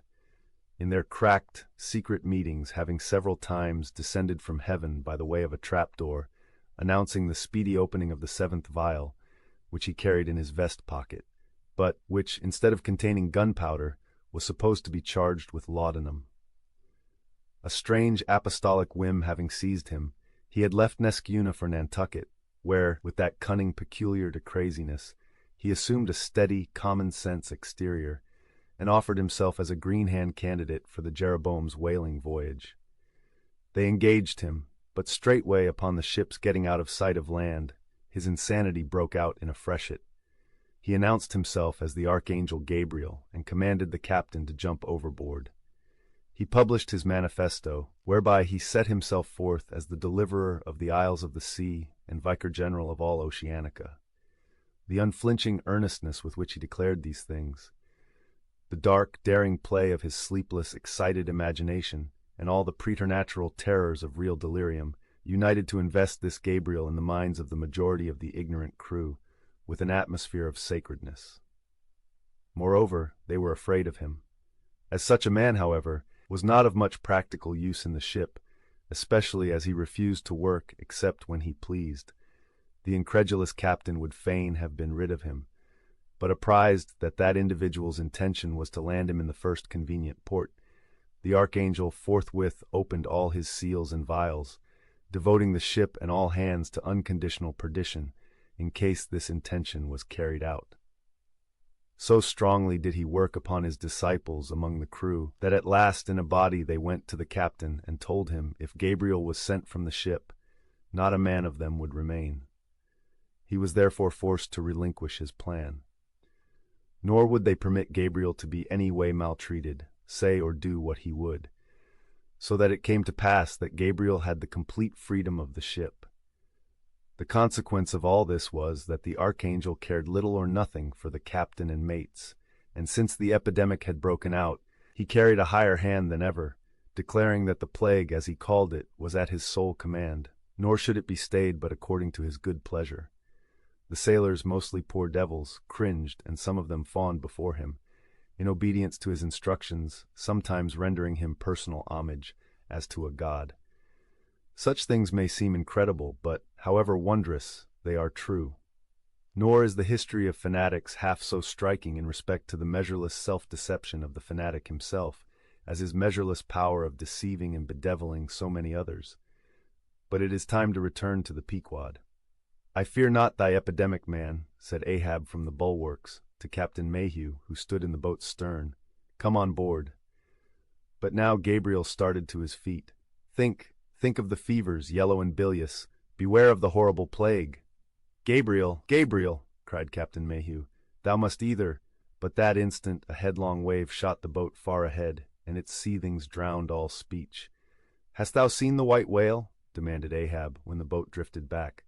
Think of thy whale-boat, stoven and sunk. Beware of the horrible tale." "I tell thee again, Gabriel, that—" But again the boat tore ahead as if dragged by fiends. Nothing was said for some moments, while a succession of riotous waves rolled by, which by one of those occasional caprices of the seas were tumbling, not heaving it. Meantime, the hoisted sperm whale's head jogged about very violently, and Gabriel was seen eyeing it with rather more apprehensiveness than his archangel nature seemed to warrant. When this interlude was over, Captain Mayhew began a dark story concerning Moby Dick, not, however, without frequent interruptions from Gabriel whenever his name was mentioned and the crazy sea that seemed leagued with him. It seemed that the Jeroboam had not long left home when, upon speaking a whale ship, her people were reliably apprised of the existence of Moby Dick and the havoc he had made. Greedily sucking in this intelligence, Gabriel solemnly warned the captain against attacking the white whale, in case the monster should be seen, in his gibbering insanity, pronouncing the white whale to be no less a being than the Shaker god incarnated, the Shakers receiving the Bible.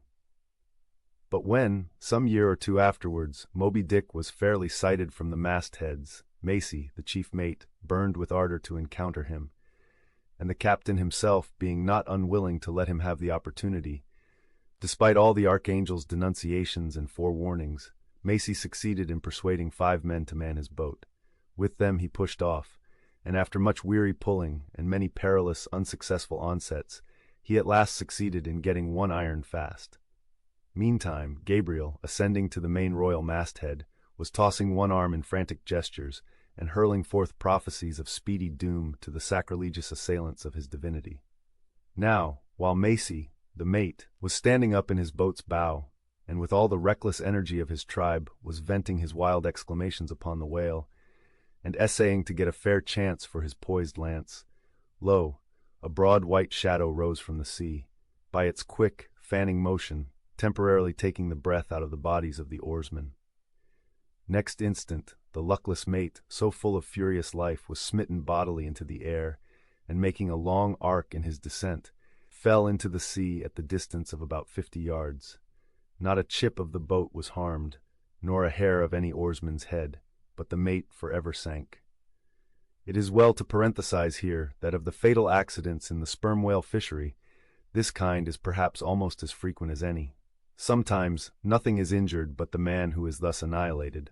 Oftener the boat's bow is knocked off, or the thigh-board, in which the headsman stands, is torn from its place and accompanies the body. But strangest of all is the circumstance that in more instances than one, when the body has been recovered, not a single mark of violence is discernible, the man being stark dead. The whole calamity, with the falling form of Macy, was plainly descried from the ship. Raising a piercing shriek, "The vial! The vial!" Gabriel called off the terror-stricken crew from the further hunting of the whale. This terrible event clothed the archangel with added influence, because his credulous disciples believed that he had specifically foreannounced it, instead of only making a general prophecy, which anyone might have done, and so have chanced to hit one of many marks in the wide margin allowed. He became a nameless terror to the ship. Mayhew having concluded his narration, Ahab put such questions to him that the stranger captain could not forbear inquiring whether he intended to hunt the white whale, if opportunity should offer. To which Ahab answered, "Aye."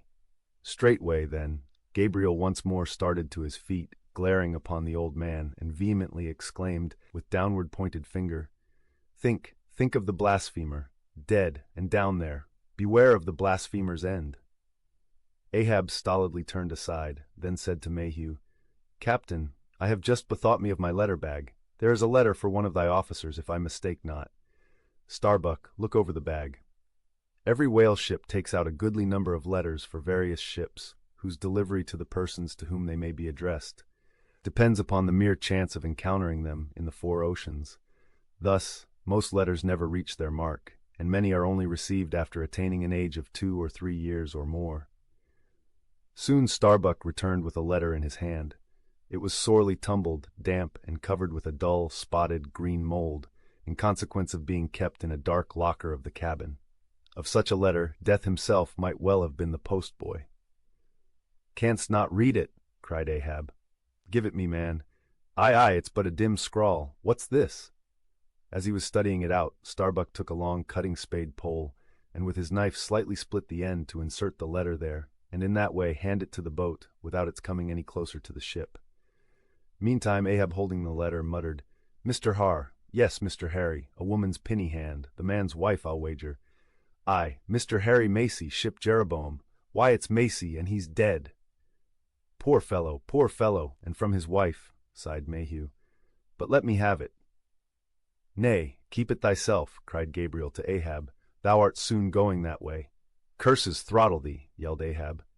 "Captain Mayhew, stand by now to receive it," and taking the fatal missive from Starbuck's hands, he caught it in the slit of the pole and reached it over towards the boat. But as he did so, the oarsman expectantly desisted from rowing. The boat drifted a little towards the ship's stern, so that, as if by magic, the letter suddenly ranged along with Gabriel's eager hand. He clutched it in an instant, seized the boat knife, and impaling the letter on it, sent it thus loaded back into the ship. It fell at Ahab's feet. Then Gabriel shrieked out to his comrades to give way with their oars, and in that manner the mutinous boat rapidly shot away from the Pequod. As after this interlude, the seamen resumed their work upon the jacket of the whale, many strange things were hinted in reference to this wild affair. In the tumultuous business of cutting in and attending to a whale, there is much running backwards and forwards among the crew. Now hands are wanted here, and then again hands are wanted there. There is no staying in any one place, for at one and the same time everything has to be done everywhere. It is much the same with him who endeavors the description of the scene. We must now retrace our way a little. It was mentioned that upon first breaking ground in the whale's back, the blubber hook was inserted into the original hole there cut by the spades of the mates. But how did so clumsy and weighty a mass as that same hook get fixed in that hole? It was inserted there by my particular friend Queequeg, whose duty it was as harpooner to descend upon the monster's back for the special purpose referred to. But in very many cases, circumstances require that the harpooner shall remain on the whale till the whole flensing or stripping operation is concluded. The whale, be it observed, lies almost entirely submerged, excepting the immediate parts operated upon. So down there, some 10 feet below the level of the deck, the poor harpooner flounders about, half on the whale and half in the water, as the vast mass revolves like a treadmill beneath him. On the occasion in question, Queequeg figured in the Highland costume, a shirt and socks, in which to my eyes at least he appeared to uncommon advantage, and no one had a better chance to observe him, as will presently be seen. Being the savage's bowsman, that is, the person who pulled the bow-oar in his boat, the second one from forward, it was my cheerful duty to attend upon him while taking that hard scramble upon the dead whale's back. You have seen Italian organ boys holding a dancing ape by a long cord.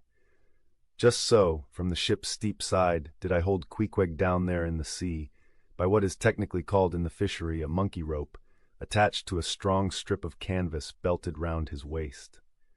It was a humorously perilous business for both of us. For before we proceed further, it must be said that the monkey rope was fast at both ends, fast to Queequeg's broad canvas belt, and fast to my narrow leather one, so that for better or for worse, we two, for the time, were wedded, and should poor Queequeg sink to rise no more, then both usage and honor demanded that instead of cutting the cord, it should drag me down in his wake. So then, an elongated Siamese ligature united us. Queequeg was my own inseparable twin brother, nor could I any way get rid of the dangerous liabilities which the hempen bond entailed. So strongly and metaphysically did I conceive of my situation then, that while earnestly watching his motions, I seemed distinctly to perceive that my own individuality was now merged in a joint stock company of two, that my free will had received a mortal wound, and that another's mistake or misfortune might plunge innocent me into unmerited disaster and death. Therefore, I saw that here was a sort of interregnum in Providence, for its even-handed equity never could have so gross an injustice. And yet still further pondering, while I jerked him now and then from between the whale and ship which would threaten to jam him, still further pondering, I say, I saw that this situation of mine was the precise situation of every mortal that breathes, only in most cases he, one way or other, has this Siamese connection with a plurality of other mortals. If your banker breaks, you snap. If your apothecary by mistake sends you poison in your pills, you die. True, you may say that, by exceeding caution, you may possibly escape these and the multitudinous other evil chances of life. But handle Queequeg's monkey rope heedfully as I would, sometimes he jerked it so that I came very near sliding overboard.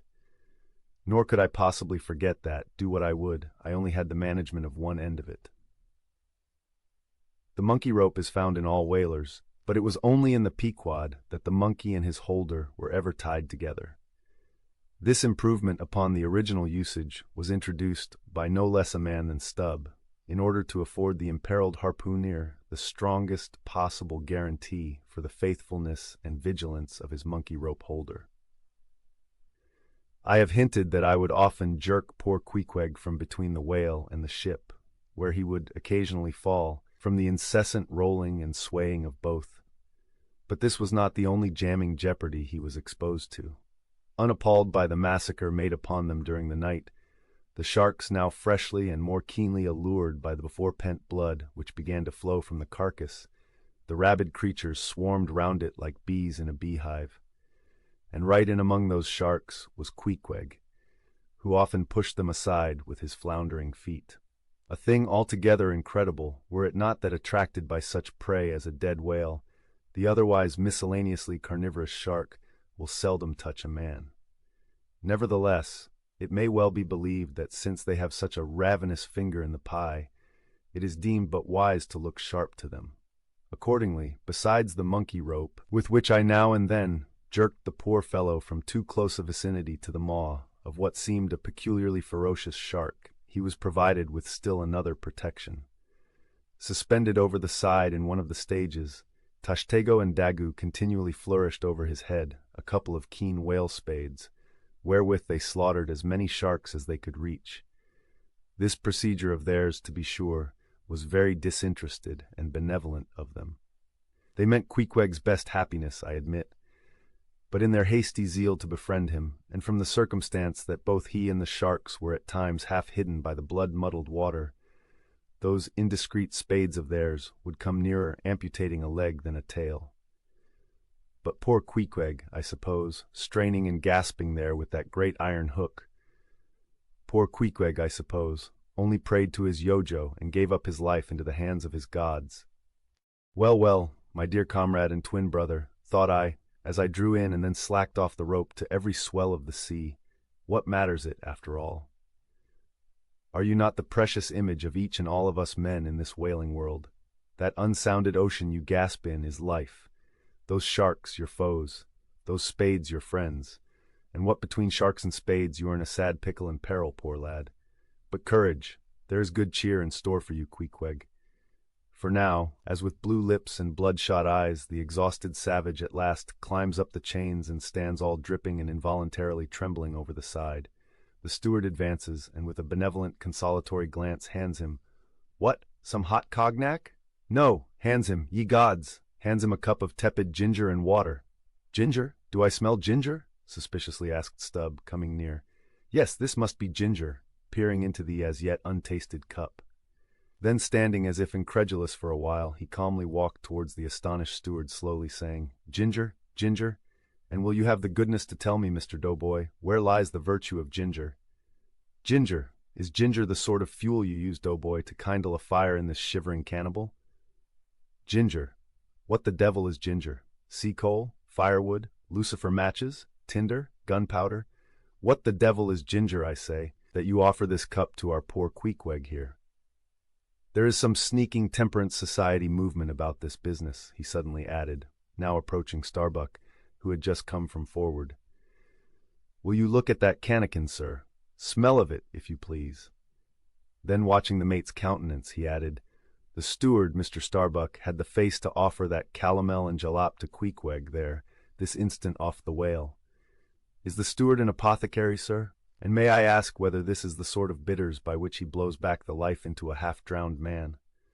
"I trust not," said Starbuck. "It is poor stuff enough." "Aye, aye, steward," cried Stubb. "We'll teach you to drug a harpooner.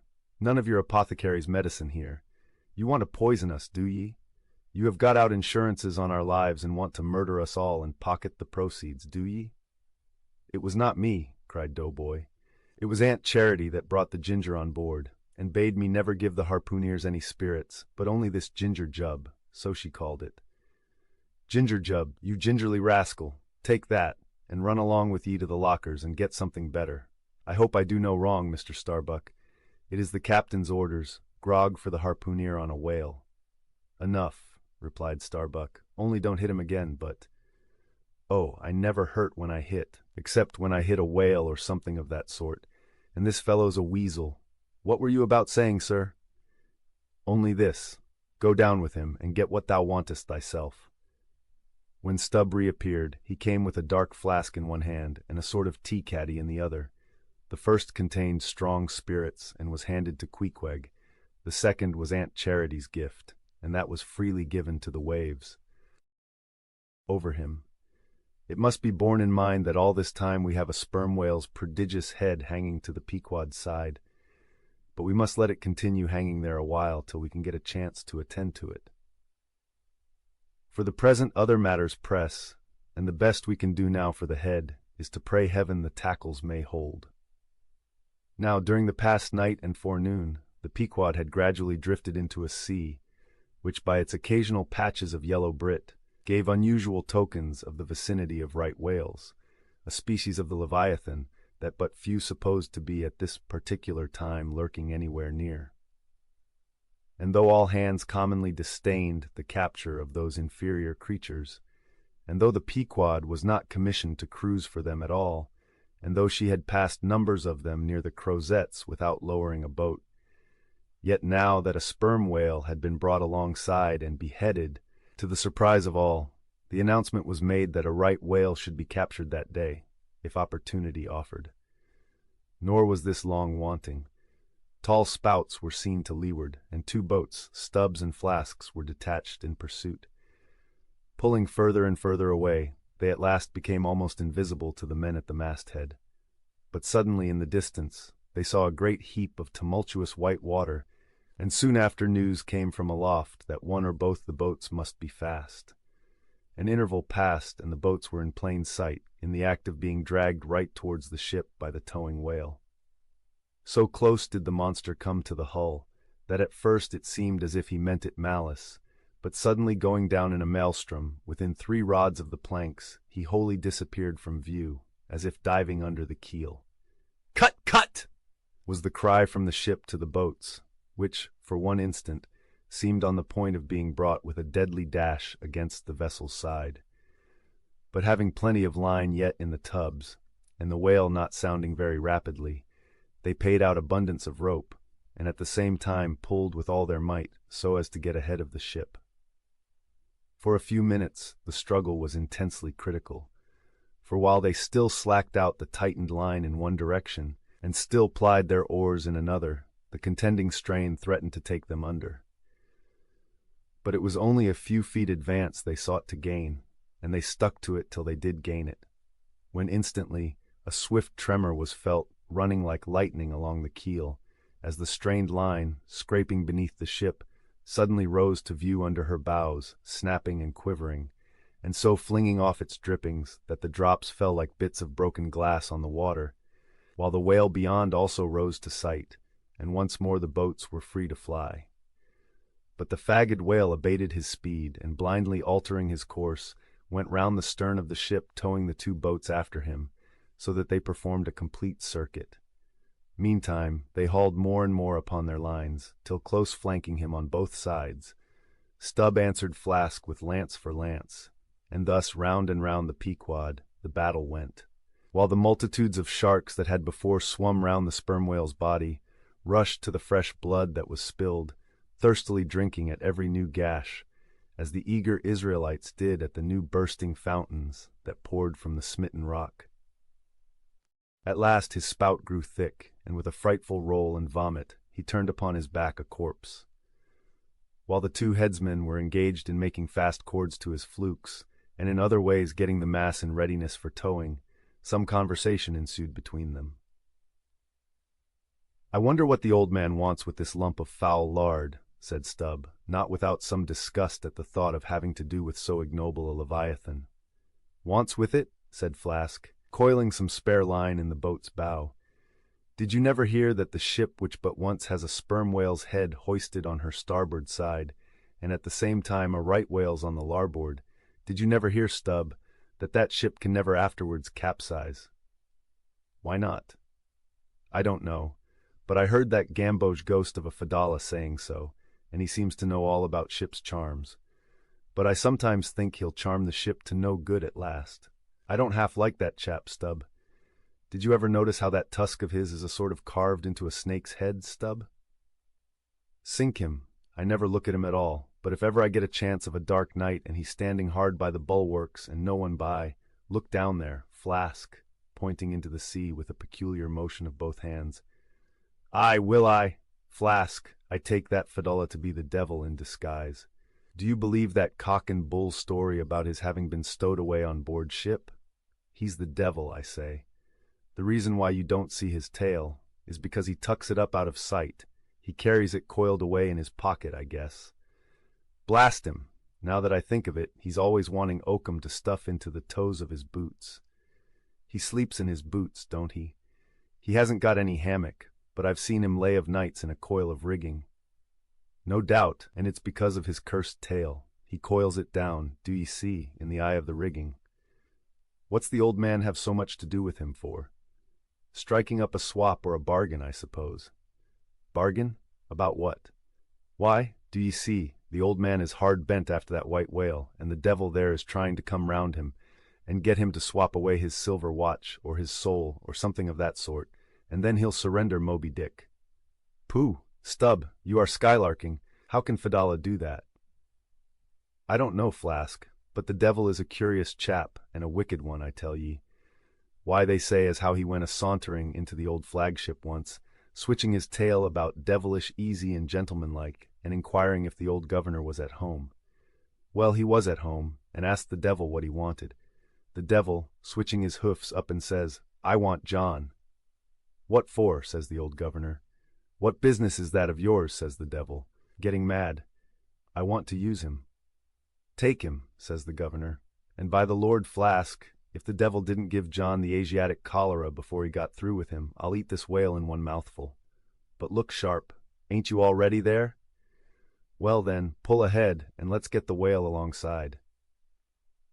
I think I remember some such story as you were telling, said Flask, when at last the two boats were slowly advancing with their burden towards the ship, but I can't remember where. 3 Spaniards? Adventures of those 3 bloody-minded soldados? Did you read it there, Flask? I guess ye did. No, never saw such a book. Heard of it, though.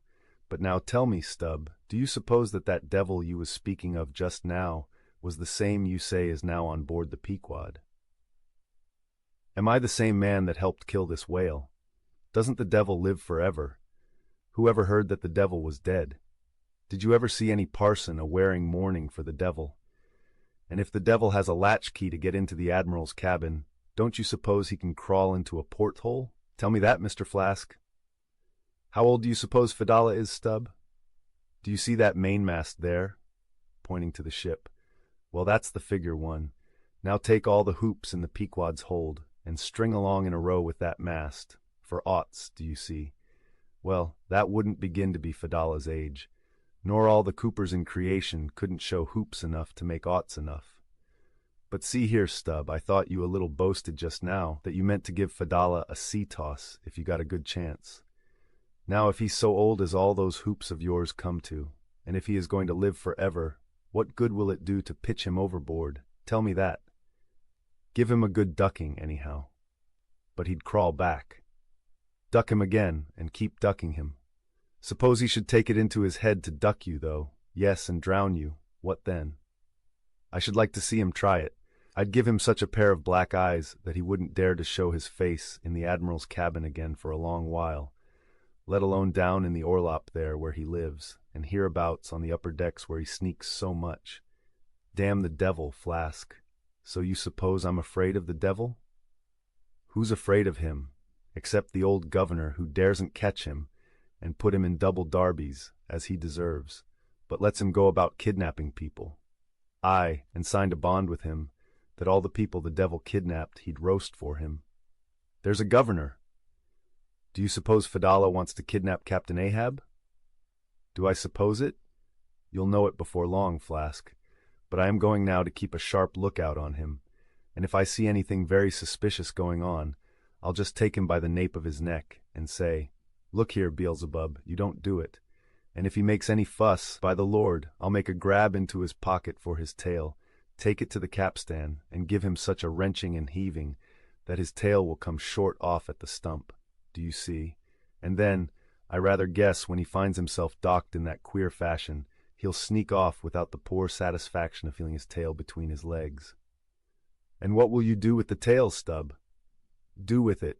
Sell it for an ox whip when we get home. What else? Now, do you mean what you say, and have been saying all along, Stubb? Mean or not mean, here we are at the ship. The boats were here hailed to tow the whale on the larboard side, where fluke chains and other necessaries were already prepared for securing him. Didn't I tell you so? Said Flask. Yes, you'll soon see this right whale's head hoisted up opposite that Parmacetes.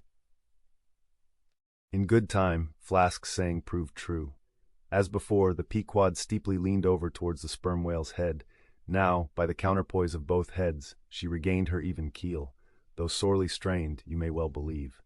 So, when on one side you hoist in Locke's head, you go over that way, but now, on the other side, hoist in Kant's, and you come back again, but in very poor plight. Thus, some minds forever keep trimming boat. Oh, ye foolish! Throw all these thunderheads overboard, and then you will float light and right. In disposing of the body of a right whale, when brought alongside the ship, the same preliminary proceedings commonly take place as in the case of a sperm whale. Only, in the latter instance, the head is cut off whole, but in the former the lips and tongue are separately removed and hoisted on deck, with all the well-known black bone attached to what is called the crown piece. But nothing like this, in the present case, had been done. The carcasses of both whales had dropped astern, and the head-laden ship not a little resembled a mule carrying a pair of overburdening panniers. Meantime, Fedallah was calmly eyeing the right whale's head, and ever and anon glancing from the deep wrinkles there to the lines in his own hand. And Ahab chanced so to stand, that the Parsee occupied his shadow, while, if the Parsee's shadow was there at all, it seemed only to blend with and lengthen Ahab's. As the crew toiled on, Laplandish speculations were bandied among them, concerning all these passing things. Here now are two great whales, laying their heads together.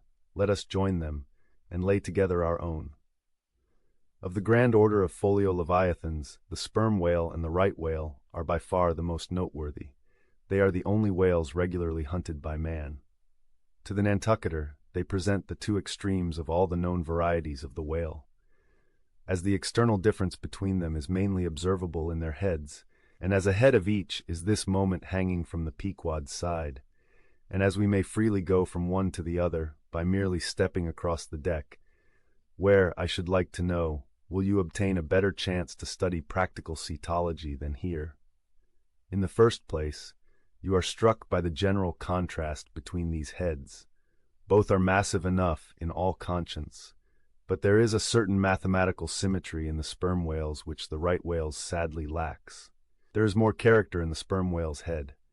As you behold it, you involuntarily yield the immense superiority to him, in point of pervading dignity. In the present instance, too, this dignity is heightened by the pepper and salt color of his head at the summit, giving token of advanced age and large experience. In short, he is what the fishermen technically call a gray-headed whale. Let us now note what is least dissimilar in these heads, namely, the two most important organs, the eye and the ear. Far back on the side of the head, and low down, near the angle of either whale's jaw, if you narrowly search, you will at last see a lashless eye, which you would fancy to be a young colt's eye. So out of all proportion is it to the magnitude of the head.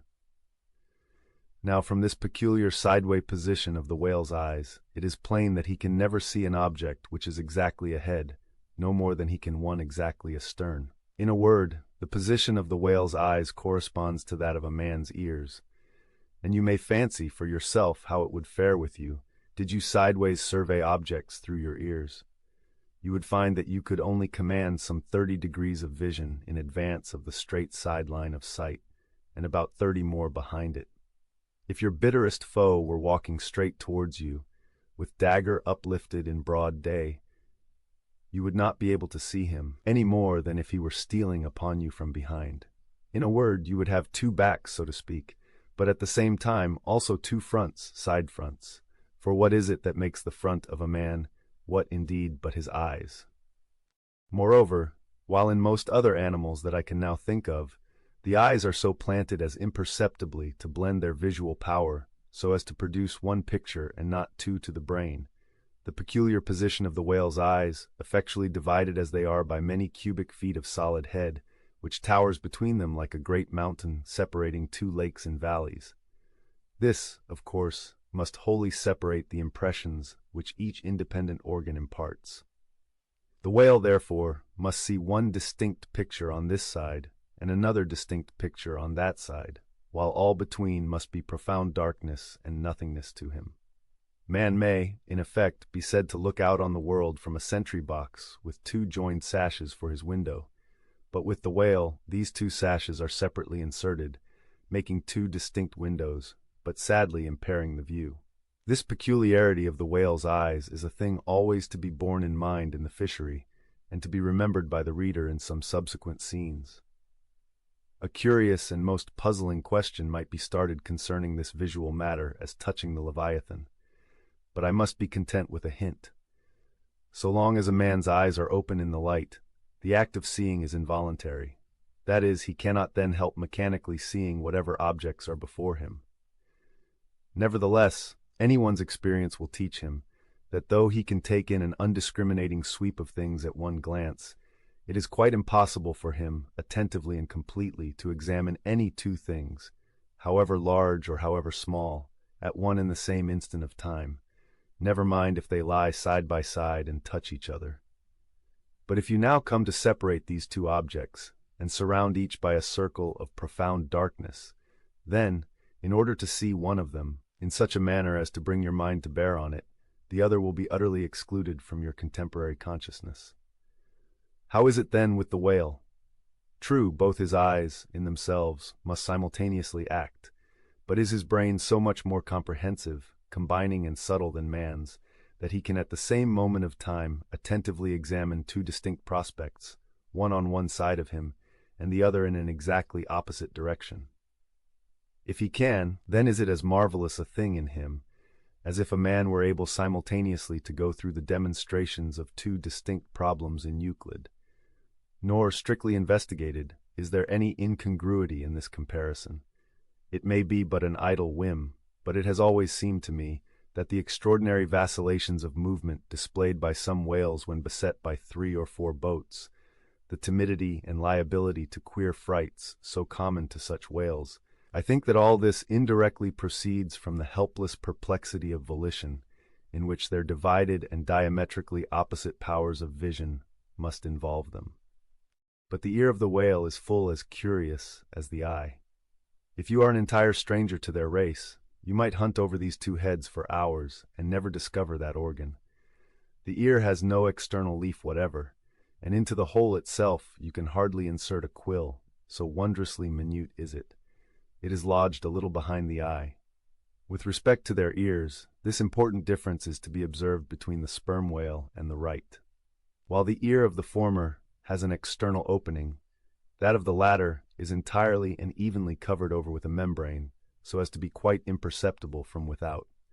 Is it not curious that so vast a being as the whale should see the world through so small an eye, and hear the thunder through an ear which is smaller than a hare's? But if his eyes were broad as the lens of Herschel's great telescope, and his ears capacious as the porches of cathedrals, would that make him any longer of sight or sharper of hearing? Not at all. Why then do you try to enlarge your mind, subtilize it? Let us now, with whatever levers and steam engines we have at hand, cant over the sperm whale's head that it may lie bottom up, then, ascending by a ladder to the summit, have a peep down the mouth, and were it not that the body is now completely separated from it, with a lantern we might descend into the great Kentucky mammoth cave of his stomach. But let us hold on here by this tooth, and look about us where we are. What a really beautiful and chaste-looking mouth, from floor to ceiling, lined, or rather papered with a glistening white membrane, glossy as bridal satins. But come out now, and look at this portentous lower jaw, which seems like the long narrow lid of an immense snuff-box, with the hinge at one end, instead of one side. If you pry it up so as to get it overhead and expose its rows of teeth, it seems a terrific portcullis. And such, alas, it proves to many a poor wight in the fishery, upon whom these spikes fall with impaling force. But far more terrible is it to behold, when fathoms down in the sea you see some sulky whale floating there suspended, with his prodigious jaw, some 15 feet long, hanging straight down at right angles with his body, for all the world like a ship's jib boom. This whale is not dead, he is only dispirited, out of sorts perhaps, hypochondriac, and so supine that the hinges of his jaw have relaxed, leaving him there in that ungainly sort of plight, a reproach to all his tribe, who must, no doubt, imprecate lockjaws upon him. In most cases this lower jaw, being easily unhinged by a practised artist, is disengaged and hoisted on deck for the purpose of extracting the ivory teeth, and furnishing a supply of that hard white whalebone with which the fishermen fashion all sorts of curious articles, including canes, umbrella stocks, and handles to riding whips. With a long, weary hoist the jaw is dragged on board, as if it were an anchor, and when the proper time comes, some few days after the other work, Queequeg, Daggoo, and Tashtago, being all accomplished dentists, are set to drawing teeth. With a keen cutting spade, Queequeg lances the gums. Then the jaw is lashed down to ring bolts, and a tackle being rigged from aloft, they drag out these teeth, as Michigan oxen drag stumps of old oaks out of wild woodlands. There are generally 42 teeth in all, in old whales much worn down but undecayed, nor filled after our artificial fashion. The jaw is afterwards sawn into slabs and piled away like joists for building houses. Crossing the deck, let us now have a good long look at the right whale's head. As in general shape, the noble sperm whale's head may be compared to a Roman war chariot, especially in front, where it is so broadly rounded. So at a broad view, the right whale's head bears a rather inelegant resemblance to a gigantic galliot-toed shoe. 200 years ago, an old Dutch voyager likened its shape to that of a shoemaker's last. And in this same last or shoe, that old woman of the nursery tale, with the swarming brood, might very comfortably be lodged, she and all her progeny. But as you come nearer to this great head, it begins to assume different aspects, according to your point of view. If you stand on its summit and look at these two F-shaped spout holes, you would take the whole head for an enormous bass viol, and these spiracles, the apertures in its sounding board.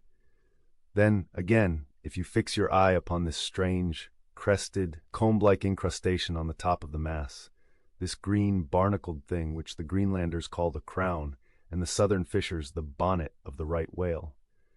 Fixing your eyes solely on this, you would take the head for the trunk of some huge oak, with a bird's nest in its crotch. At any rate, when you watch those live crabs that nestle here on this bonnet, such an idea will be almost sure to occur to you. Unless, indeed, your fancy has been fixed by the technical term, crown, also bestowed upon it, in which case you will take great interest in thinking how this mighty monster is actually a diademed king of the sea, whose green crown has been put together for him in this marvelous manner. But if this whale be a king, he is a very sulky-looking fellow to grace a diadem. Look at that hanging lower lip! What a huge sulk and pout is there! A sulk and pout, by carpenter's measurement, about 20 feet long and 5 feet deep. A sulk and pout that will yield you some 500 gallons of oil and more. A great pity, now, that this unfortunate whale should be hare-lipped. The fissure is about a foot across. Probably the mother during an important interval was sailing down the Peruvian coast, when earthquakes caused the beach to gape. Over this lip, as over a slippery threshold, we now slide into the mouth. Upon my word, were I at Mackinac, I should take this to be the inside of an Indian wigwam. Good Lord, is this the road that Jonah went? The roof is about 12 feet high, and runs to a pretty sharp angle, as if there were a regular ridge-pole there, while these ribbed, arched, hairy sides present us with those wondrous, half-vertical, scimitar-shaped slats of whalebone, say 300 on a side, which, depending from the upper part of the head or crown bone, form those Venetian blinds which have elsewhere been cursorily mentioned. The edges of these bones are fringed with hairy fibers, through which the right whale strains the water, and in whose intricacies he retains the small fish, when open-mouthed he goes through the seas of Brit in feeding time. In the central blinds of bone, as they stand in their natural order, there are certain curious marks, curves, hollows, and ridges, whereby some whalemen calculate the creature's age as the age of an oak by its circular rings. Though the certainty of this criterion is far from demonstrable, yet it has the savor of analogical probability. At any rate, if we yield to it, we must grant a far greater age to the right whale than at first glance will seem reasonable. In old times, there seem to have prevailed the most curious fancies concerning these blinds. One voyager in Purchas calls them the wondrous whiskers inside of the whale's mouth, another hog's bristles. A third old gentleman in Hakluyt uses the following elegant language: "There are about 250 fins growing on each side of his upper chop, which arch over his tongue on each side of his mouth." This reminds us that the right whale really has a sort of whisker, or rather a moustache, consisting of a few scattered white hairs on the upper part of the outer end of the lower jaw. Sometimes these tufts impart a rather brigandish expression to his otherwise solemn countenance. As everyone knows, these same hogs, bristles, fins, whiskers, blinds, or whatever you please, furnish to the ladies their busks and other stiffening contrivances. But in this particular, the demand has long been on the decline. It was in Queen Anne's time that the bone was in its glory, the farthingale being then all the fashion. And as those ancient dames moved about gaily, though in the jaws of the whale, as you may say, even so, in a shower, with the like thoughtlessness, do we nowadays fly under the same jaws for protection, the umbrella being a tent spread over the same bone. But now forget all about blinds and whiskers for a moment, and, standing in the right whale's mouth, look around you afresh. Seeing all these colonnades of bone so methodically ranged about, would you not think you were inside of the great Haarlem organ and gazing upon its 1,000 pipes?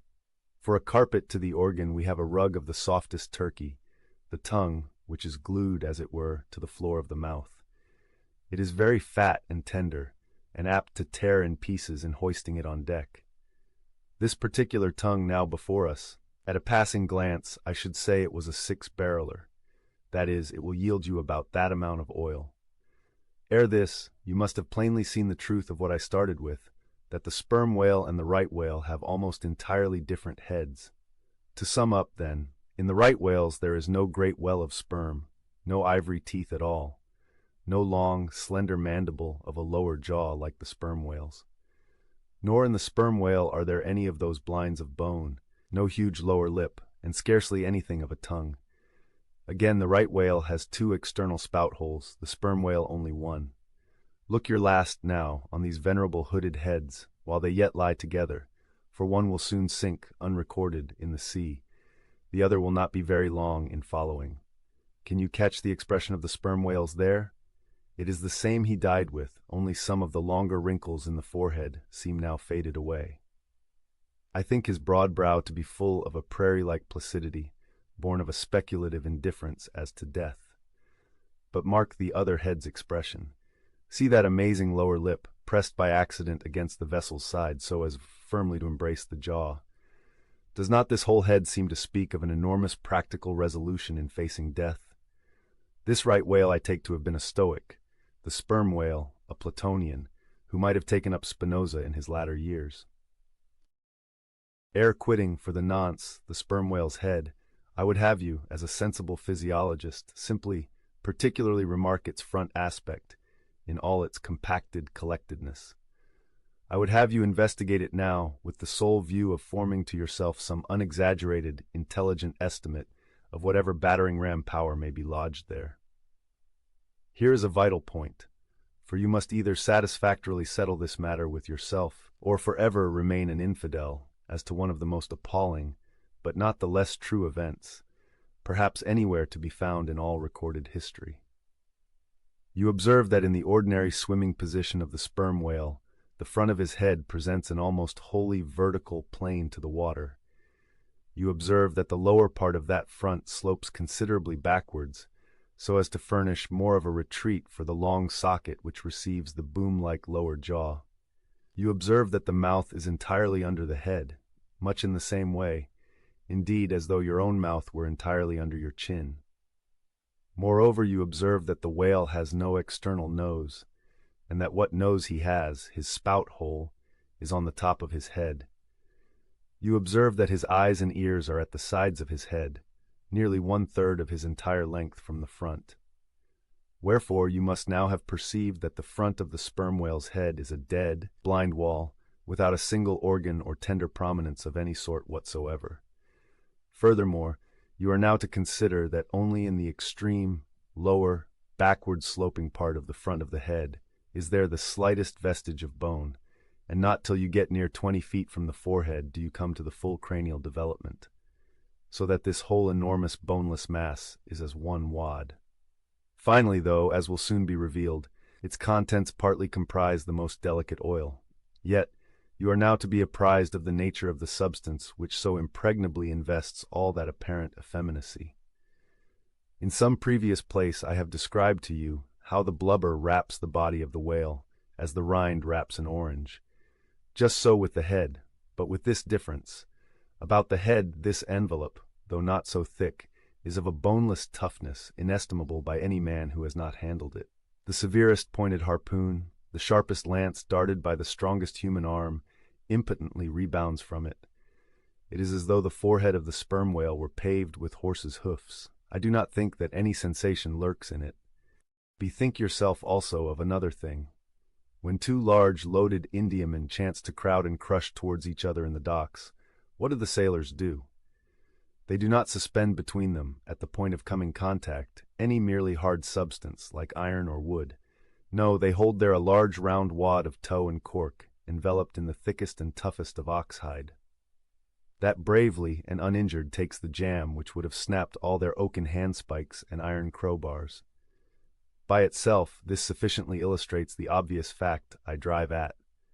But supplementary to this, it has hypothetically occurred to me that as ordinary fish possess what is called a swimming bladder in them, capable, at will, of distension or contraction, and as the sperm whale, as far as I know, has no such provision in him, considering, too, the otherwise inexplicable manner in which he now depresses his head altogether beneath the surface, and anon swims with it high elevated out of the water, considering the unobstructed elasticity of its envelope, considering the unique interior of his head, it has hypothetically occurred to me, I say, that those mystical lung-celled honeycombs there may possibly have some hitherto unknown and unsuspected connection with the outer air, so as to be susceptible to atmospheric distension and contraction. If this be so, fancy the irresistibleness of that might, to which the most impalpable and destructive of all elements contributes. Now mark, unerringly impelling this dead, impregnable, uninjurable wall and this most buoyant thing within, there swims behind it all a mass of tremendous life, only to be adequately estimated as piled wood is by the cord, and all obedient to one volition as the smallest insect. So that when I shall hereafter detail to you all the specialities and concentrations of potency everywhere lurking in this expansive monster, when I shall show you some of his more inconsiderable braining feats, I trust you will have renounced all ignorant incredulity and be ready to abide by this, that though the sperm whale stove a passage through the Isthmus of Darien and mixed the Atlantic with the Pacific, you would not elevate one hair of your eyebrow. For unless you own the whale, you are but a provincial and sentimentalist in truth. But clear truth is a thing for salamander giants only to encounter. How small the chances for the provincials, then? What befell the weakling youth lifting the dread goddess's veil at Lys? Now comes the bawling of the case. But to comprehend it aright, you must know something of the curious internal structure of the thing operated upon. Regarding the sperm whale's head as a solid oblong, you may, on an inclined plane, sideways divide it into two coins, whereof the lower is the bony structure, forming the cranium and jaws, and the upper an unctuous mass wholly free from bones, its broad forward end forming the expanded vertical apparent forehead of the whale. At the middle of the forehead horizontally, subdivide this upper coin, and then you have two almost equal parts, which before were naturally divided by an internal wall of a thick tendinous substance. Coin is not a Euclidean term. It belongs to the pure nautical mathematics. I know not that it has been defined before. A quoin is a solid which differs from a wedge in having its sharp end formed by the steep inclination of one side instead of the mutual tapering of both sides. The lower subdivided part, called the junk, is one immense honeycomb of oil, formed by the crossing and recrossing into 10,000 infiltrated cells of tough elastic white fibers throughout its whole extent. The upper part, known as the case, may be regarded as the great Heidelburgh tomb of the sperm whale.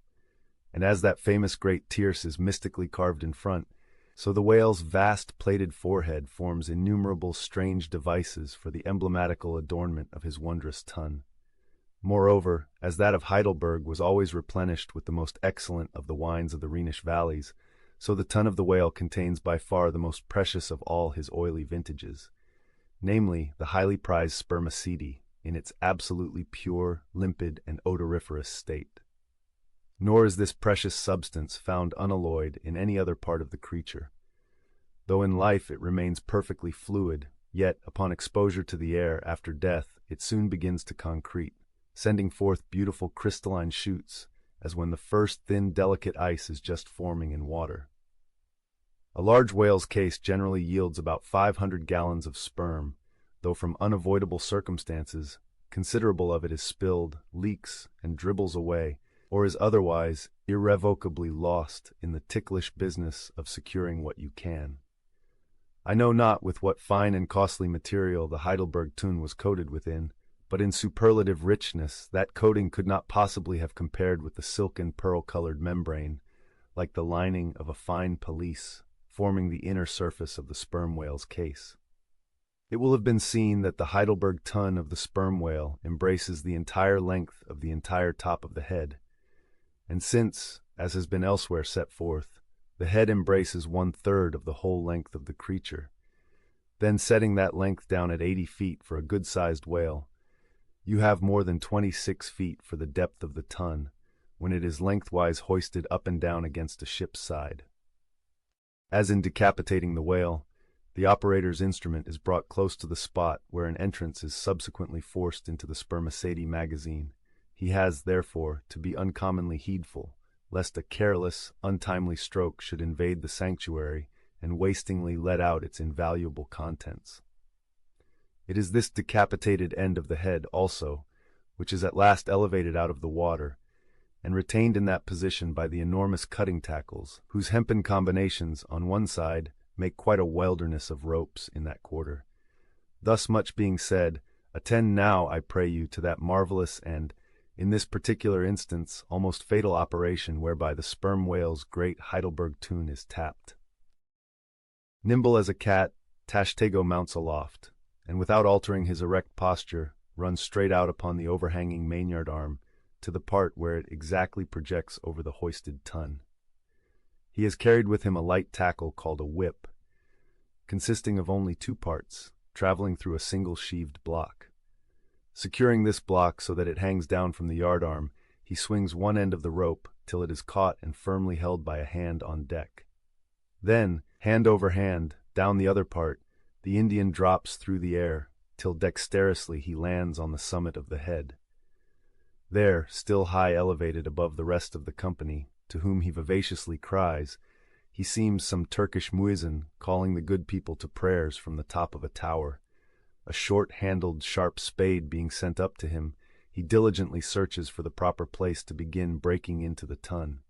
In this business he proceeds very heedfully, like a treasure hunter in some old house, sounding the walls to find where the gold is masoned in. By the time this cautious search is over, a stout iron-bound bucket, precisely like a well bucket, has been attached to one end of the whip, while the other end, being stretched across the deck, is there held by 2 or 3 alert hands. These last now hoist the bucket within grasp of the Indian, to whom another person has reached up a very long pole. Inserting this pole into the bucket, Tashtego downward guides the bucket into the tun, till it entirely disappears. Then giving the word to the seaman at the whip, up comes the bucket again, all bubbling like a dairymaid's pail of new milk. Carefully lowered from its height, the full freighted vessel is caught by an appointed hand and quickly emptied into a large tub. Then, remounting aloft, it again goes through the same round until the deep cistern will yield no more. Towards the end, Tashtego has to ram his long pole harder and harder and deeper into the tun. until some 20 feet of the pole have gone down. Now the people of the Pequod had been bailing some time in this way. Several tubs had been filled with the fragrant sperm, when all at once a queer accident happened. Whether it was that Tashtego, that wild Indian, was so heedless and reckless as to let go for a moment his one-handed hold on the great cabled tackles suspending the head, or whether the place where he stood was so treacherous and oozy, or whether the evil one himself would have it to fall out so without stating his particular reasons. How it was exactly there is no telling now, but on a sudden, as the 80th or 90th bucket came suckingly up, my God! Poor Tashtego, like the twin reciprocating bucket in a veritable well, dropped head foremost down into this great tune of Heidelburgh, and with a horrible oily gurgling, went clean out of sight. "Man overboard!" cried Daggoo, who amid the general consternation first came to his senses. "Swing the bucket this way," and putting one foot into it, so as the better to secure his slippery handhold on the whip itself, the hoisters ran him high up to the top of the head, almost before Tashtego could have reached its interior bottom. Meantime, there was a terrible tumult. Looking over the side, they saw the before lifeless head throbbing and heaving just below the surface of the sea, as if that moment seized with some momentous idea, whereas it was only the poor Indian unconsciously revealing by those struggles the perilous depth to which he had sunk. At this instant, while Daggoo, on the summit of the head, was clearing the whip, which had somehow got foul of the great cutting tackles, a sharp cracking noise was heard, and to the unspeakable horror of all, one of the two enormous hooks suspending the head tore out, and with a vast vibration the enormous mass sideways swung, till the drunk ship reeled and shook as if smitten by an iceberg. The one remaining hook, upon which the entire strain now depended, seemed every instant to be on the point of giving way, an event still more likely from the violent motions of the head. Come down, yelled the seaman to Daggoo, but with one hand holding on to the heavy tackles, so that if the head should drop, he would still remain suspended. The negro, having cleared the foul line, rammed down the bucket into the now collapsed well, meaning that the buried harpooneer should grasp it, and so be hoisted out. "In heaven's name, man," cried Stubb, "are you ramming home a cartridge there? Avast! How will that help him, jamming that iron-bound bucket on top of his head? Avast, will ye?" "Stand clear of the tackle," cried a voice like the bursting of a rocket. Almost in the same instant, with a thunder boom, the enormous mass dropped into the sea, like Niagara's Table Rock into the whirlpool. The suddenly relieved hull rolled away from it, to far down her glittering copper, and all caught their breath, as half swinging, now over the sailors' heads, and now over the water, Daggoo, through a thick mist of spray, was dimly beheld clinging to the pendulous tackles, while poor, buried alive Tashtego was sinking utterly down to the bottom of the sea. But hardly had the blinding vapor cleared away, when a naked figure with a boarding sword in his hand was for one swift moment seen hovering over the bulwarks. The next, a loud splash announced that my brave Queequeg had dived to the rescue. One packed rush was made to the side, and every eye counted every ripple, as moment followed moment, and no sign of either the sinker or the diver could be seen. Some hands now jumped into a boat alongside, and pushed a little off from the ship. "Ha! Ha!" cried Daggoo all at once from his now quiet swinging perch overhead, and looking further off from the side, we saw an arm thrust upright from the blue waves, a sight strange to see, as an arm thrust forth from the grass over a grave. Both! It is both!" cried Daggoo again with a joyful shout, and soon after Queeg was seen boldly striking out with one hand, and with the other clutching the long hair of the Indian. Drawn into the waiting boat, they were quickly brought to the deck, but Tashtego was long in coming to, and Queequeg did not look very brisk. Now, how had this noble rescue been accomplished? Why, diving after the slowly descending head, Queequeg with his keen sword had made side lunges near its bottom, so as to scuttle a large hole there, then dropping his sword, had thrust his long arm far inwards and upwards, and so hauled out poor Tash by the head. He averred that upon first thrusting in for him, a leg was presented, but well knowing that that was not as it ought to be, and might occasion great trouble, he had thrust back the leg, and by a dexterous heave and toss, had wrought a somerset upon the Indian, so that with the next trial he came forth in the good old way, head foremost. As for the great head itself, that was doing as well as could be expected.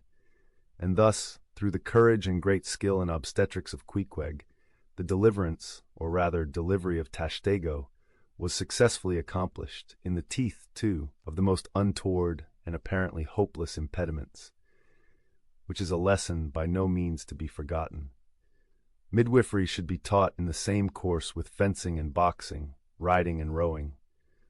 I know that this queer adventure of the gay headers will be sure to seem incredible to some landsmen, though they themselves may have either seen or heard of someone's falling into a cistern ashore, an accident which not seldom happens, and with much less reason too than the Indians, considering the exceeding slipperiness of the curb of the sperm whale's well.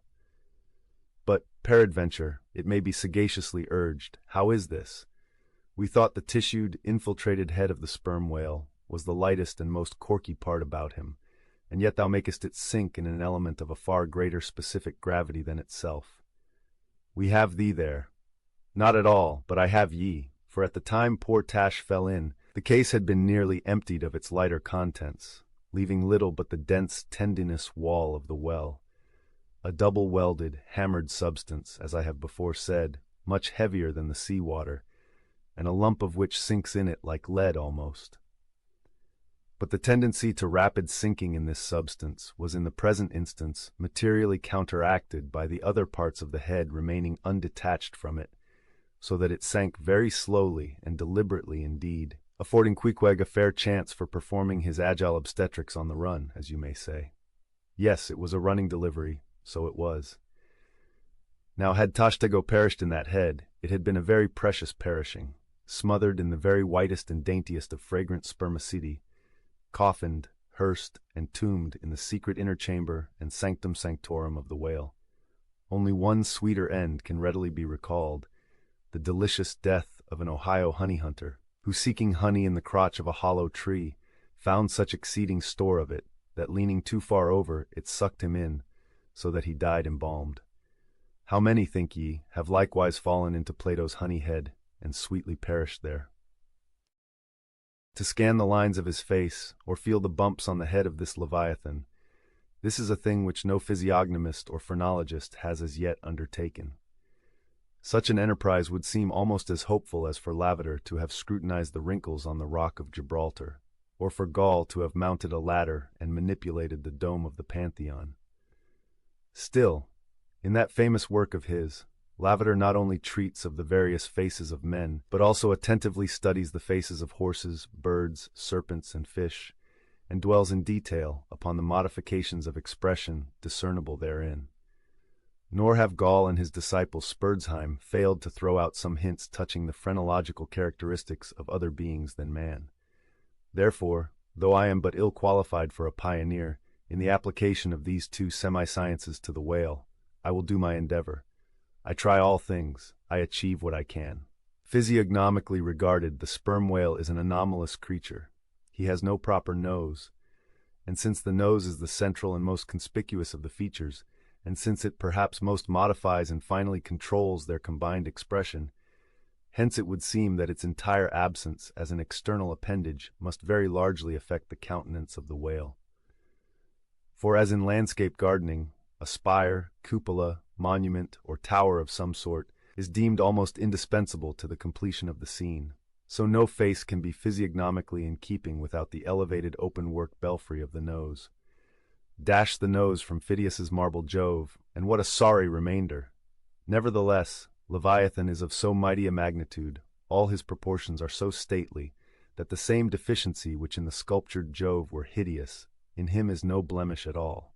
Nay, it is an added grandeur. A nose to the whale would have been impertinent. As on your physiognomical voyage you sail round his vast head in your jolly boat, your noble conceptions of him are never insulted by the reflection that he has a nose to be pulled. A pestilent conceit, which so often will insist upon obtruding even when beholding the mightiest royal beetle on his throne. In some particulars, perhaps the most imposing physiognomical view to be had of the sperm whale is that of the full front of his head. This aspect is sublime.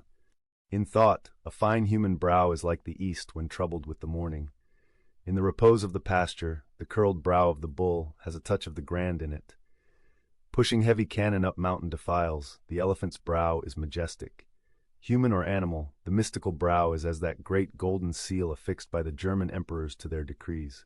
It signifies, God, done this day by my hand. But in most creatures, nay in man himself, very often the brow is but a mere strip of alpine land lying along the snow line. Few are the foreheads which like Shakespeare's or Melanchthon's rise so high and descend so low that the eyes themselves seem clear, eternal, tideless mountain lakes. And all above them in the forehead's wrinkles you seem to track the antlered thoughts descending there to drink, as the highland hunters track the snow prints of the deer. But in the great sperm whale, this high and mighty godlike dignity inherent in the brow is so immensely amplified that gazing on it in that full front view, you feel the deity and the dread powers more forcibly than in beholding any other object in living nature. For you see no one point precisely, not one distinct feature is revealed, no nose, eyes, ears, or mouth, no face, he has none proper, nothing but that one broad firmament of a forehead, pleated with riddles, dumbly lowering with the doom of boats, and ships, and men. Nor in profile does this wondrous brow diminish, though that way viewed its grandeur does not domineer upon you so. In profile, you plainly perceive that horizontal semi-crescentic depression in the forehead's middle, which in man is Lavater's mark of genius. But how? Genius in the sperm whale? Has the sperm whale ever written a book, spoken a speech? No, his great genius is declared in his doing nothing particular to prove it. It is moreover declared in his pyramidical silence. And this reminds me that had the great sperm whale been known to the young Orient world, he would have been deified by their child-magen thoughts. They deified the crocodile of the Nile because the crocodile is tongueless, and the sperm whale has no tongue, or at least it is so exceedingly small as to be incapable of protrusion. If hereafter any highly cultured, poetical nation shall lure back to their birthright the merry May-Day gods of old, and livingly enthrone them again in the now egotistical sky, in the now unhaunted hill, then be sure, exalted to Jove's high seat, the great sperm whale shall lord it. Champollion deciphered the wrinkled granite hieroglyphics, but there is no Champollion to decipher the Egypt of every man's and every being's face. Physiognomy, like every other human science, is but a passing fable. If then, Sir William Jones, who read in 30 languages, could not read the simplest peasant's face in its profounder and more subtle meanings, how may unlettered Ishmael hope to read the awful Chaldee of the sperm whale's brow? I but put that brow before you. Read it if you can. If the sperm whale be physiognomically a sphinx, to the phrenologist his brain seems that geometrical circle which it is impossible to square. In the full-grown creature the skull will measure at least 20 feet in length. Unhinge the lower jaw, and the side view of this skull is as the side of a moderately inclined plane resting throughout on a level base. But in life, as we have elsewhere seen, this inclined plane is angularly filled up, and almost squared by the enormous superincumbent mass of the junk and sperm. At the high end, the skull forms a crater to bed that part of the mass, while under the long floor of this crater, in another cavity seldom exceeding 10 inches in length and as many in depth, reposes the mere handful of this monster's brain. The brain is at least 20 feet from his apparent forehead in life. It is hidden away behind its vast outworks, like the innermost citadel within the amplified fortifications of Quebec. So, like a choice casket, is it secreted in him, that I have known some whalemen who peremptorily deny that the sperm whale has any other brain than that palpable semblance of one formed by the cubic yards of his sperm magazine. Lying in strange folds, courses, and convolutions to their apprehensions, it seems more in keeping with the idea of his general might to regard that mystic part of him as the seat of his intelligence.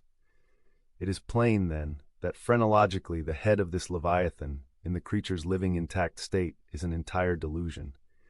As for his true brain, you can then see no indications of it, nor feel any. The whale, like all things that are mighty, wears a false brow to the common world. If you unload his skull of its spermy heaps, and then take a rear view of its rear end, which is the high end, you will be struck by its resemblance to the human skull, beheld in the same situation, and from the same point of view. Indeed, place this reversed skull, scaled down to the human magnitude, among a plate of men's skulls, and you would involuntarily confound it with them. And remarking the depressions on one part of its summit, in phrenological phrase you would say, "This man had no self-esteem and no veneration," and by those negations, considered along with the affirmative fact of his prodigious bulk and power, you can best form to yourself the truest, though not the most exhilarating conception of what the most exalted potency is.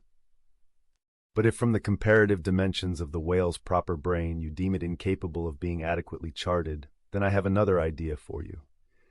If you attentively regard almost any quadruped's spine, you will be struck with the resemblance of its vertebra to a strung necklace of dwarfed skulls, all bearing rudimental resemblance to the skull proper. It is a German conceit that the vertebrae are absolutely undeveloped skulls. But the curious external resemblance, I take it the Germans were not the first men to perceive. A foreign friend once pointed it out to me, in the skeleton of a foe he had slain, and with the vertebra of which he was inlaying, in a sort of basso relievo, the beaked prow of his canoe. Now I consider that the phrenologists have omitted an important thing in not pushing their investigations from the cerebellum through the spinal canal. For I believe that much of a man's character will be found betokened in his backbone. I would rather feel your spine than your skull, whoever you are. A thin joist of a spine never yet upheld a full and noble soul. I rejoice in my spine, as in the firm audacious staff of that flag which I fling half out to the world. Apply this spinal branch of phrenology to the sperm whale. His cranial cavity is continuous with the first neck vertebra, and in that vertebra the bottom of the spinal canal will measure 10 inches across, being 8 in height, and of a triangular figure with the base downwards. As it passes through the remaining vertebra, the canal tapers in size, but for a considerable distance remains of large capacity. Now, of course, this canal is filled with much the same strangely fibrous substance, the spinal cord, as the brain, and directly communicates with the brain. And what is still more, for many feet after emerging from the brain's cavity, the spinal cord remains of an undecreasing girth, almost equal to that of the brain. Under all these circumstances, would it be unreasonable to survey and map out the whale's spine phrenologically? For, viewed in this light, the wonderful comparative smallness of his brain proper is more than compensated by the wonderful comparative magnitude of his spinal cord. But leaving this hint to operate as it may with the phrenologists, I would merely assume the spinal theory for a moment, in reference to the sperm whale's hump. This august hump, if I mistake not, rises over one of the larger vertebrae, and is, therefore, in some sort, the outer convex mold of it. From its relative situation, then, I should call this high hump the organ of firmness or indomitableness in the sperm whale. And that the great monster is indomitable, you will yet have reason to know. The predestinated day arrived, and we duly met the ship Jungfrau, Derek de Deer, master of Bremen.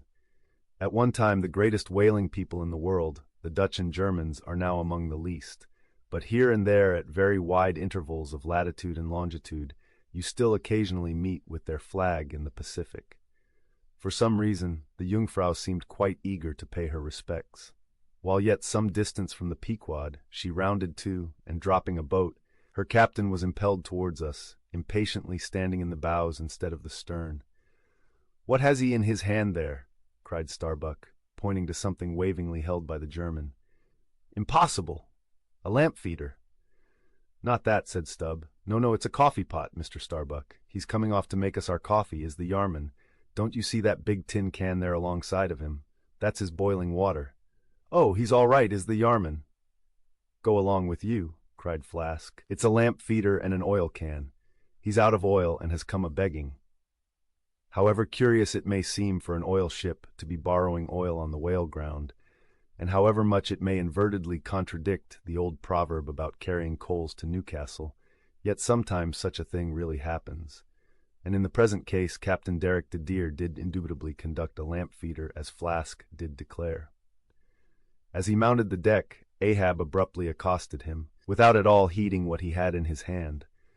But in his broken lingo, the German soon evinced his complete ignorance of the white whale, immediately turning the conversation to his lamp feeder and oil can, with some remarks touching his having to turn into his hammock at night in profound darkness, his last drop of Bremen oil being gone, and not a single flying fish yet captured to supply the deficiency, concluding by hinting that his ship was indeed what in the fishery is technically called a clean one, that is, an empty one, well deserving the name of Jungfrau or the Virgin. His necessities supplied, Derek departed, but he had not gained his ship's side when whales were almost simultaneously raised from the mastheads of both vessels, and so eager for the chase was Derek that without pausing to put his oil can and lamp feeder aboard, he slewed round his boat and made after the Leviathan lamp feeders. Now, the game having risen to leeward, he and the other 3 German boats that soon followed him had considerably the start of the Pequod's keels. There were 8 whales, an average pod. Aware of their danger, they were going all abreast with great speed straight before the wind, rubbing their flanks as closely as so many spans of horses in harness.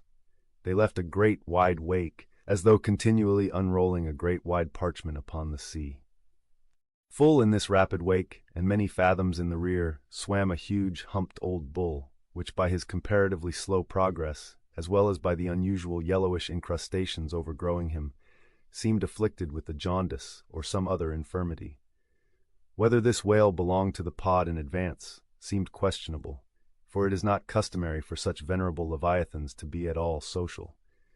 Nevertheless, he stuck to their wake, though indeed their backwater must have retarded him, because the white bone or swell at his broad muzzle was a dashed one, like the swell formed when 2 hostile currents meet.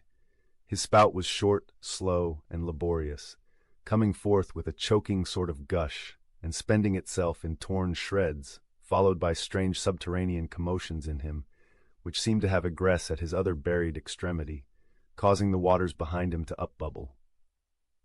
"Who's got some paregoric?" said Stubb. "He has the stomach-ache, I'm afraid. Lord, think of having half an acre of stomach-ache. Adverse winds are holding mad Christmas in him, boys. It's the first foul wind I ever knew to blow from astern. But look, did ever whale yaw so before? It must be he's lost his tiller." As an overladen Indiaman bearing down the Hindustan coast, with a deckload of frightened horses, careens, buries, rolls, and wallows on her way, so did this old whale heave his aged bulk, and now and then, partly turning over on his cumbrous rib ends, expose the cause of his devious wake in the unnatural stump of his starboard fin. Whether he had lost that fin in battle, or had been born without it, it were hard to say. "Only wait a bit, old chap, and I'll give ye a sling for that wounded arm," cried cruel Flask, pointing to the whale line near him. "Mind he don't sling thee with it," cried Starbuck. "Give way, or the German will have him." With one intent, all the combined rival boats were pointed for this one fish, because not only was he the largest and therefore the most valuable whale, but he was nearest to them, and the other whales were going with such great velocity, moreover, as almost to defy pursuit for the time. At this juncture the Pequod's keels had shot by the 3 German boats last lowered, but from the great start he had had, Derek's boat still led the chase, though every moment neared by his foreign rivals.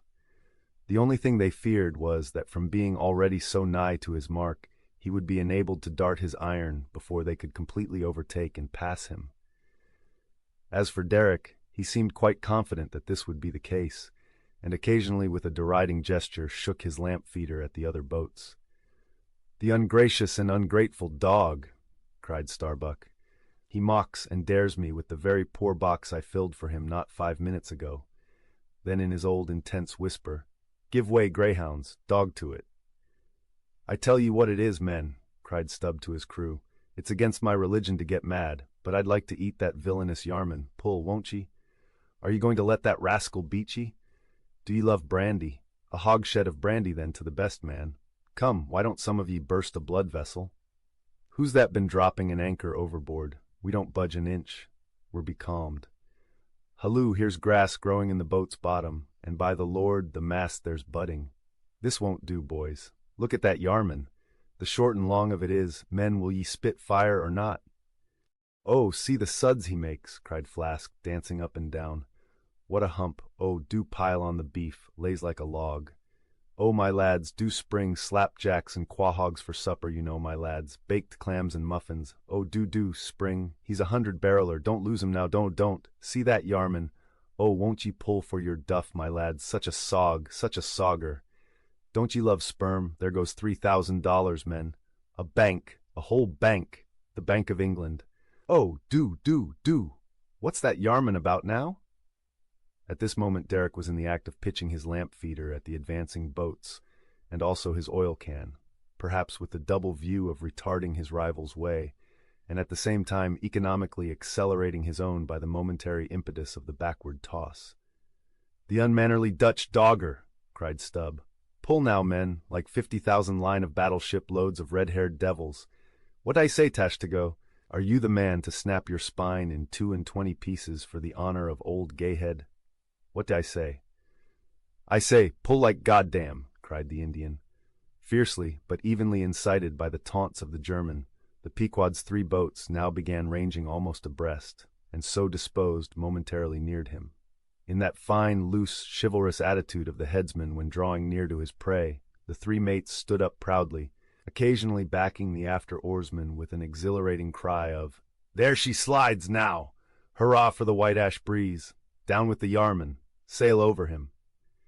But so decided an original start had Derek had, that spite of all their gallantry, he would have proved the victor in this race, had not a righteous judgment descended upon him in a crab which caught the blade of his midship oarsman.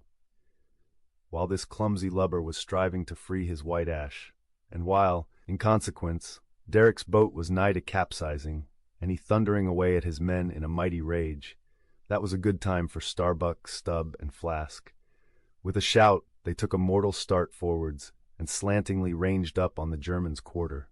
An instant more, and all 4 boats were diagonically in the whale's immediate wake, while stretching from them, on both sides, was the foaming swell that he made. It was a terrific, most pitiable, and maddening sight. The whale was now going head out, and sending his spout before him in a continual tormented jet, while his one poor fin beat his side in an agony of fright. Now to this hand, now to that, he yawed in his faltering flight, and still at every billow that he broke, he spasmodically sank in the sea, or sideways rolled towards the sky his one beating fin. So have I seen a bird with clipped wing, making affrighted broken circles in the air, vainly striving to escape the piratical hawks. But the bird has a voice, and with plaintive cries will make known her fear, but the fear of this vast dumb brute of the sea was chained up and enchanted in him.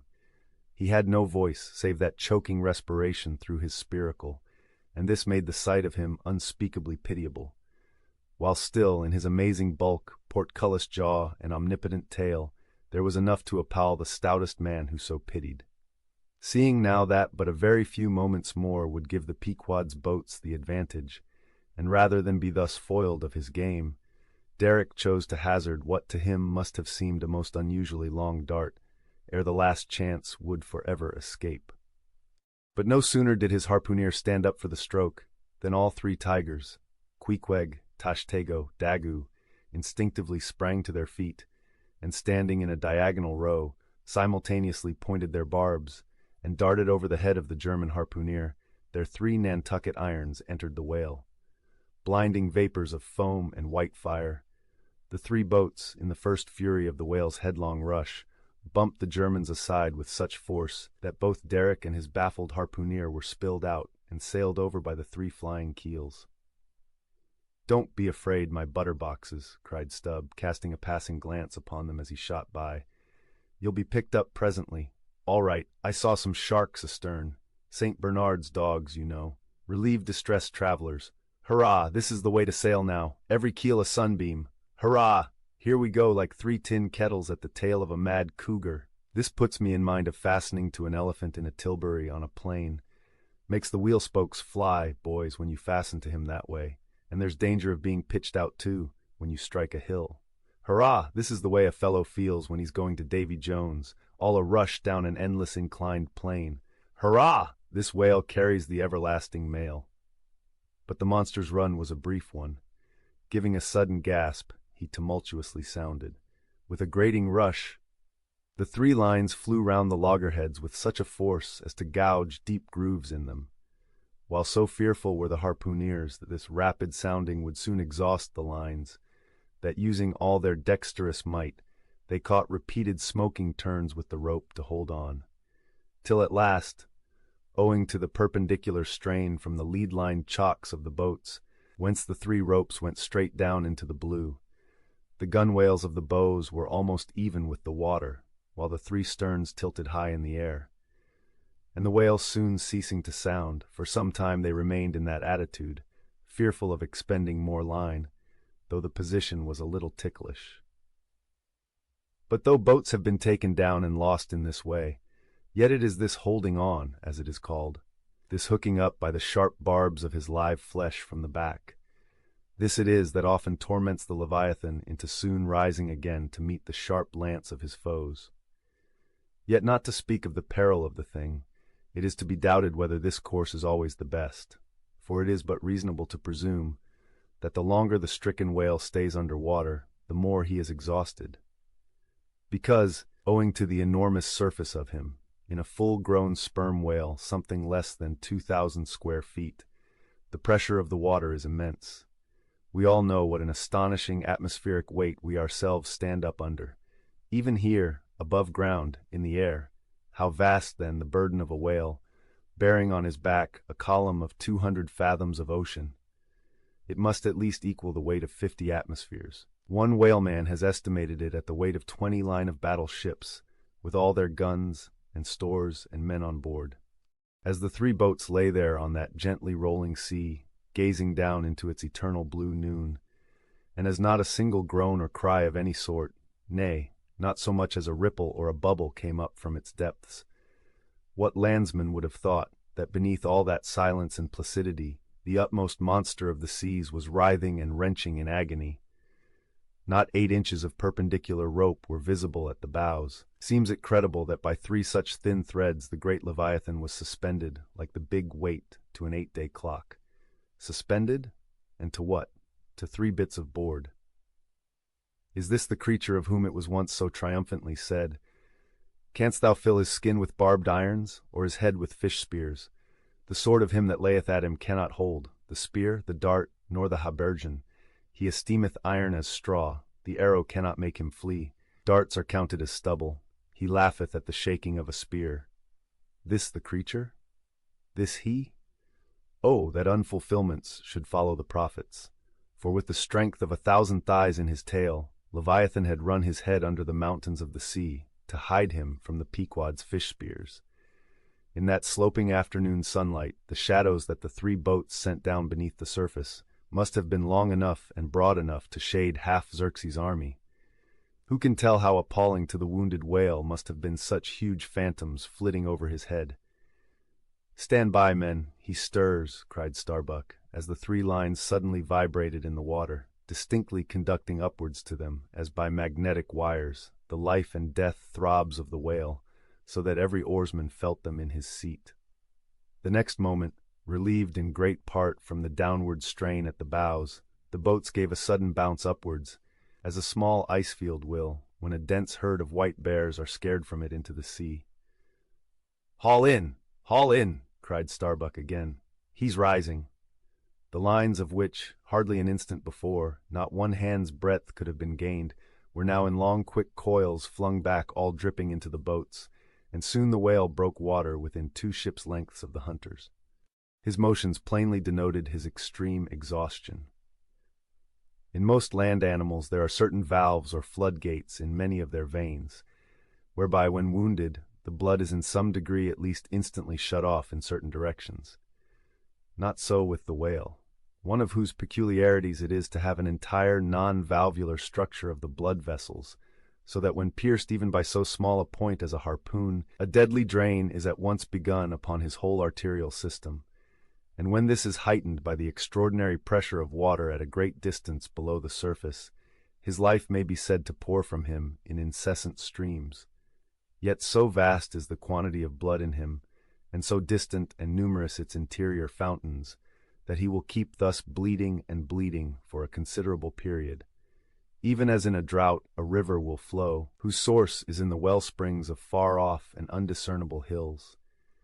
Even now, when the boats pulled upon this whale and perilously drew over his swaying flukes, and the lances were darted into him, they were followed by steady jets from the new-made wound, which kept continually playing, while the natural spout-hole in his head was only at intervals, however rapid, sending its affrighted moisture into the air. From this last vent no blood yet came, because no vital part of him had thus far been struck. His life, as they significantly call it, was untouched. As the boats now more closely surrounded him, the whole upper part of his form, with much of it that is ordinarily submerged, was plainly revealed. His eyes, or rather the places where his eyes had been, were beheld. As strange misgrown masses gather in the knot-holes of the noblest oaks when prostrate, so from the points which the whale's eyes had once occupied, now protruded blind bulbs, horribly pitiable to see. But pity there was none. For all his old age and his one arm and his blind eyes, he must die the death and be murdered, in order to light the gay bridals and other merry-makings of men, and also to illuminate the solemn churches that preach unconditional inoffensiveness by all to all. Still rolling in his blood, at last he partially disclosed a strangely discolored bunch or protuberance, the size of a bushel, low down on the flank. "A nice spot," cried Flask. "Just let me prick him there once." "Avast!" cried Starbuck. "There's no need of that." But humane Starbuck was too late. At the instant of the dart, an ulcerous jet shot from this cruel wound, and goaded by it into more than sufferable anguish, the whale, now spouting thick blood, with swift fury blindly darted at the craft, bespattering them and their glorying crews all over with showers of gore, capsizing Flask's boat and marring the bows. It was his death stroke, for by this time, so spent was he by loss of blood, that he helplessly rolled away from the wreck he had made, lay panting on his side, impotently flapped with his stumped fin, then over and over slowly revolved like a waning world, turned up the white secrets of his belly, lay like a log, and died. It was most piteous, that last expiring spout. As when by unseen hands the water is gradually drawn off from some mighty fountain, and with half-stifled melancholy gurglings the spray column lowers and lowers to the ground, so the last long dying spout of the whale. Soon, while the crews were awaiting the arrival of the ship, the body showed symptoms of sinking with all its treasures unrifled.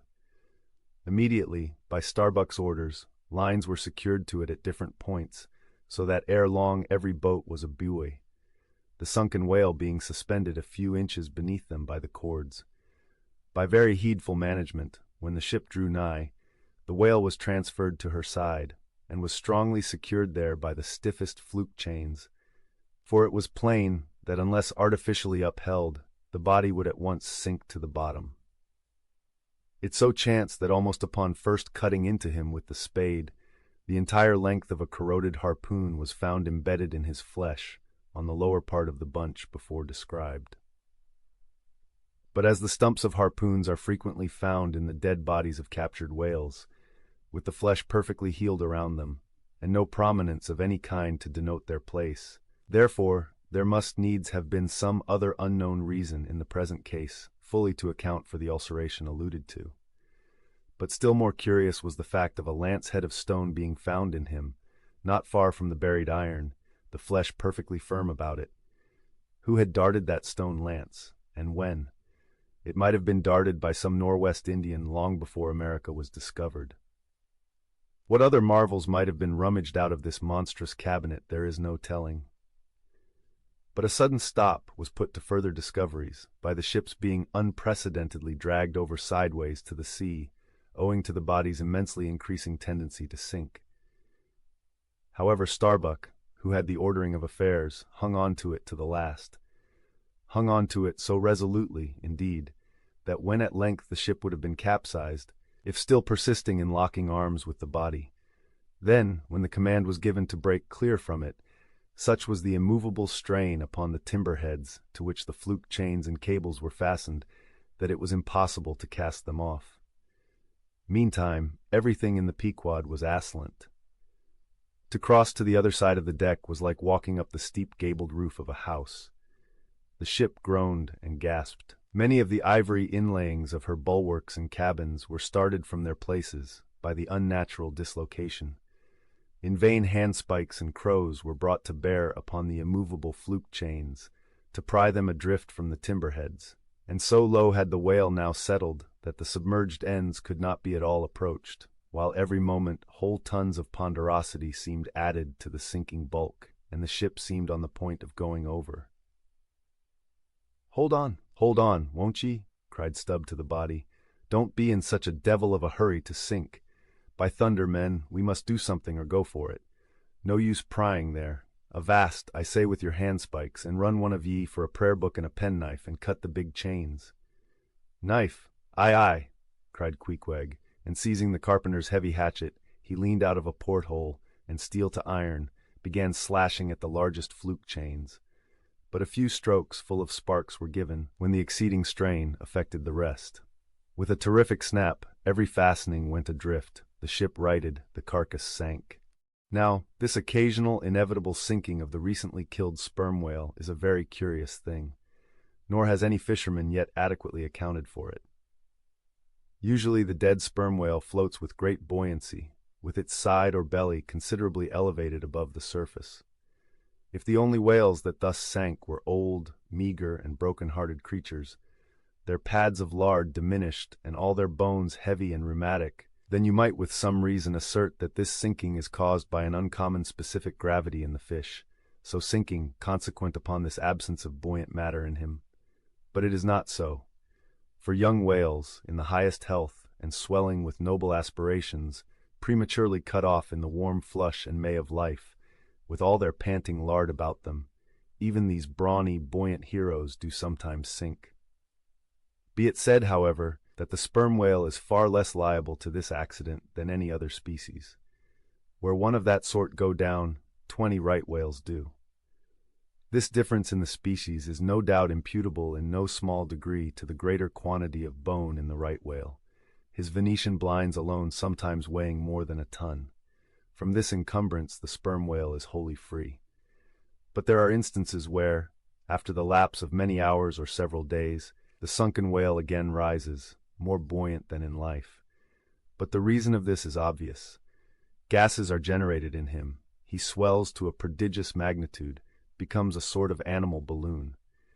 A line of battleship could hardly keep him under then. In the shore whaling, on soundings among the bays of New Zealand, when a right whale gives token of sinking, they fasten buoys to him, with plenty of rope, so that when the body has gone down, they know where to look for it when it shall have ascended again. It was not long after the sinking of the body that a cry was heard from the Pequod's mastheads, announcing that the Jungfrau was again lowering her boats, though the only spout in sight was that of a finback, belonging to the species of uncapturable whales, because of its incredible power of swimming. Nevertheless, the finback spout is so similar to the sperm whales that by unskillful fishermen it is often mistaken for it, and consequently Derrick and all his host were now in valiant chase of this unnearable brute. The Virgin crowding all sail, made after her 4 young keels, and thus they all disappeared far to leeward, still in bold, hopeful chase. Oh, many are the finbacks, and many are the derricks, my friend. There are some enterprises in which a careful disorderliness is the true method. The more I dive into this matter of whaling, and push my researches up to the very spring head of it so much, the more am I impressed with its great honorableness and antiquity. And especially when I find so many great demigods and heroes, prophets of all sorts, who one way or other have shed distinction upon it, I am transported with the reflection that I myself belong, though but subordinately, to so emblazoned a fraternity. The gallant Perseus, a son of Jupiter, was the first whaleman, and to the eternal honor of our calling be it said, that the first whale attacked by our brotherhood was not killed with any sordid intent. Those were the nightly days of our profession, when we only bore arms to succor the distressed, and not to fill men's lamp feeders. Everyone knows the fine story of Perseus and Andromeda, how the lovely Andromeda, the daughter of a king, was tied to a rock on the sea-coast, and as Leviathan was in the very act of carrying her off, Perseus, the prince of whalemen, intrepidly advancing, harpooned the monster, and delivered and married the maid. It was an admirable artistic exploit, rarely achieved by the best harpooneers of the present day, inasmuch as this Leviathan was slain at the very first dart. And let no man doubt this archite story, for in the ancient Joppa, now Jaffa, on the Syrian coast, in one of the pagan temples, there stood for many ages the vast skeleton of a whale, which the city's legends and all the inhabitants asserted to be the identical bones of the monster that Perseus slew. When the Romans took Joppa, the same skeleton was carried to Italy in triumph. What seems most singular and suggestively important in this story is this. It was from Joppa that Jonah set sail. Akin to the adventure of Perseus and Andromeda, indeed, by some supposed to be indirectly derived from it, is that famous story of St. George and the dragon, which dragon I maintain to have been a whale, for in many old chronicles whales and dragons are strangely jumbled together and often stand for each other. Thou art as a lion of the waters, and as a dragon of the sea, saith Ezekiel, hereby plainly meaning a whale. In truth, some versions of the Bible use that word itself. Besides, it would much subtract from the glory of the exploit had St. George but encountered a crawling reptile of the land, instead of doing battle with the great monster of the deep. Any man may kill a snake, but only a Perseus, a St. George, a coffin have the heart in them to march boldly up to a whale. Let not the modern paintings of this scene mislead us, for though the creature encountered by that valiant whaleman of old is vaguely represented of a griffin-like shape, and though the battle is depicted on land and the saint on horseback, yet considering the great ignorance of those times, when the true form of the whale was unknown to artists, and considering that as in Perseus's case, St. George's whale might have crawled up out of the sea on the beach, and considering that the animal ridden by St. George might have been only a large seal or seahorse, bearing all this in mind, it will not appear altogether incompatible with the sacred legend and the ancientest draughts of the scene, to hold this so-called dragon no other than the great Leviathan himself. In fact, placed before the strict and piercing truth, this whole story will fare like that fish, flesh, and fowl idol of the Philistines, Dagon by name, who being planted before the ark of Israel, his horse's head and both the palms of his hands fell off from him, and only the stump or fishy part of him remained. Thus, then, one of our own noble stamp, even a whaleman, is the tutelary guardian of England, and by good rights we harpooneers of Nantucket should be enrolled in the most noble order of St. George. And therefore, let not the knights of that honorable company, none of whom, I venture to say, have ever had to do with a whale like their great patron, let them never eye a Nantucketer with disdain, since even in our woolen frocks and tarred trousers we are much better entitled to St. George's decoration than they. Whether to admit Hercules among us or not, concerning this I long remained dubious, for though according to the Greek mythologies, that antique Crockett and Kit Carson, that brawny doer of rejoicing good deeds, was swallowed down and thrown up by a whale, still, whether that strictly makes a whaleman of him, that might be mooted. It nowhere appears that he ever actually harpooned his fish, unless, indeed, from the inside. Nevertheless, he may be deemed a sort of involuntary whaleman. At any rate, the whale caught him, if he did not the whale. I claim him for one of our clan. But, by the best contradictory authorities, this Grecian story of Hercules and the whale is considered to be derived from the still more ancient Hebrew story of Jonah and the whale, and vice versa. Certainly they are very similar. If I claim the demigod, then, why not the prophet? Nor do heroes, saints, demigods, and prophets alone comprise the whole roll of our order. Our Grand Master is still to be named, for like royal kings of old times, we find the head waters of our fraternity in nothing short of the great gods themselves. That wondrous oriental story is now to be rehearsed from the Shastar, which gives us the dread Vishnu, one of the three persons in the Godhead of the Hindus, gives us this divine Vishnu himself for our Lord, Vishnu, who, by the first of his 10 earthly incarnations, has forever set apart and sanctified the whale. When Brahma, or the god of gods, saith the Shastar, resolved to recreate the world after one of its periodical dissolutions, he gave birth to Vishnu to preside over the work. But the Vedas, or mystical books, whose perusal would seem to have been indispensable to Vishnu before beginning the creation, and which therefore must have contained something in the shape of practical hints to young architects, these Vedas were lying at the bottom of the waters, So Vishnu became incarnate in a whale, and sounding down in him to the uttermost depths, rescued the sacred volumes. Was not this Vishnu a whaleman, then? Even as a man who rides a horse is called a horseman? Perseus, St. George, Hercules, Jonah, and Vishnu, there's a member roll for you. What club but the whalemen's can head off like that? Reference was made to the historical story of Jonah and the whale in the preceding chapter. Now some Nantucketers rather distrust this historical story of Jonah and the whale.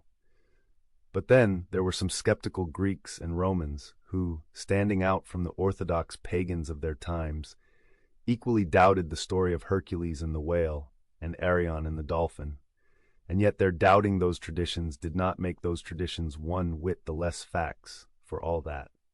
One old Sag Harbor whaleman's chief reason for questioning the Hebrew story was this.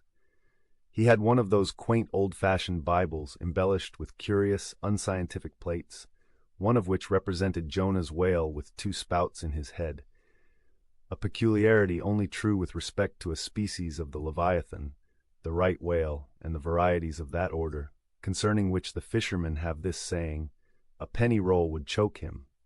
His swallow is so very small." But to this, Bishop Jebb's anticipative answer is ready. It is not necessary, hints the bishop, that we consider Jonah as tombed in the whale's belly, but as temporarily lodged in some part of his mouth.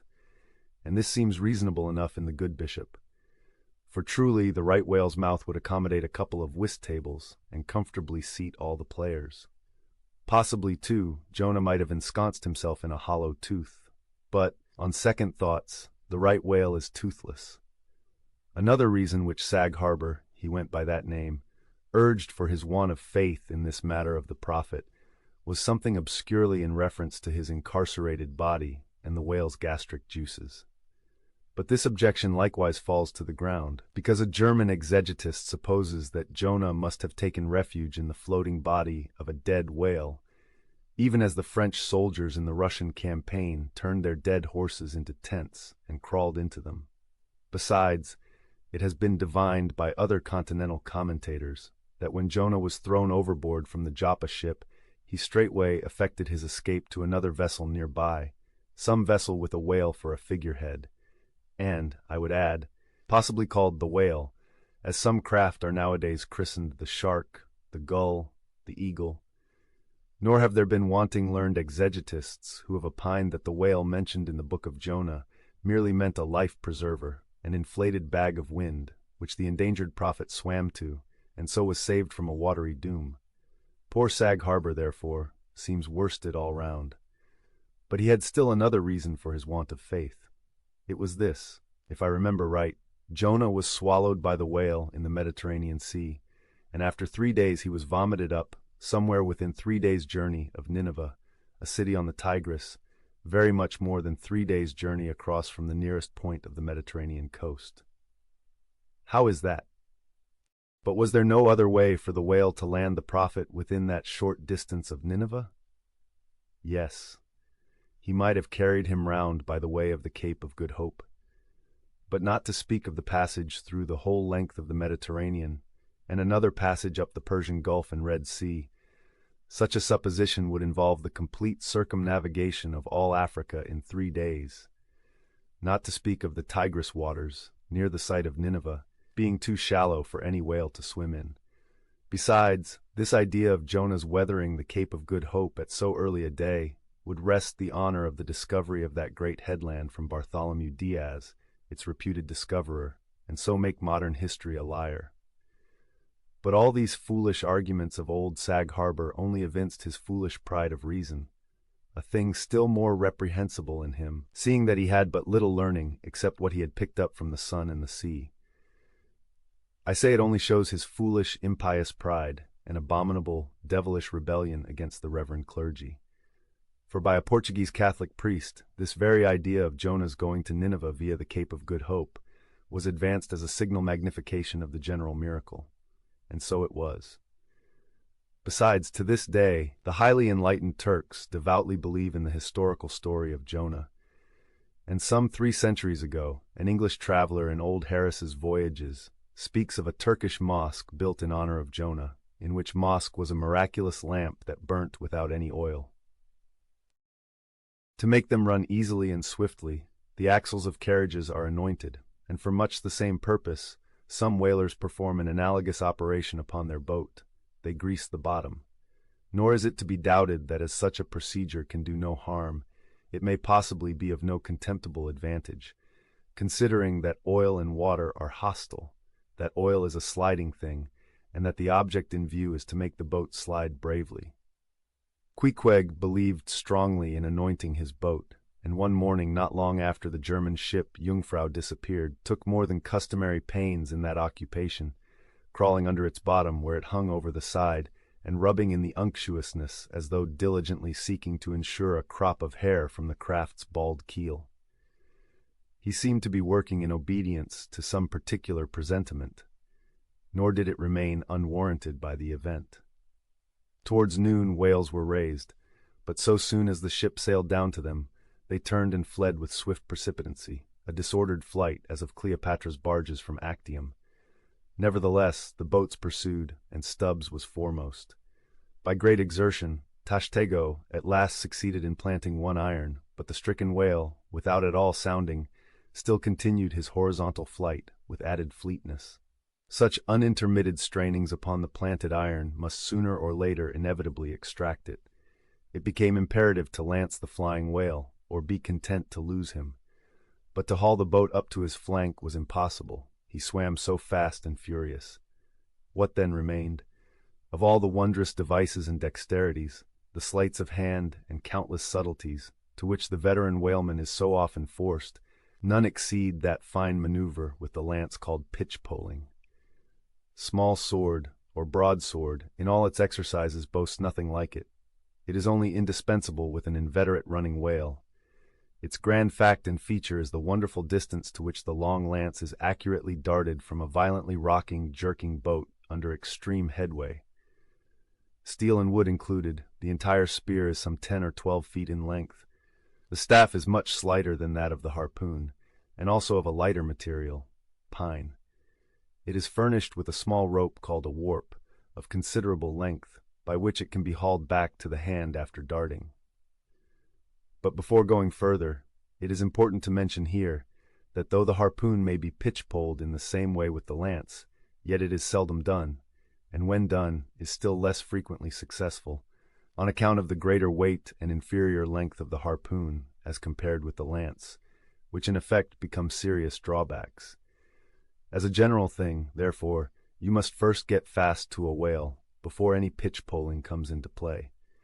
Look now at Stubb, a man who from his humorous, deliberate coolness and equanimity in the direst emergencies was specially qualified to excel in pitch-poling. Look at him. He stands upright in the tossed bow of the flying boat. Wrapped in fleecy foam, the towing whale is 40 feet ahead. Handling the long lance lightly, glancing twice or thrice along its length to see if it be exactly straight, Stubb whistlingly gathers up the coil of the warp in one hand, so as to secure its free end in his grasp, leaving the rest unobstructed. Then, holding the lance full before his waistband's middle, he levels it at the whale, when, covering him with it, he steadily depresses the butt end in his hand, thereby elevating the point till the weapon stands fairly balanced upon his palm, 15 feet in the air. He minds you somewhat of a juggler, balancing a long staff on his chin. Next moment, with a rapid, nameless impulse, in a superb, lofty arch, the bright steel spans the foaming distance and quivers in the life spot of the whale. Instead of sparkling water, he now spouts red blood. "That drove the spigot out of him," cried Stubb. "'Tis July's immortal 4th. All fountains must run wine today. Would now it were Old Orleans whiskey, or Old Ohio, or unspeakable Old Monongahela. Then, Tashtego, lad, I'd have ye hold a cannikin to the jet, and we'd drink round it. Yea, verily, hearts alive, we'd brew choice punch in the spread of his spout-hole there, and from that live punch-bowl quaff the living stuff." Again and again to such gamesome talk, the dexterous dart is repeated, the spear returning to its master like a greyhound held in skillful leash. The agonized whale goes into his flurry, the tow-line is slackened, and the pitch-poler dropping astern, folds his hands, and mutely watches the monster die. That for 6,000 years, and no one knows how many millions of ages before. The great whales should have been spouting all over the sea, and sprinkling and mystifying the gardens of the deep, as with so many sprinkling or mystifying pots, and that for some centuries back, thousands of hunters should have been close by the fountain of the whale, watching these sprinklings and spoutings, that all this should be, and yet, that down to this blessed minute, 15 1/4 minutes past 1 o'clock p.m. of this 16th day of December, A.D. 1851, it should still remain a problem whether these spoutings are, after all, really water or nothing but vapor. This is surely a noteworthy thing. Let us then look at this matter along with some interesting items contingent. Everyone knows that by the peculiar cunning of their gills, the finny tribes in general breathe the air which at all times is combined with the element in which they swim. Hence, a herring or a cod might live a century, and never once raise its head above the surface. But owing to his marked internal structure which gives him regular lungs, like a human being's, the whale can only live by inhaling the disengaged air in the open atmosphere. Wherefore the necessity for his periodical visits to the upper world. But he cannot in any degree breathe through his mouth, for, in his ordinary attitude, the sperm whale's mouth is buried at least 8 feet beneath the surface, and what is still more, his windpipe has no connection with his mouth. No, he breathes through his spiracle alone, and this is on the top of his head. If I say that in any creature breathing is only a function indispensable to vitality, inasmuch as it withdraws from the air a certain element, which being subsequently brought into contact with the blood, imparts to the blood its vivifying principle, I do not think I shall err, though I may possibly use some superfluous scientific words. Assume it, and it follows that if all the blood in a man could be aerated with one breath, he might then seal up his nostrils and not fetch another for a considerable time. That is to say, he would then live without breathing. Anomalous as it may seem, this is precisely the case with the whale, who systematically lives by intervals his full hour and more, when at the bottom, without drawing a single breath, or so much as in any way inhaling a particle of air, for remember, he has no gills. How is this?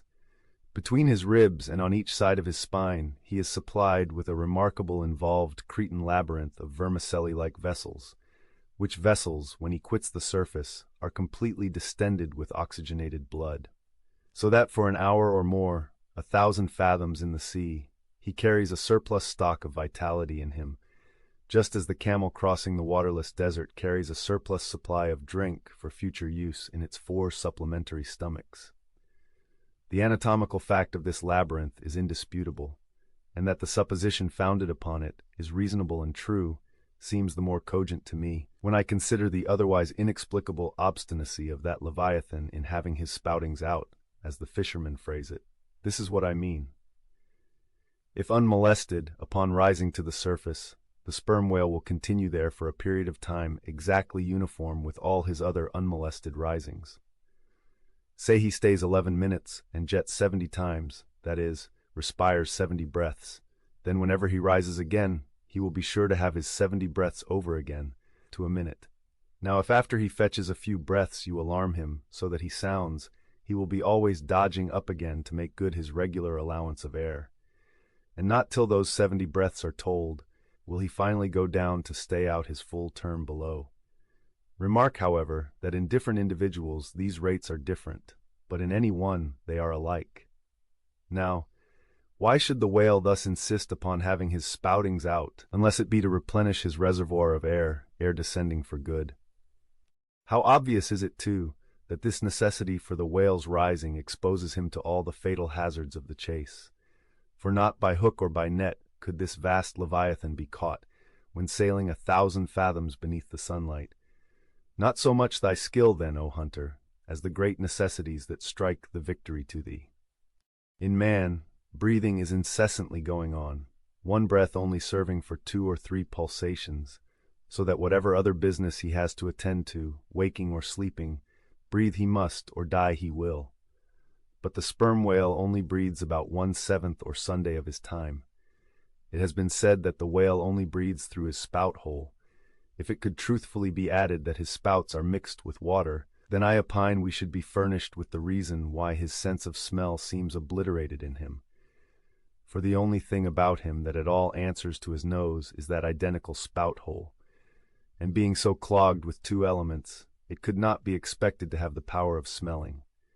But owing to the mystery of the spout, whether it be water or whether it be vapor, no absolute certainty can as yet be arrived at on this head. Sure it is, nevertheless, that the sperm whale has no proper olfactories. But what does he want of them?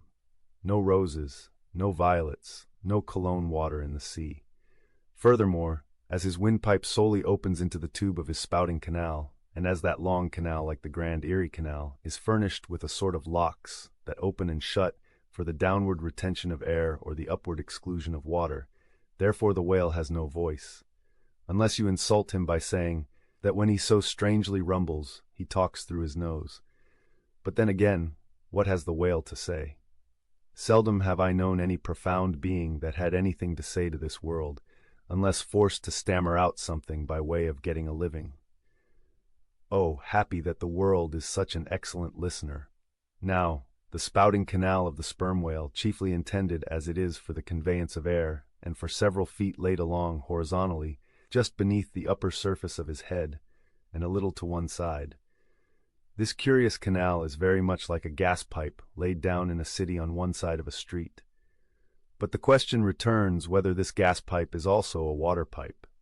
In other words, whether the spout of the sperm whale is the mere vapor of the exhaled breath, or whether that exhaled breath is mixed with water taken in at the mouth and discharged through the spiracle. It is certain that the mouth indirectly communicates with the spouting canal, but it cannot be proved that this is for the purpose of discharging water through the spiracle, because the greatest necessity for so doing would seem to be when in feeding he accidentally takes in water. But the sperm whale's food is far beneath the surface, and there he cannot spout even if he would. Besides, if you regard him very closely and time him with your watch, you will find that when unmolested, there is an undeviating rhyme between the periods of his jets and the ordinary periods of respiration. But why pester one with all this reasoning on the subject? Speak out. You have seen him spout. Then declare what the spout is. Can you not tell water from air? My dear sir, in this world it is not so easy to settle these plain things. I have ever found your plain things the knottiest of all. And as for this whale spout, you might almost stand in it, and yet be undecided as to what it is precisely. The central body of it is hidden in the snowy sparkling mist enveloping it. And how can you certainly tell whether any water falls from it, when, always, when you are close enough to a whale to get a close view of his spout, he is in a prodigious commotion, the water cascading all around him? And if at such times you should think that you really perceive drops of moisture in the spout, how do you know that they are not merely condensed from its vapor? Or how do you know that they are not those identical drops superficially lodged in the spout hole fissure, which is countersunk into the summit of the whale's head? For even when tranquilly swimming through the midday sea in a calm, with his elevated hump sun-dried as a dromedary's in the desert, even then the whale always carries a small basin of water on his head, as under a blazing sun you will sometimes see a cavity in a rock filled up with rain. Nor is it at all prudent for the hunter to be over-curious touching the precise nature of the whale spout. It will not do for him to be peering into it and putting his face in it. You cannot go with your pitcher to this fountain and fill it and bring it away. For even when coming into slight contact with the outer, vapory shreds of the jet, which will often happen, your skin will feverishly smart from the acridness of the thing so touching it. And I know one, who coming into still closer contact with the spout, whether with some scientific object in view or otherwise, I cannot say, the skin peeled off from his cheek and arm.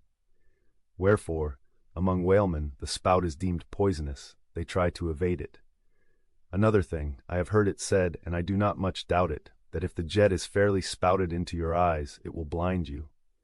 The wisest thing the investigator can do then, it seems to me, is to let this deadly spout alone.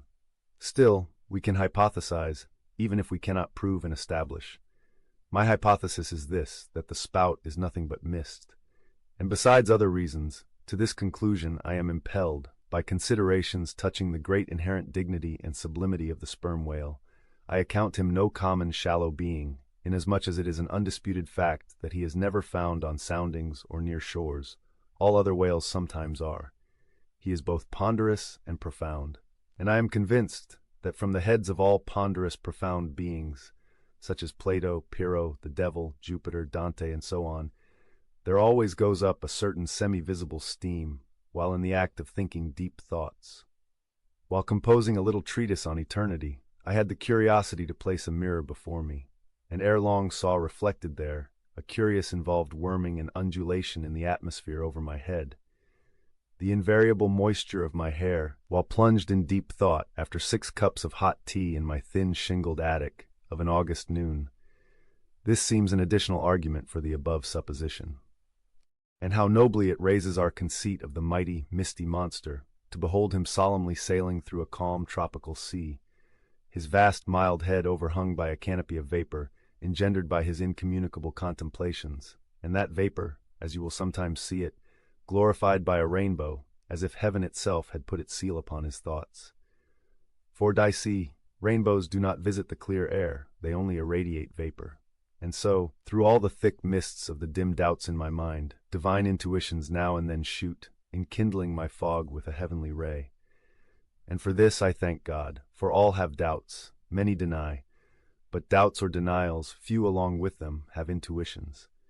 Doubts of all things earthly, and intuitions of some things heavenly. This combination makes neither believer nor infidel, but makes a man who regards them both with equal eye. Other poets have warbled the praises of the soft eye of the antelope, and the lovely plumage of the bird that never alights. Less celestial, I celebrate a tale.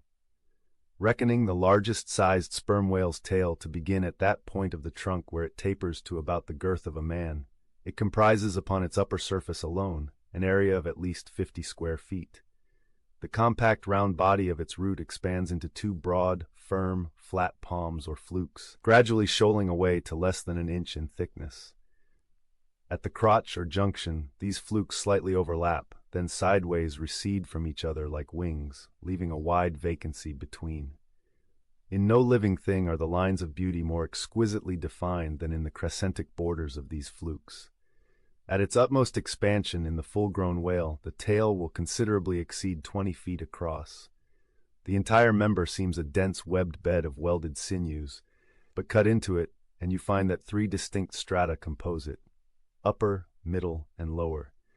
The fibers in the upper and lower layers are long and horizontal, those of the middle one very short and running crosswise between the outside layers. This triune structure, as much as anything else, imparts power to the tail.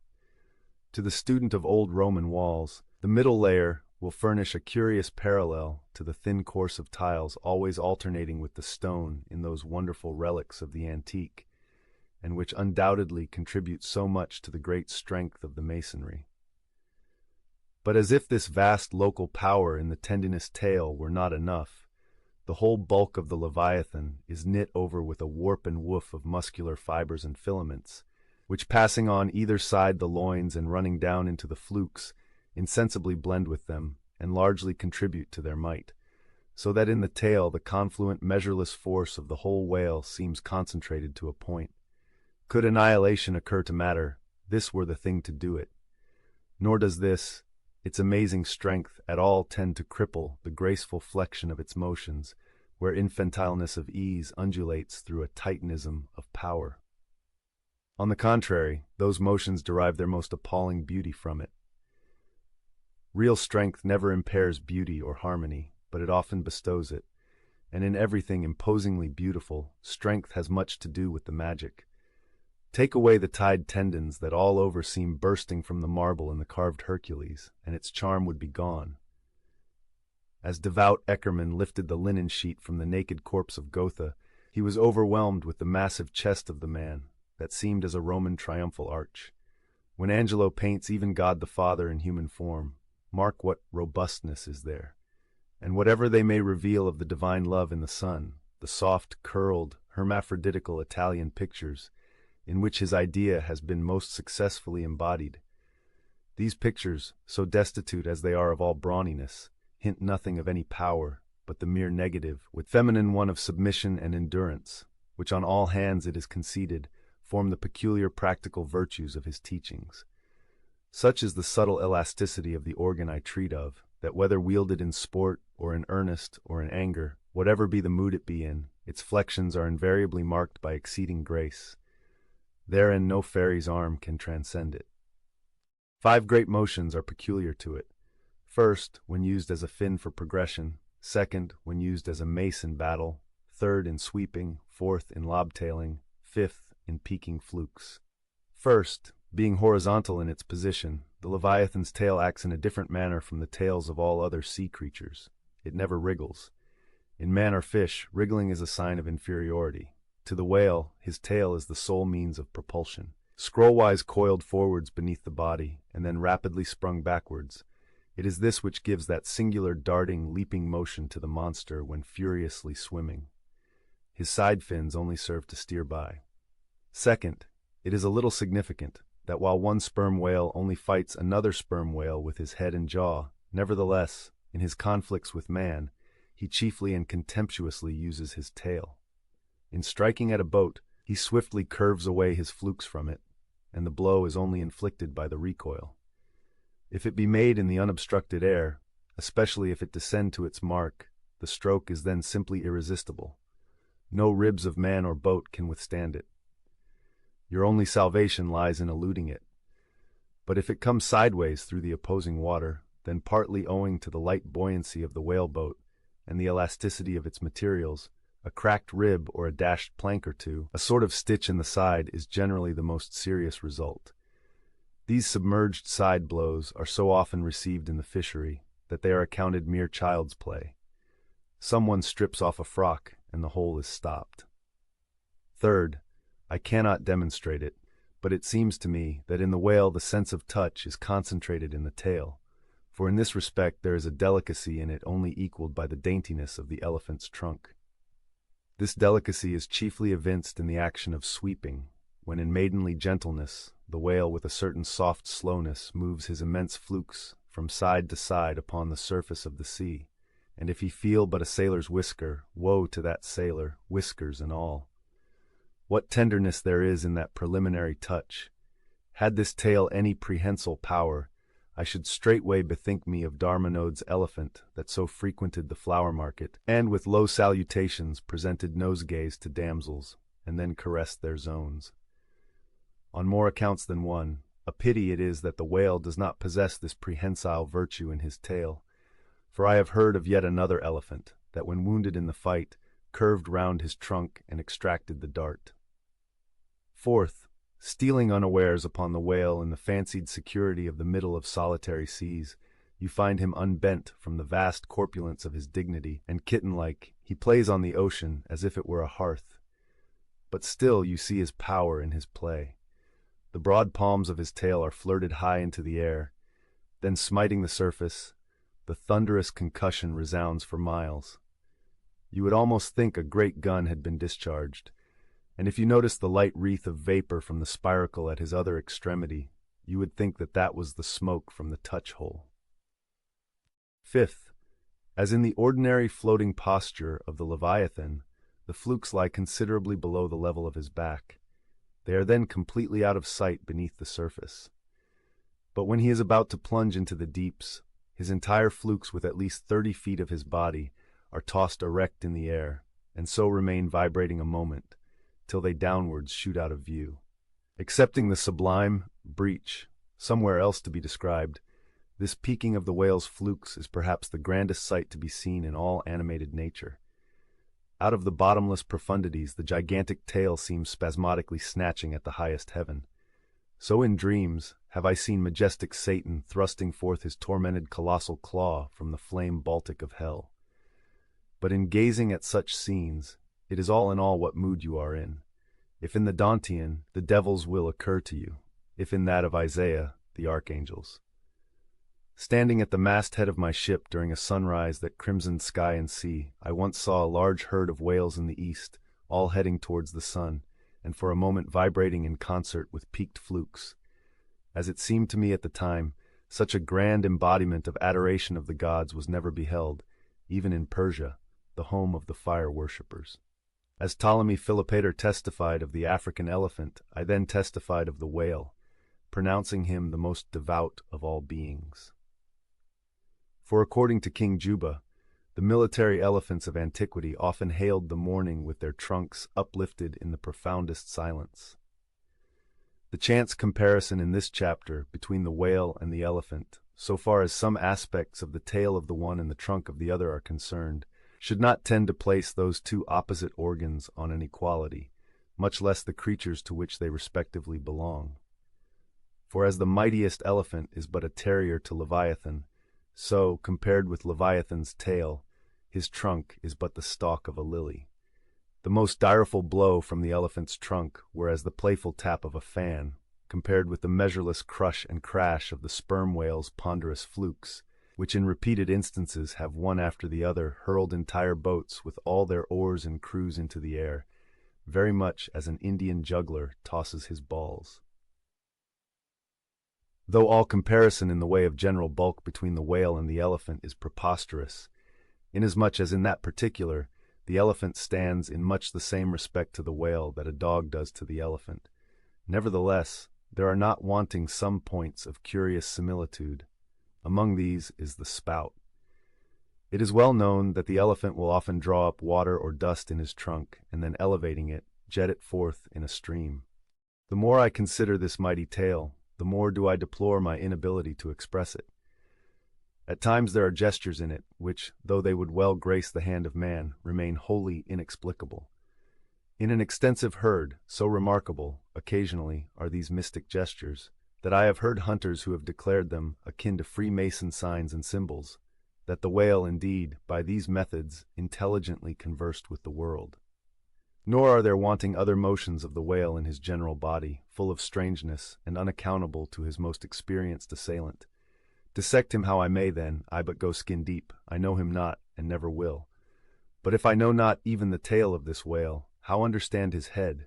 Much more, how comprehend his face, when face he has none?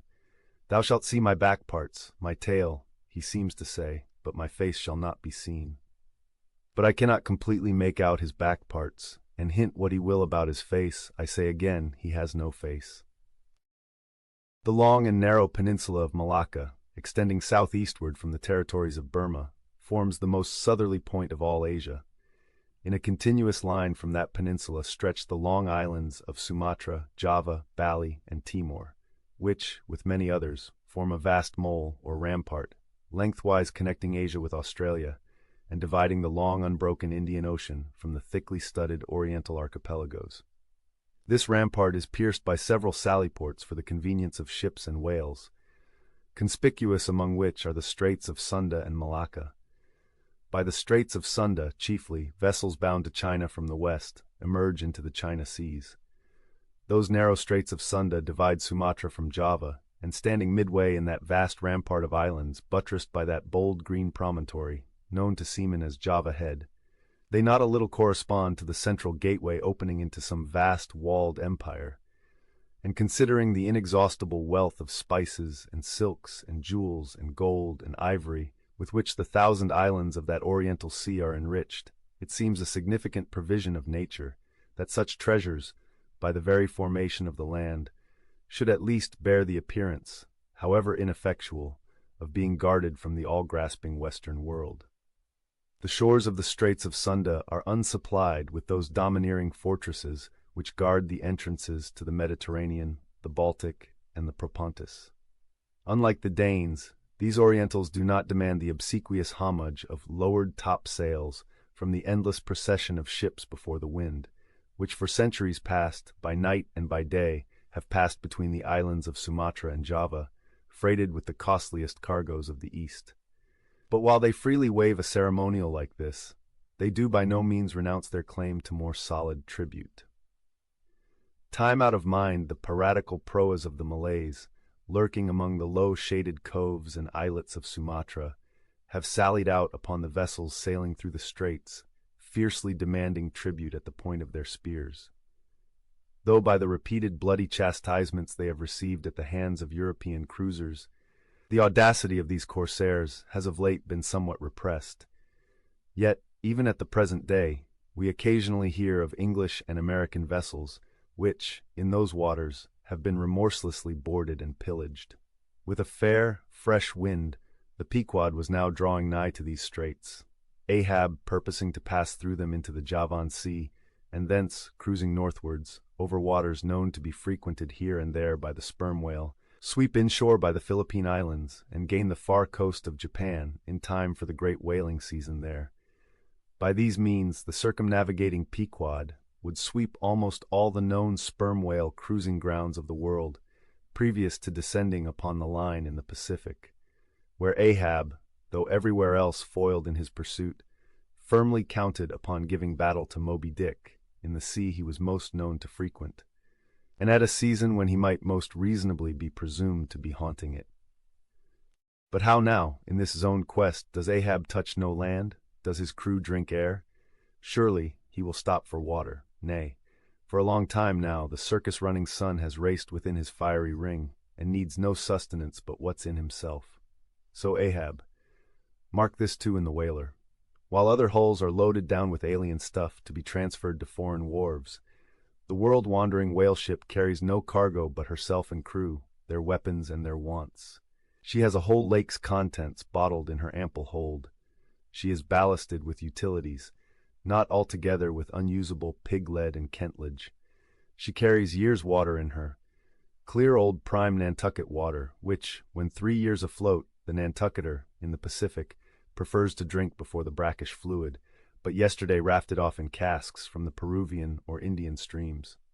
Hence it is that while other ships may have gone to China from New York and back again, touching at a score of ports, the whale ship, in all that interval, may not have sighted one grain of soil, her crew having seen no man but floating seamen like themselves. So that did you carry them the news that another flood had come, they would only answer, "Well, boys, here's the ark." Now as many sperm whales had been captured off the western coast of Java, in the near vicinity of the Straits of Sunda.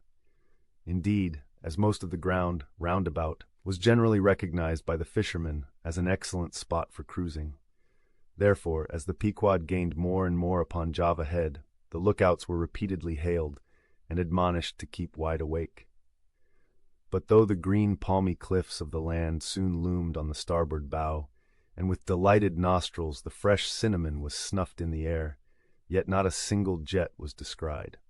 Almost renouncing all thought of falling in with any game hereabouts, the ship had well nigh entered the straits, when the customary cheering cry was heard from aloft, and ere long a spectacle of singular magnificence saluted us.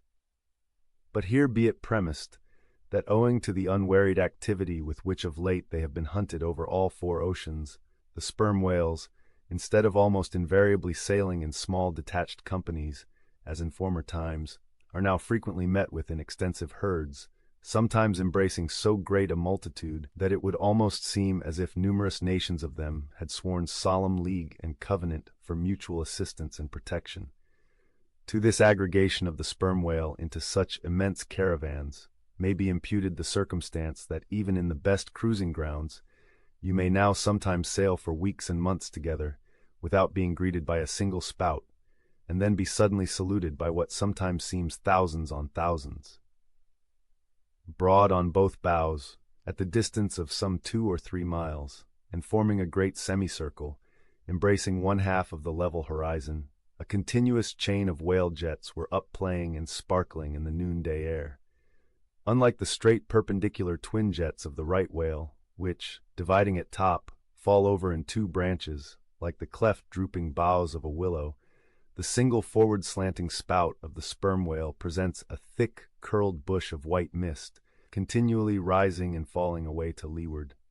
Seen from the Pequod's deck, then, as she would rise on a high hill of the sea, this host of vapory spouts, individually curling up into the air, and beheld through a blending atmosphere of bluish haze, showed like the 1,000 cheerful chimneys of some dense metropolis, descried of a balmy autumnal morning by some horseman on a height.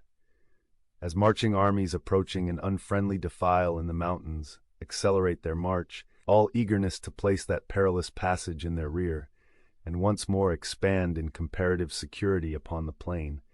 Even so did this vast fleet of whales now seem hurrying forward through the straits, gradually contracting the wings of their semicircle and swimming on in one solid but still crescentic center. Crowding all sail, the Pequod pressed after them, the harpooneers handling their weapons and loudly cheering from the heads of their yet suspended boats.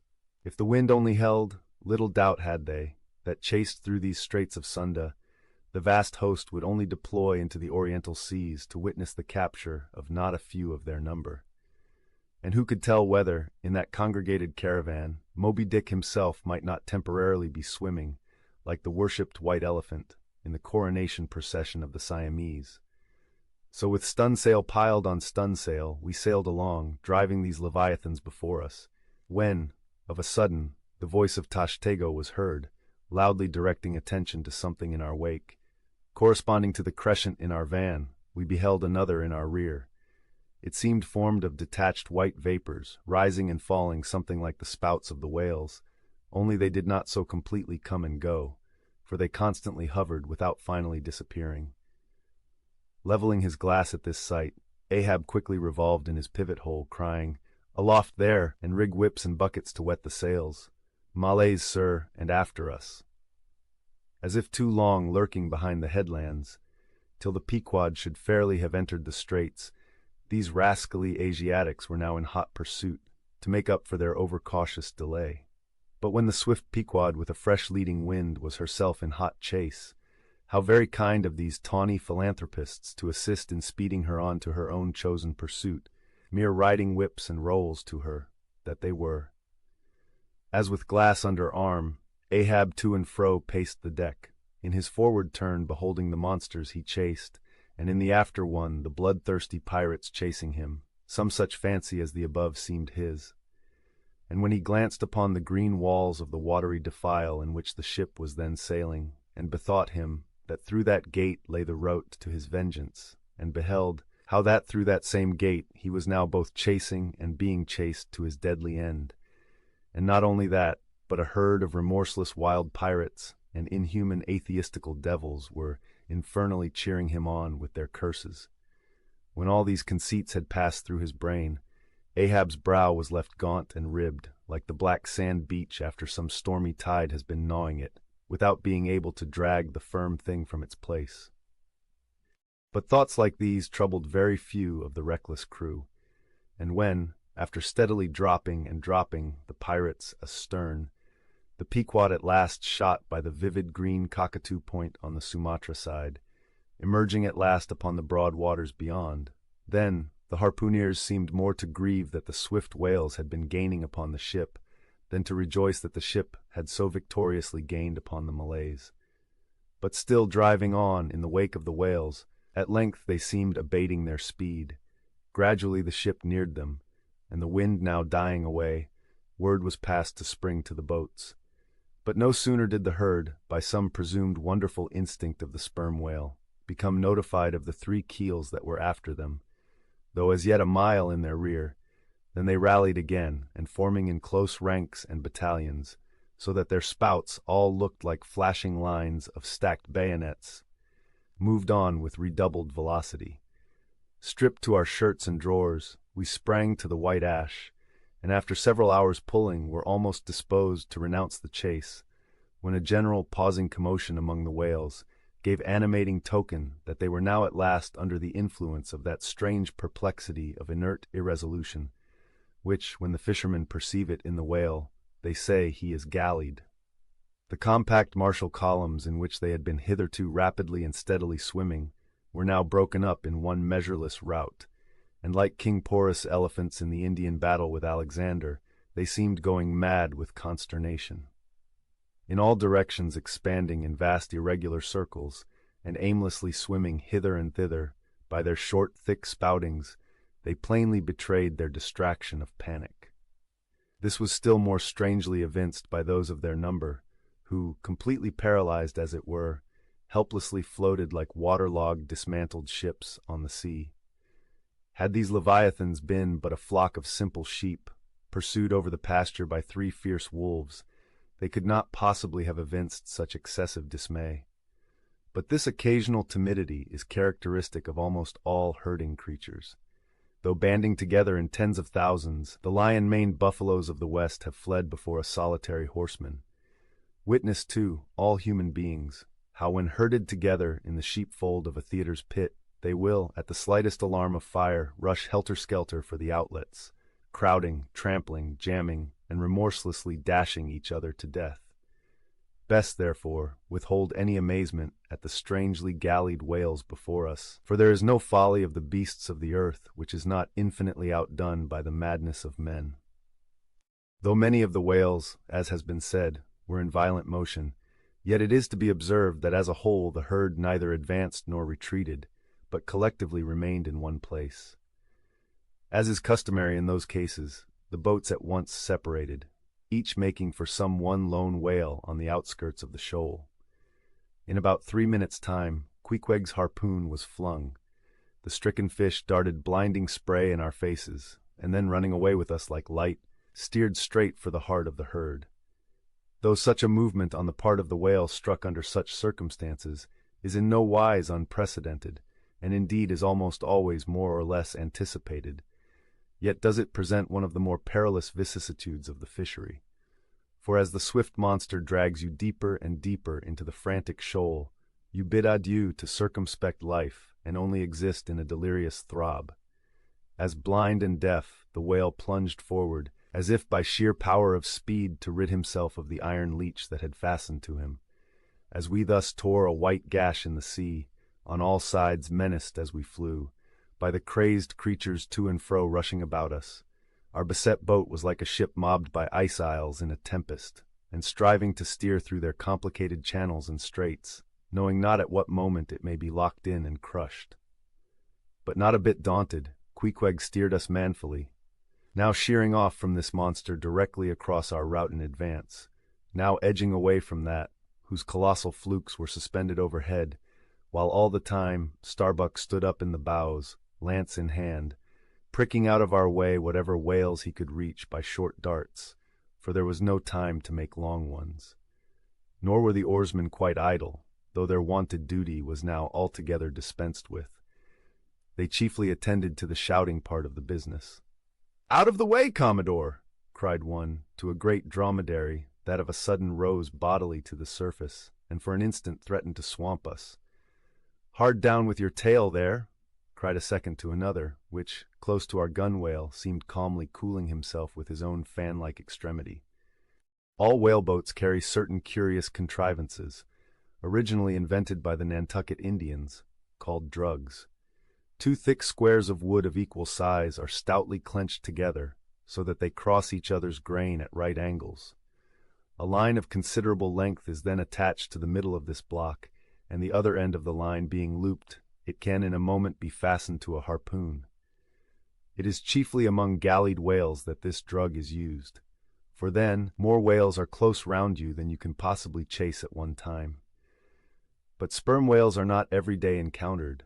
While you may, then, you must kill all you can.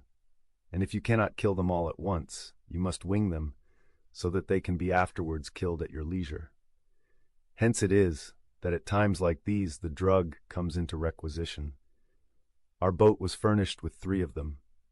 The first and second were successfully darted, and we saw the whales staggeringly running off, fettered by the enormous sidelong resistance of the towing drug. They were cramped like malefactors with the chain and ball. But upon flinging the third, in the act of tossing overboard the clumsy wooden block, it caught under one of the seats of the boat, and in an instant tore it out and carried it away, dropping the oarsman in the boat's bottom as the seat slid from under him. On both sides the sea came in at the wounded planks, but we stuffed 2 or 3 drawers and shirts in, and so stopped the leaks for the time. It had been next to impossible to dart these drugged harpoons, were it not that as we advanced into the herd, our whale's way greatly diminished. Moreover, that as we went still further and further from the circumference of commotion, the direful disorders seemed waning. So that when at last the jerking harpoon drew out, and the towing whale sideways vanished, then, with the tapering force of his parting momentum, we glided between two whales into the innermost heart of the shoal, as if from some mountain torrent we had slid into a serene valley lake. Here the storms in the roaring glens between the outermost whales were heard but not felt.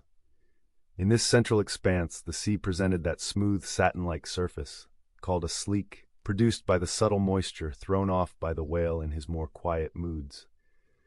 Yes, we were now in that enchanted calm which they say lurks at the heart of every commotion. And still in the distracted distance we beheld the tumults of the outer concentric circles, and saw successive pods of whales, 8 or 10 in each, swiftly going round and round, like multiplied spans of horses in a ring, and so closely shoulder to shoulder that a titanic circus rider might easily have overarched the middle ones, and so have gone round on their backs. Owing to the density of the crowd of reposing whales, more immediately surrounding the embayed axis of the herd, no possible chance of escape was at present afforded us.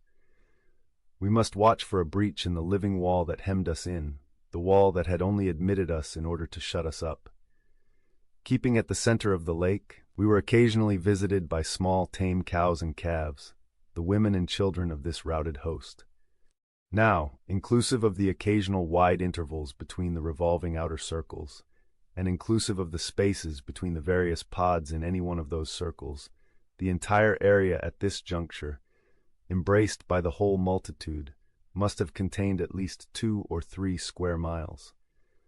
At any rate, though indeed such a test at such a time might be deceptive, spoutings might be discovered from our low boat that seemed playing up almost from the rim of the horizon.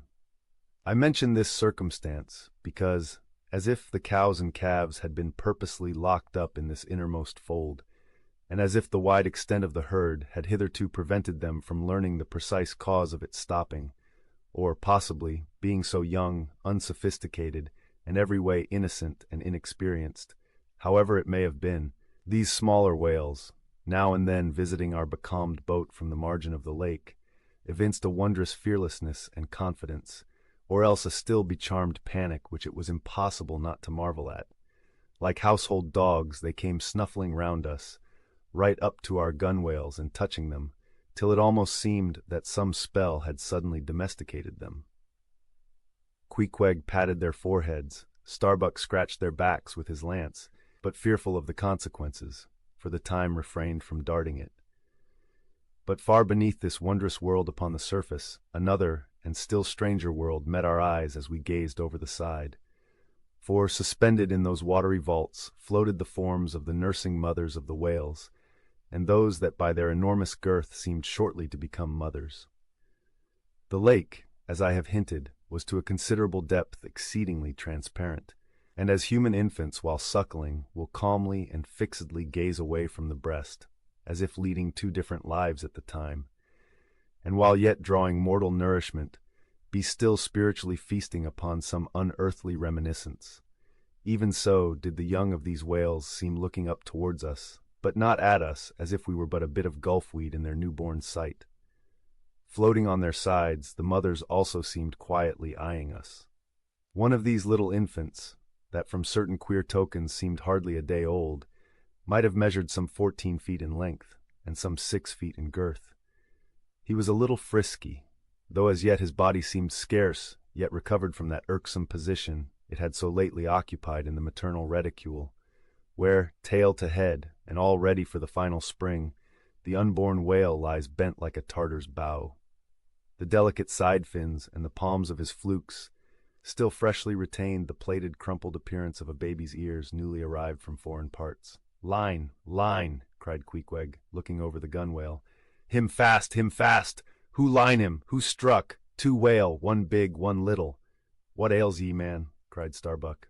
"Look'ee here," said Queequeg, pointing down, as when the stricken whale, that from the tub has reeled out hundreds of fathoms of rope, as, after deep sounding, he floats up again, and shows the slackened curling line buoyantly rising and spiraling towards the air. So now, Starbuck saw long coils of the umbilical cord of Madame Leviathan, by which the young cub seemed still tethered to its dam. Not seldom in the rapid vicissitudes of the chase, this natural line, with the maternal end loose, becomes entangled with the hempen one, so that the cub is thereby trapped. Some of the subtlest secrets of the seas seemed divulged to us in this enchanted pond. We saw young Leviathan amours in the deep.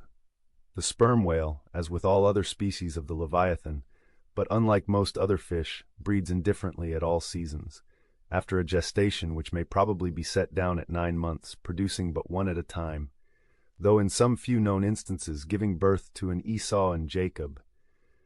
A contingency provided for in suckling by 2 teats, curiously situated, one on each side of the anus, but the breasts themselves extend upwards from that. When by chance these precious parts in a nursing whale are cut by the hunter's lance, the mothers pouring milk and blood rivalingly discolor the sea for rods. The milk is very sweet and rich. It has been tasted by man. It might do well with strawberries. When overflowing with mutual esteem, the whales salute more hominum. And thus, though surrounded by circle upon circle of consternations and affrights, did these inscrutable creatures at the center freely and fearlessly indulge in all peaceful concernments, yea, serenely reveled in dalliance and delight.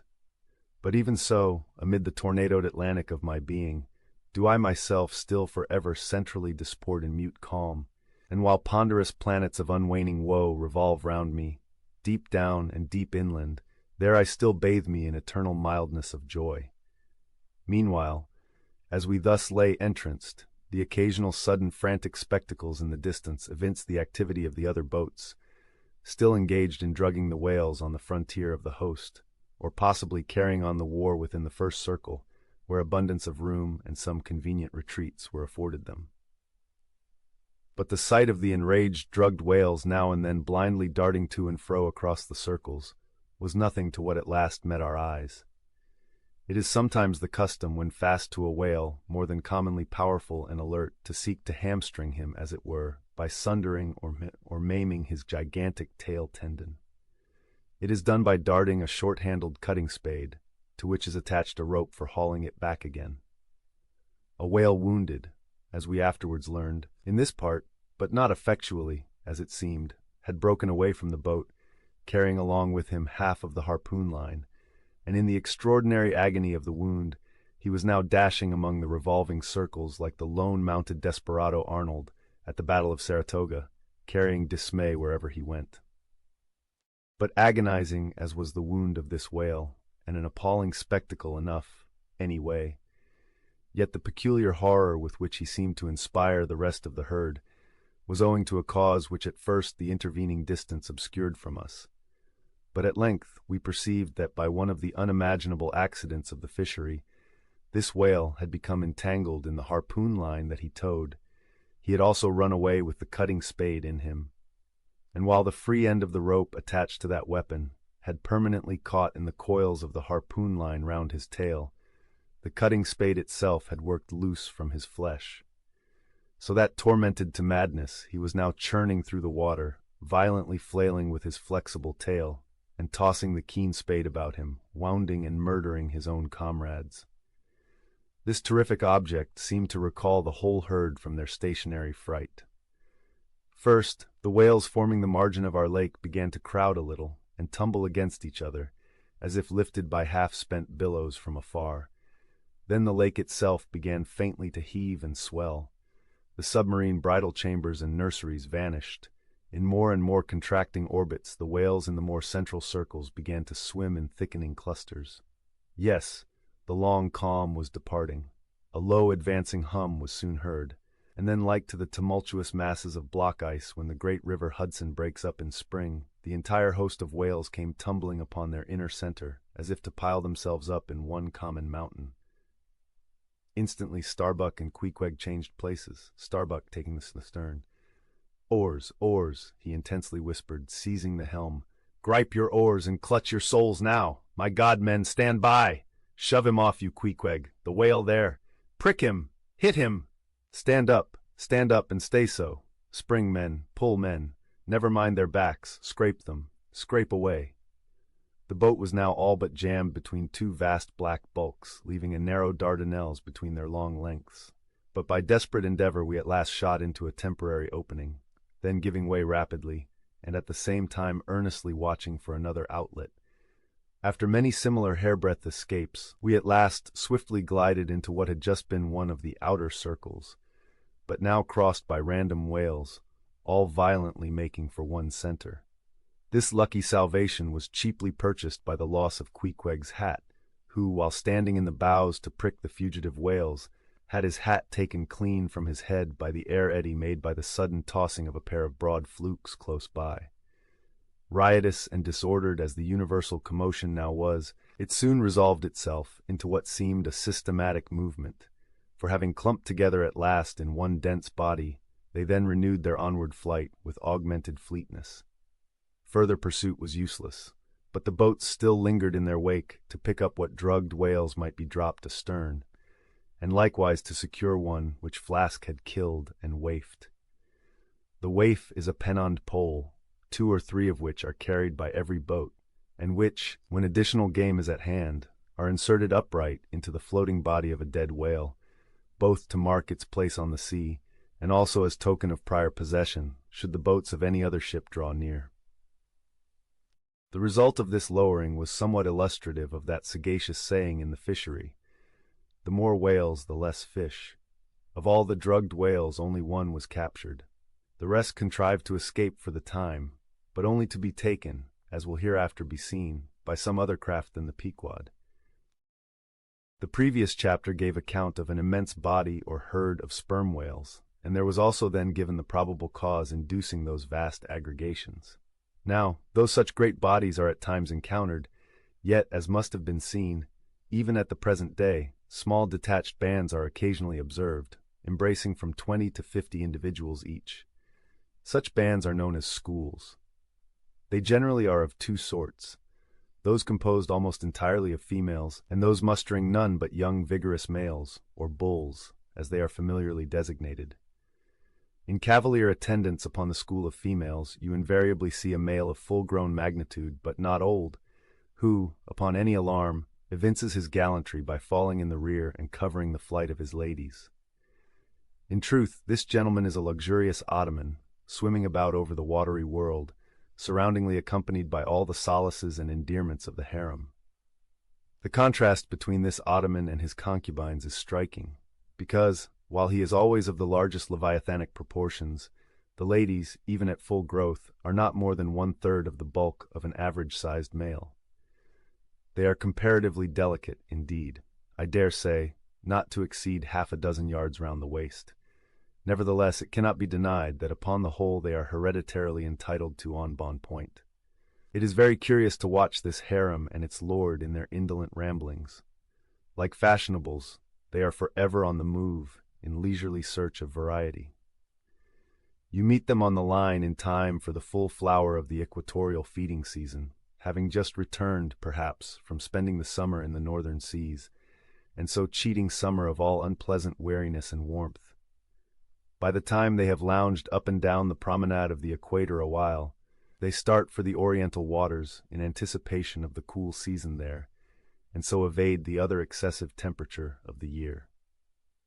When serenely advancing on one of these journeys, if any strange, suspicious sights are seen, my Lord Whale keeps a wary eye on his interesting family. Should any unwarrantably pert young Leviathan coming that way presume to draw confidentially close to one of the ladies, with what prodigious fury the bashaw assails him and chases him away. High times, indeed, if unprincipled young rakes like him are to be permitted to invade the sanctity of domestic bliss, though do what the bashaw will, he cannot keep the most notorious Lothario out of his bed, for alas, all fish bed in common. As ashore, the ladies often cause the most terrible duels among their rival admirers, just so with the whales, who sometimes come to deadly battle, and all for love. They fence with their long lower jaws, sometimes locking them together, and so striving for the supremacy like elks that warringly interweave their antlers. Not a few are captured having the deep scars of these encounters, furrowed heads, broken teeth, scalloped fins, and in some instances, wrenched and dislocated mouths. But supposing the invader of domestic bliss to betake himself away at the first rush of the harem's lord, then is it very diverting to watch that lord.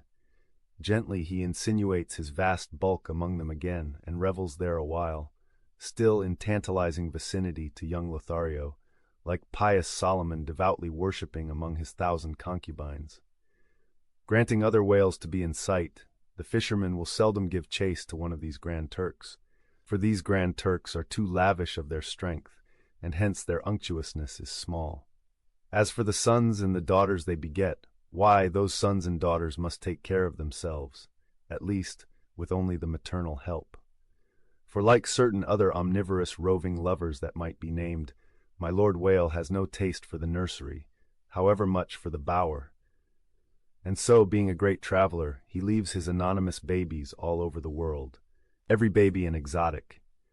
In good time, nevertheless, as the ardor of youth declines, as years and dumps increase, as reflection lends her solemn pauses, in short, as a general lassitude overtakes the sated Turk, then a love of ease and virtue supplants the love for maidens. Our Ottoman enters upon the impotent, repentant, admonitory stage of life, forswears, disbands the harem, and grown to an exemplary sulky old soul, goes about all alone among the meridians and parallels saying his prayers, and warning each young Leviathan from his amorous errors. Now, as the harem of whales is called by the fishermen a school, so is the lord and master of that school technically known as the schoolmaster. It is therefore not in strict character, however admirably satirical, that after going to school himself, he should then go abroad, inculcating not what he learned there, but the folly of it. His title, schoolmaster, would very naturally seem derived from the name bestowed upon the harem itself, but some have surmised that the man who first thus entitled this sort of Ottoman whale must have read the memoirs of Vidocq, and informed himself what sort of a country schoolmaster that famous Frenchman was in his younger days, and what was the nature of those occult lessons he inculcated into some of his pupils. The same secludedness and isolation to which the schoolmaster whale betakes himself in his advancing years is true of all aged sperm whales. Almost universally, a lone whale, as a solitary leviathan is called, proves an ancient one. Like venerable moss-bearded Daniel Boone, he will have no one near him but nature herself, and her he takes to wife in the wilderness of waters, and the best of wives she is, though she keeps so many moody secrets.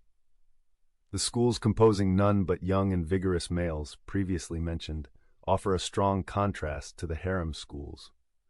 For while those female whales are characteristically timid, the young males, or 40-barrel bulls as they call them, are by far the most pugnacious of all leviathans, and proverbially the most dangerous to encounter, excepting those wondrous gray-headed, grizzled whales, sometimes met, and these will fight you like grim fiends exasperated by a penal gout.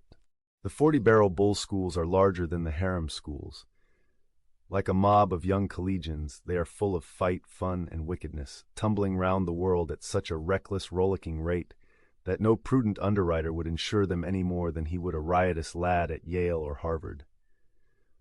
They soon relinquish this turbulence, though, and when about 3/4 grown, break up and separately go about in quest of settlements, that is, harems. Another point of difference between the male and female schools is still more characteristic of the sexes.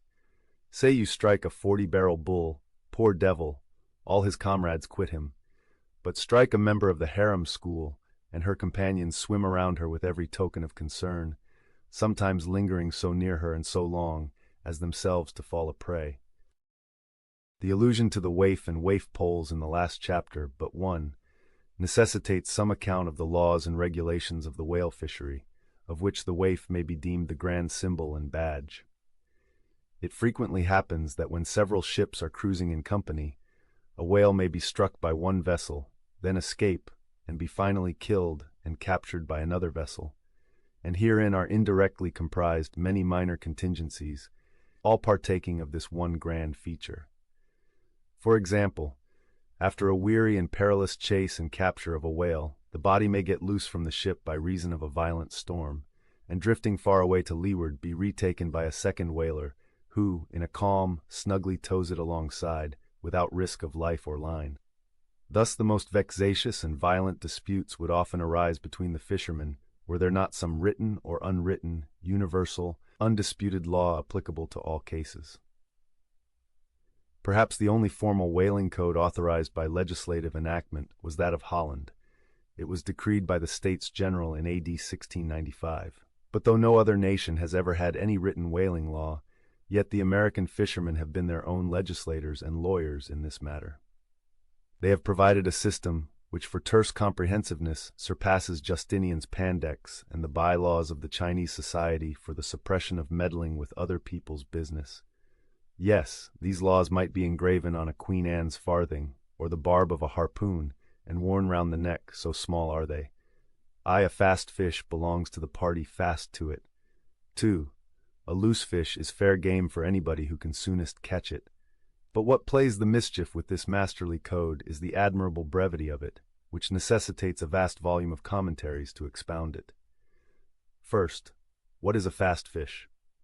Alive or dead, a fish is technically fast when it is connected with an occupied ship or boat, by any medium at all controllable by the occupant or occupants. A mast, an oar, a 9-inch cable, a telegraph wire, or a strand of cobweb, it is all the same. Likewise, a fish is technically fast when it bears a waif, or any other recognized symbol of possession, so long as the party waifing it plainly evince their ability at any time to take it alongside, as well as their intention so to do. These are scientific commentaries, but the commentaries of the whalemen themselves sometimes consist in hard words and harder knocks, the coke upon Littleton of the fist. True, among the more upright and honorable whalemen allowances are always made for peculiar cases, where it would be an outrageous moral injustice for one party to claim possession of a whale previously chased or killed by another party. But others are by no means so scrupulous. Some 50 years ago there was a curious case of whale trover litigated in England, wherein the plaintiffs set forth that after a hard chase of a whale in the northern seas, and when indeed they, the plaintiffs, had succeeded in harpooning the fish, they were at last, through peril of their lives, obliged to forsake not only their lines, but their boat itself. Ultimately the defendants, the crew of another ship, came up with the whale, struck, killed, seized, and finally appropriated it before the very eyes of the plaintiffs. And when those defendants were remonstrated with, their captain snapped his fingers in the plaintiffs' teeth, and assured them that by way of doxology to the deed he had done, he would now retain their line, harpoons, and boat, which had remained attached to the whale at the time of the seizure. Wherefore the plaintiffs now sued for the recovery of the value of their whale, line, harpoons, and boat. Mr. Erskine was counsel for the defendants. Lord Ellenborough was the judge. In the course of the defense, the witty Erskine went on to illustrate his position by alluding to a recent crim. Con case, wherein a gentleman, after in vain trying to bridle his wife's viciousness, had at last abandoned her upon the seas of life, but in the course of years, repenting of that step, he instituted an action to recover possession of her.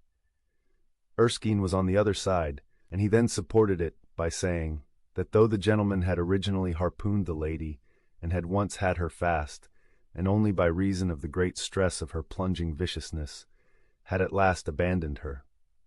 Yet abandon her he did, so that she became a loose fish, and therefore when a subsequent gentleman re-harpooned her, the lady then became that subsequent gentleman's property, along with whatever harpoon might have been found sticking in her. Now, in the present case, Erskine contended that the examples of the whale and the lady were reciprocally illustrative of each other. These pleadings, and the counter-pleadings being duly heard, the very learned judge in set terms decided, to wit, that as for the boat, he awarded it to the plaintiffs, because they had merely abandoned it to save their lives, but that with regard to the controverted whale, harpoons, and line, they belonged to the defendants, the whale because it was a loose fish at the time of the final capture, and the harpoons and line because when the fish made off with them, it, the fish, acquired a property in those articles, and hence anybody who afterwards took the fish had a right to them. Now the defendants afterwards took the fish, ergo the aforesaid articles were theirs. A common man looking at this decision of the very learned judge might possibly object to it, but plowed up to the primary rock of the matter, the two great principles laid down in the twin whaling laws previously quoted, and applied and elucidated by Lord Ellenborough in the above-cited case. These two laws touching fast fish and loose fish, I say, will, on reflection, be found the fundamentals of all human jurisprudence. For notwithstanding its complicated tracery of sculpture, the temple of the law, like the temple of the Philistines, has but two props to stand on. Is it not a saying in everyone's mouth, possession is half of the law, that is, regardless of how the thing came into possession? But often possession is the whole of the law. What are the sinews and souls of Russian serfs and Republican slaves but fast fish, whereof possession is the whole of the law? What to the rapacious landlord is the widow's last mite but a fast fish? What is yonder undetected villain's marble mansion with a doorplate for a waif? What is that but a fast fish? What is the ruinous discount which Mordecai the broker gets from poor Woebegone, the bankrupt, on a loan to keep Woebeghone's family from starvation? What is that ruinous discount but a fast fish? What is the Archbishop of Savesoul's income of £100,000 seized from the scant bread and cheese of hundreds of thousands of broken-backed laborers, all sure of heaven without any of Savesoul's help? What is that globular £100,000 but a fast fish? What are the Duke of Dunder's hereditary towns and hamlets but fast fish?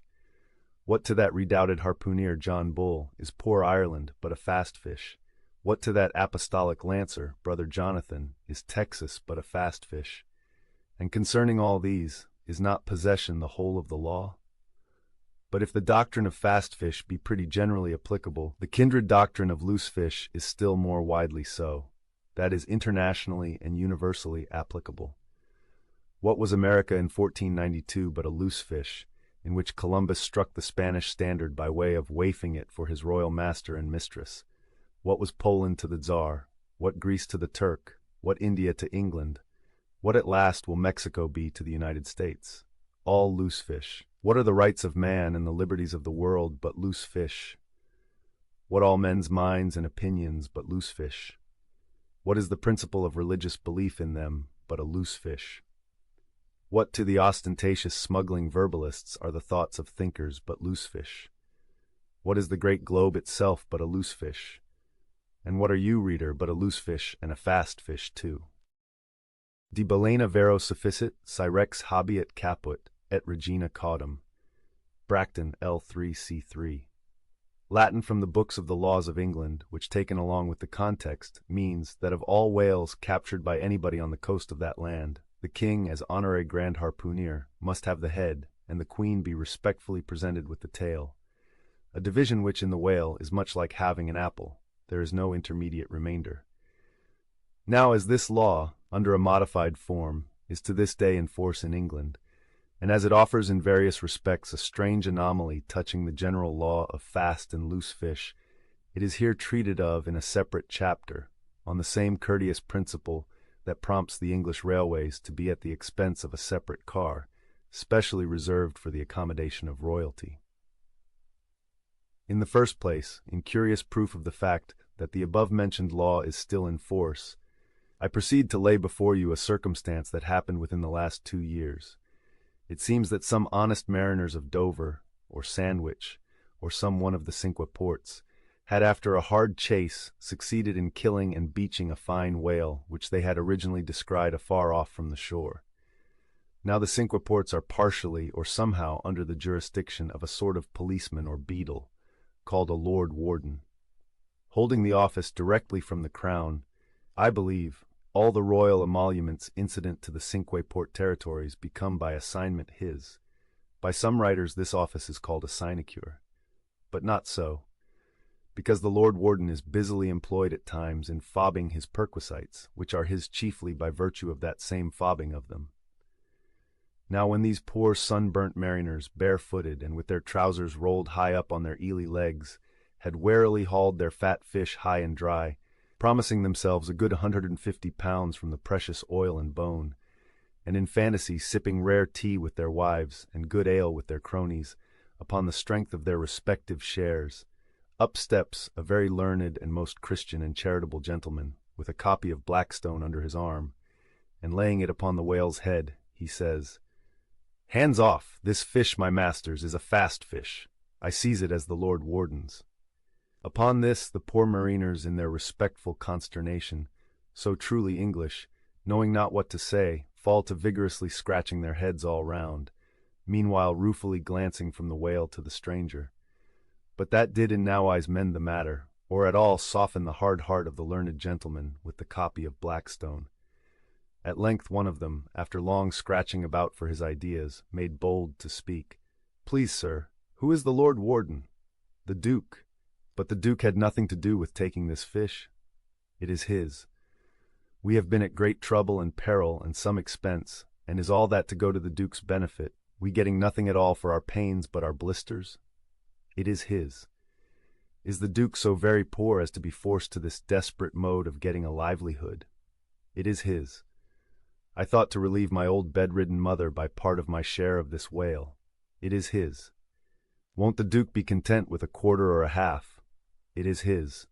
In a word, the whale was seized and sold, and His Grace the Duke of Wellington received the money, thinking that viewed in some particular lights, the case might by a bare possibility in some small degree be deemed, under the circumstances, a rather hard one. An honest clergyman of the town respectfully addressed a note to His Grace, begging him to take the case of those unfortunate mariners into full consideration. To which my Lord Duke in substance replied, both letters were published, that he had already done so, and received the money, and would be obliged to the reverend gentleman, if for the future he, the reverend gentleman, would decline meddling with other people's business. Is this the still militant old man, standing at the corners of the three kingdoms, on all hands coercing alms of beggars? It will readily be seen that in this case the alleged right of the Duke to the whale was a delegated one from the sovereign. We must needs inquire then on what principle the sovereign is originally invested with that right. The law itself has already been set forth, but Plowden gives us the reason for it. Says Plowden, the whale so caught belongs to the king and queen because of its superior excellence. And by the soundest commentators this has ever been held a cogent argument in such matters. But why should the king have the head and the queen the tail? A reason for that, ye lawyers. In his treatise on Queen Gold, or Queen Pin Money, an old King's Bench author, one William Prynne, thus discourseth: "Ye tail is ye queen's, that ye queen's wardrobe may be supplied with ye whalebone." Now this was written at a time when the black limber bone of the Greenland or right whale was largely used in ladies' bodices, but this same bone is not in the tail, it is in the head, which is a sad mistake for a sagacious lawyer like Prynne. But is the queen a mermaid to be presented with a tail? An allegorical meaning may lurk here. There are two royal fish so styled by the English law writers, the whale and the sturgeon, both royal property under certain limitations, and nominally supplying the 10th branch of the Crown's ordinary revenue. I know not that any other author has hinted of the matter, but by inference it seems to me that the sturgeon must be divided in the same way as the whale, the king receiving the highly dense and elastic head peculiar to that fish, which, symbolically regarded, may possibly be humorously grounded upon some presumed congeniality. And thus there seems a reason in all things, even in law.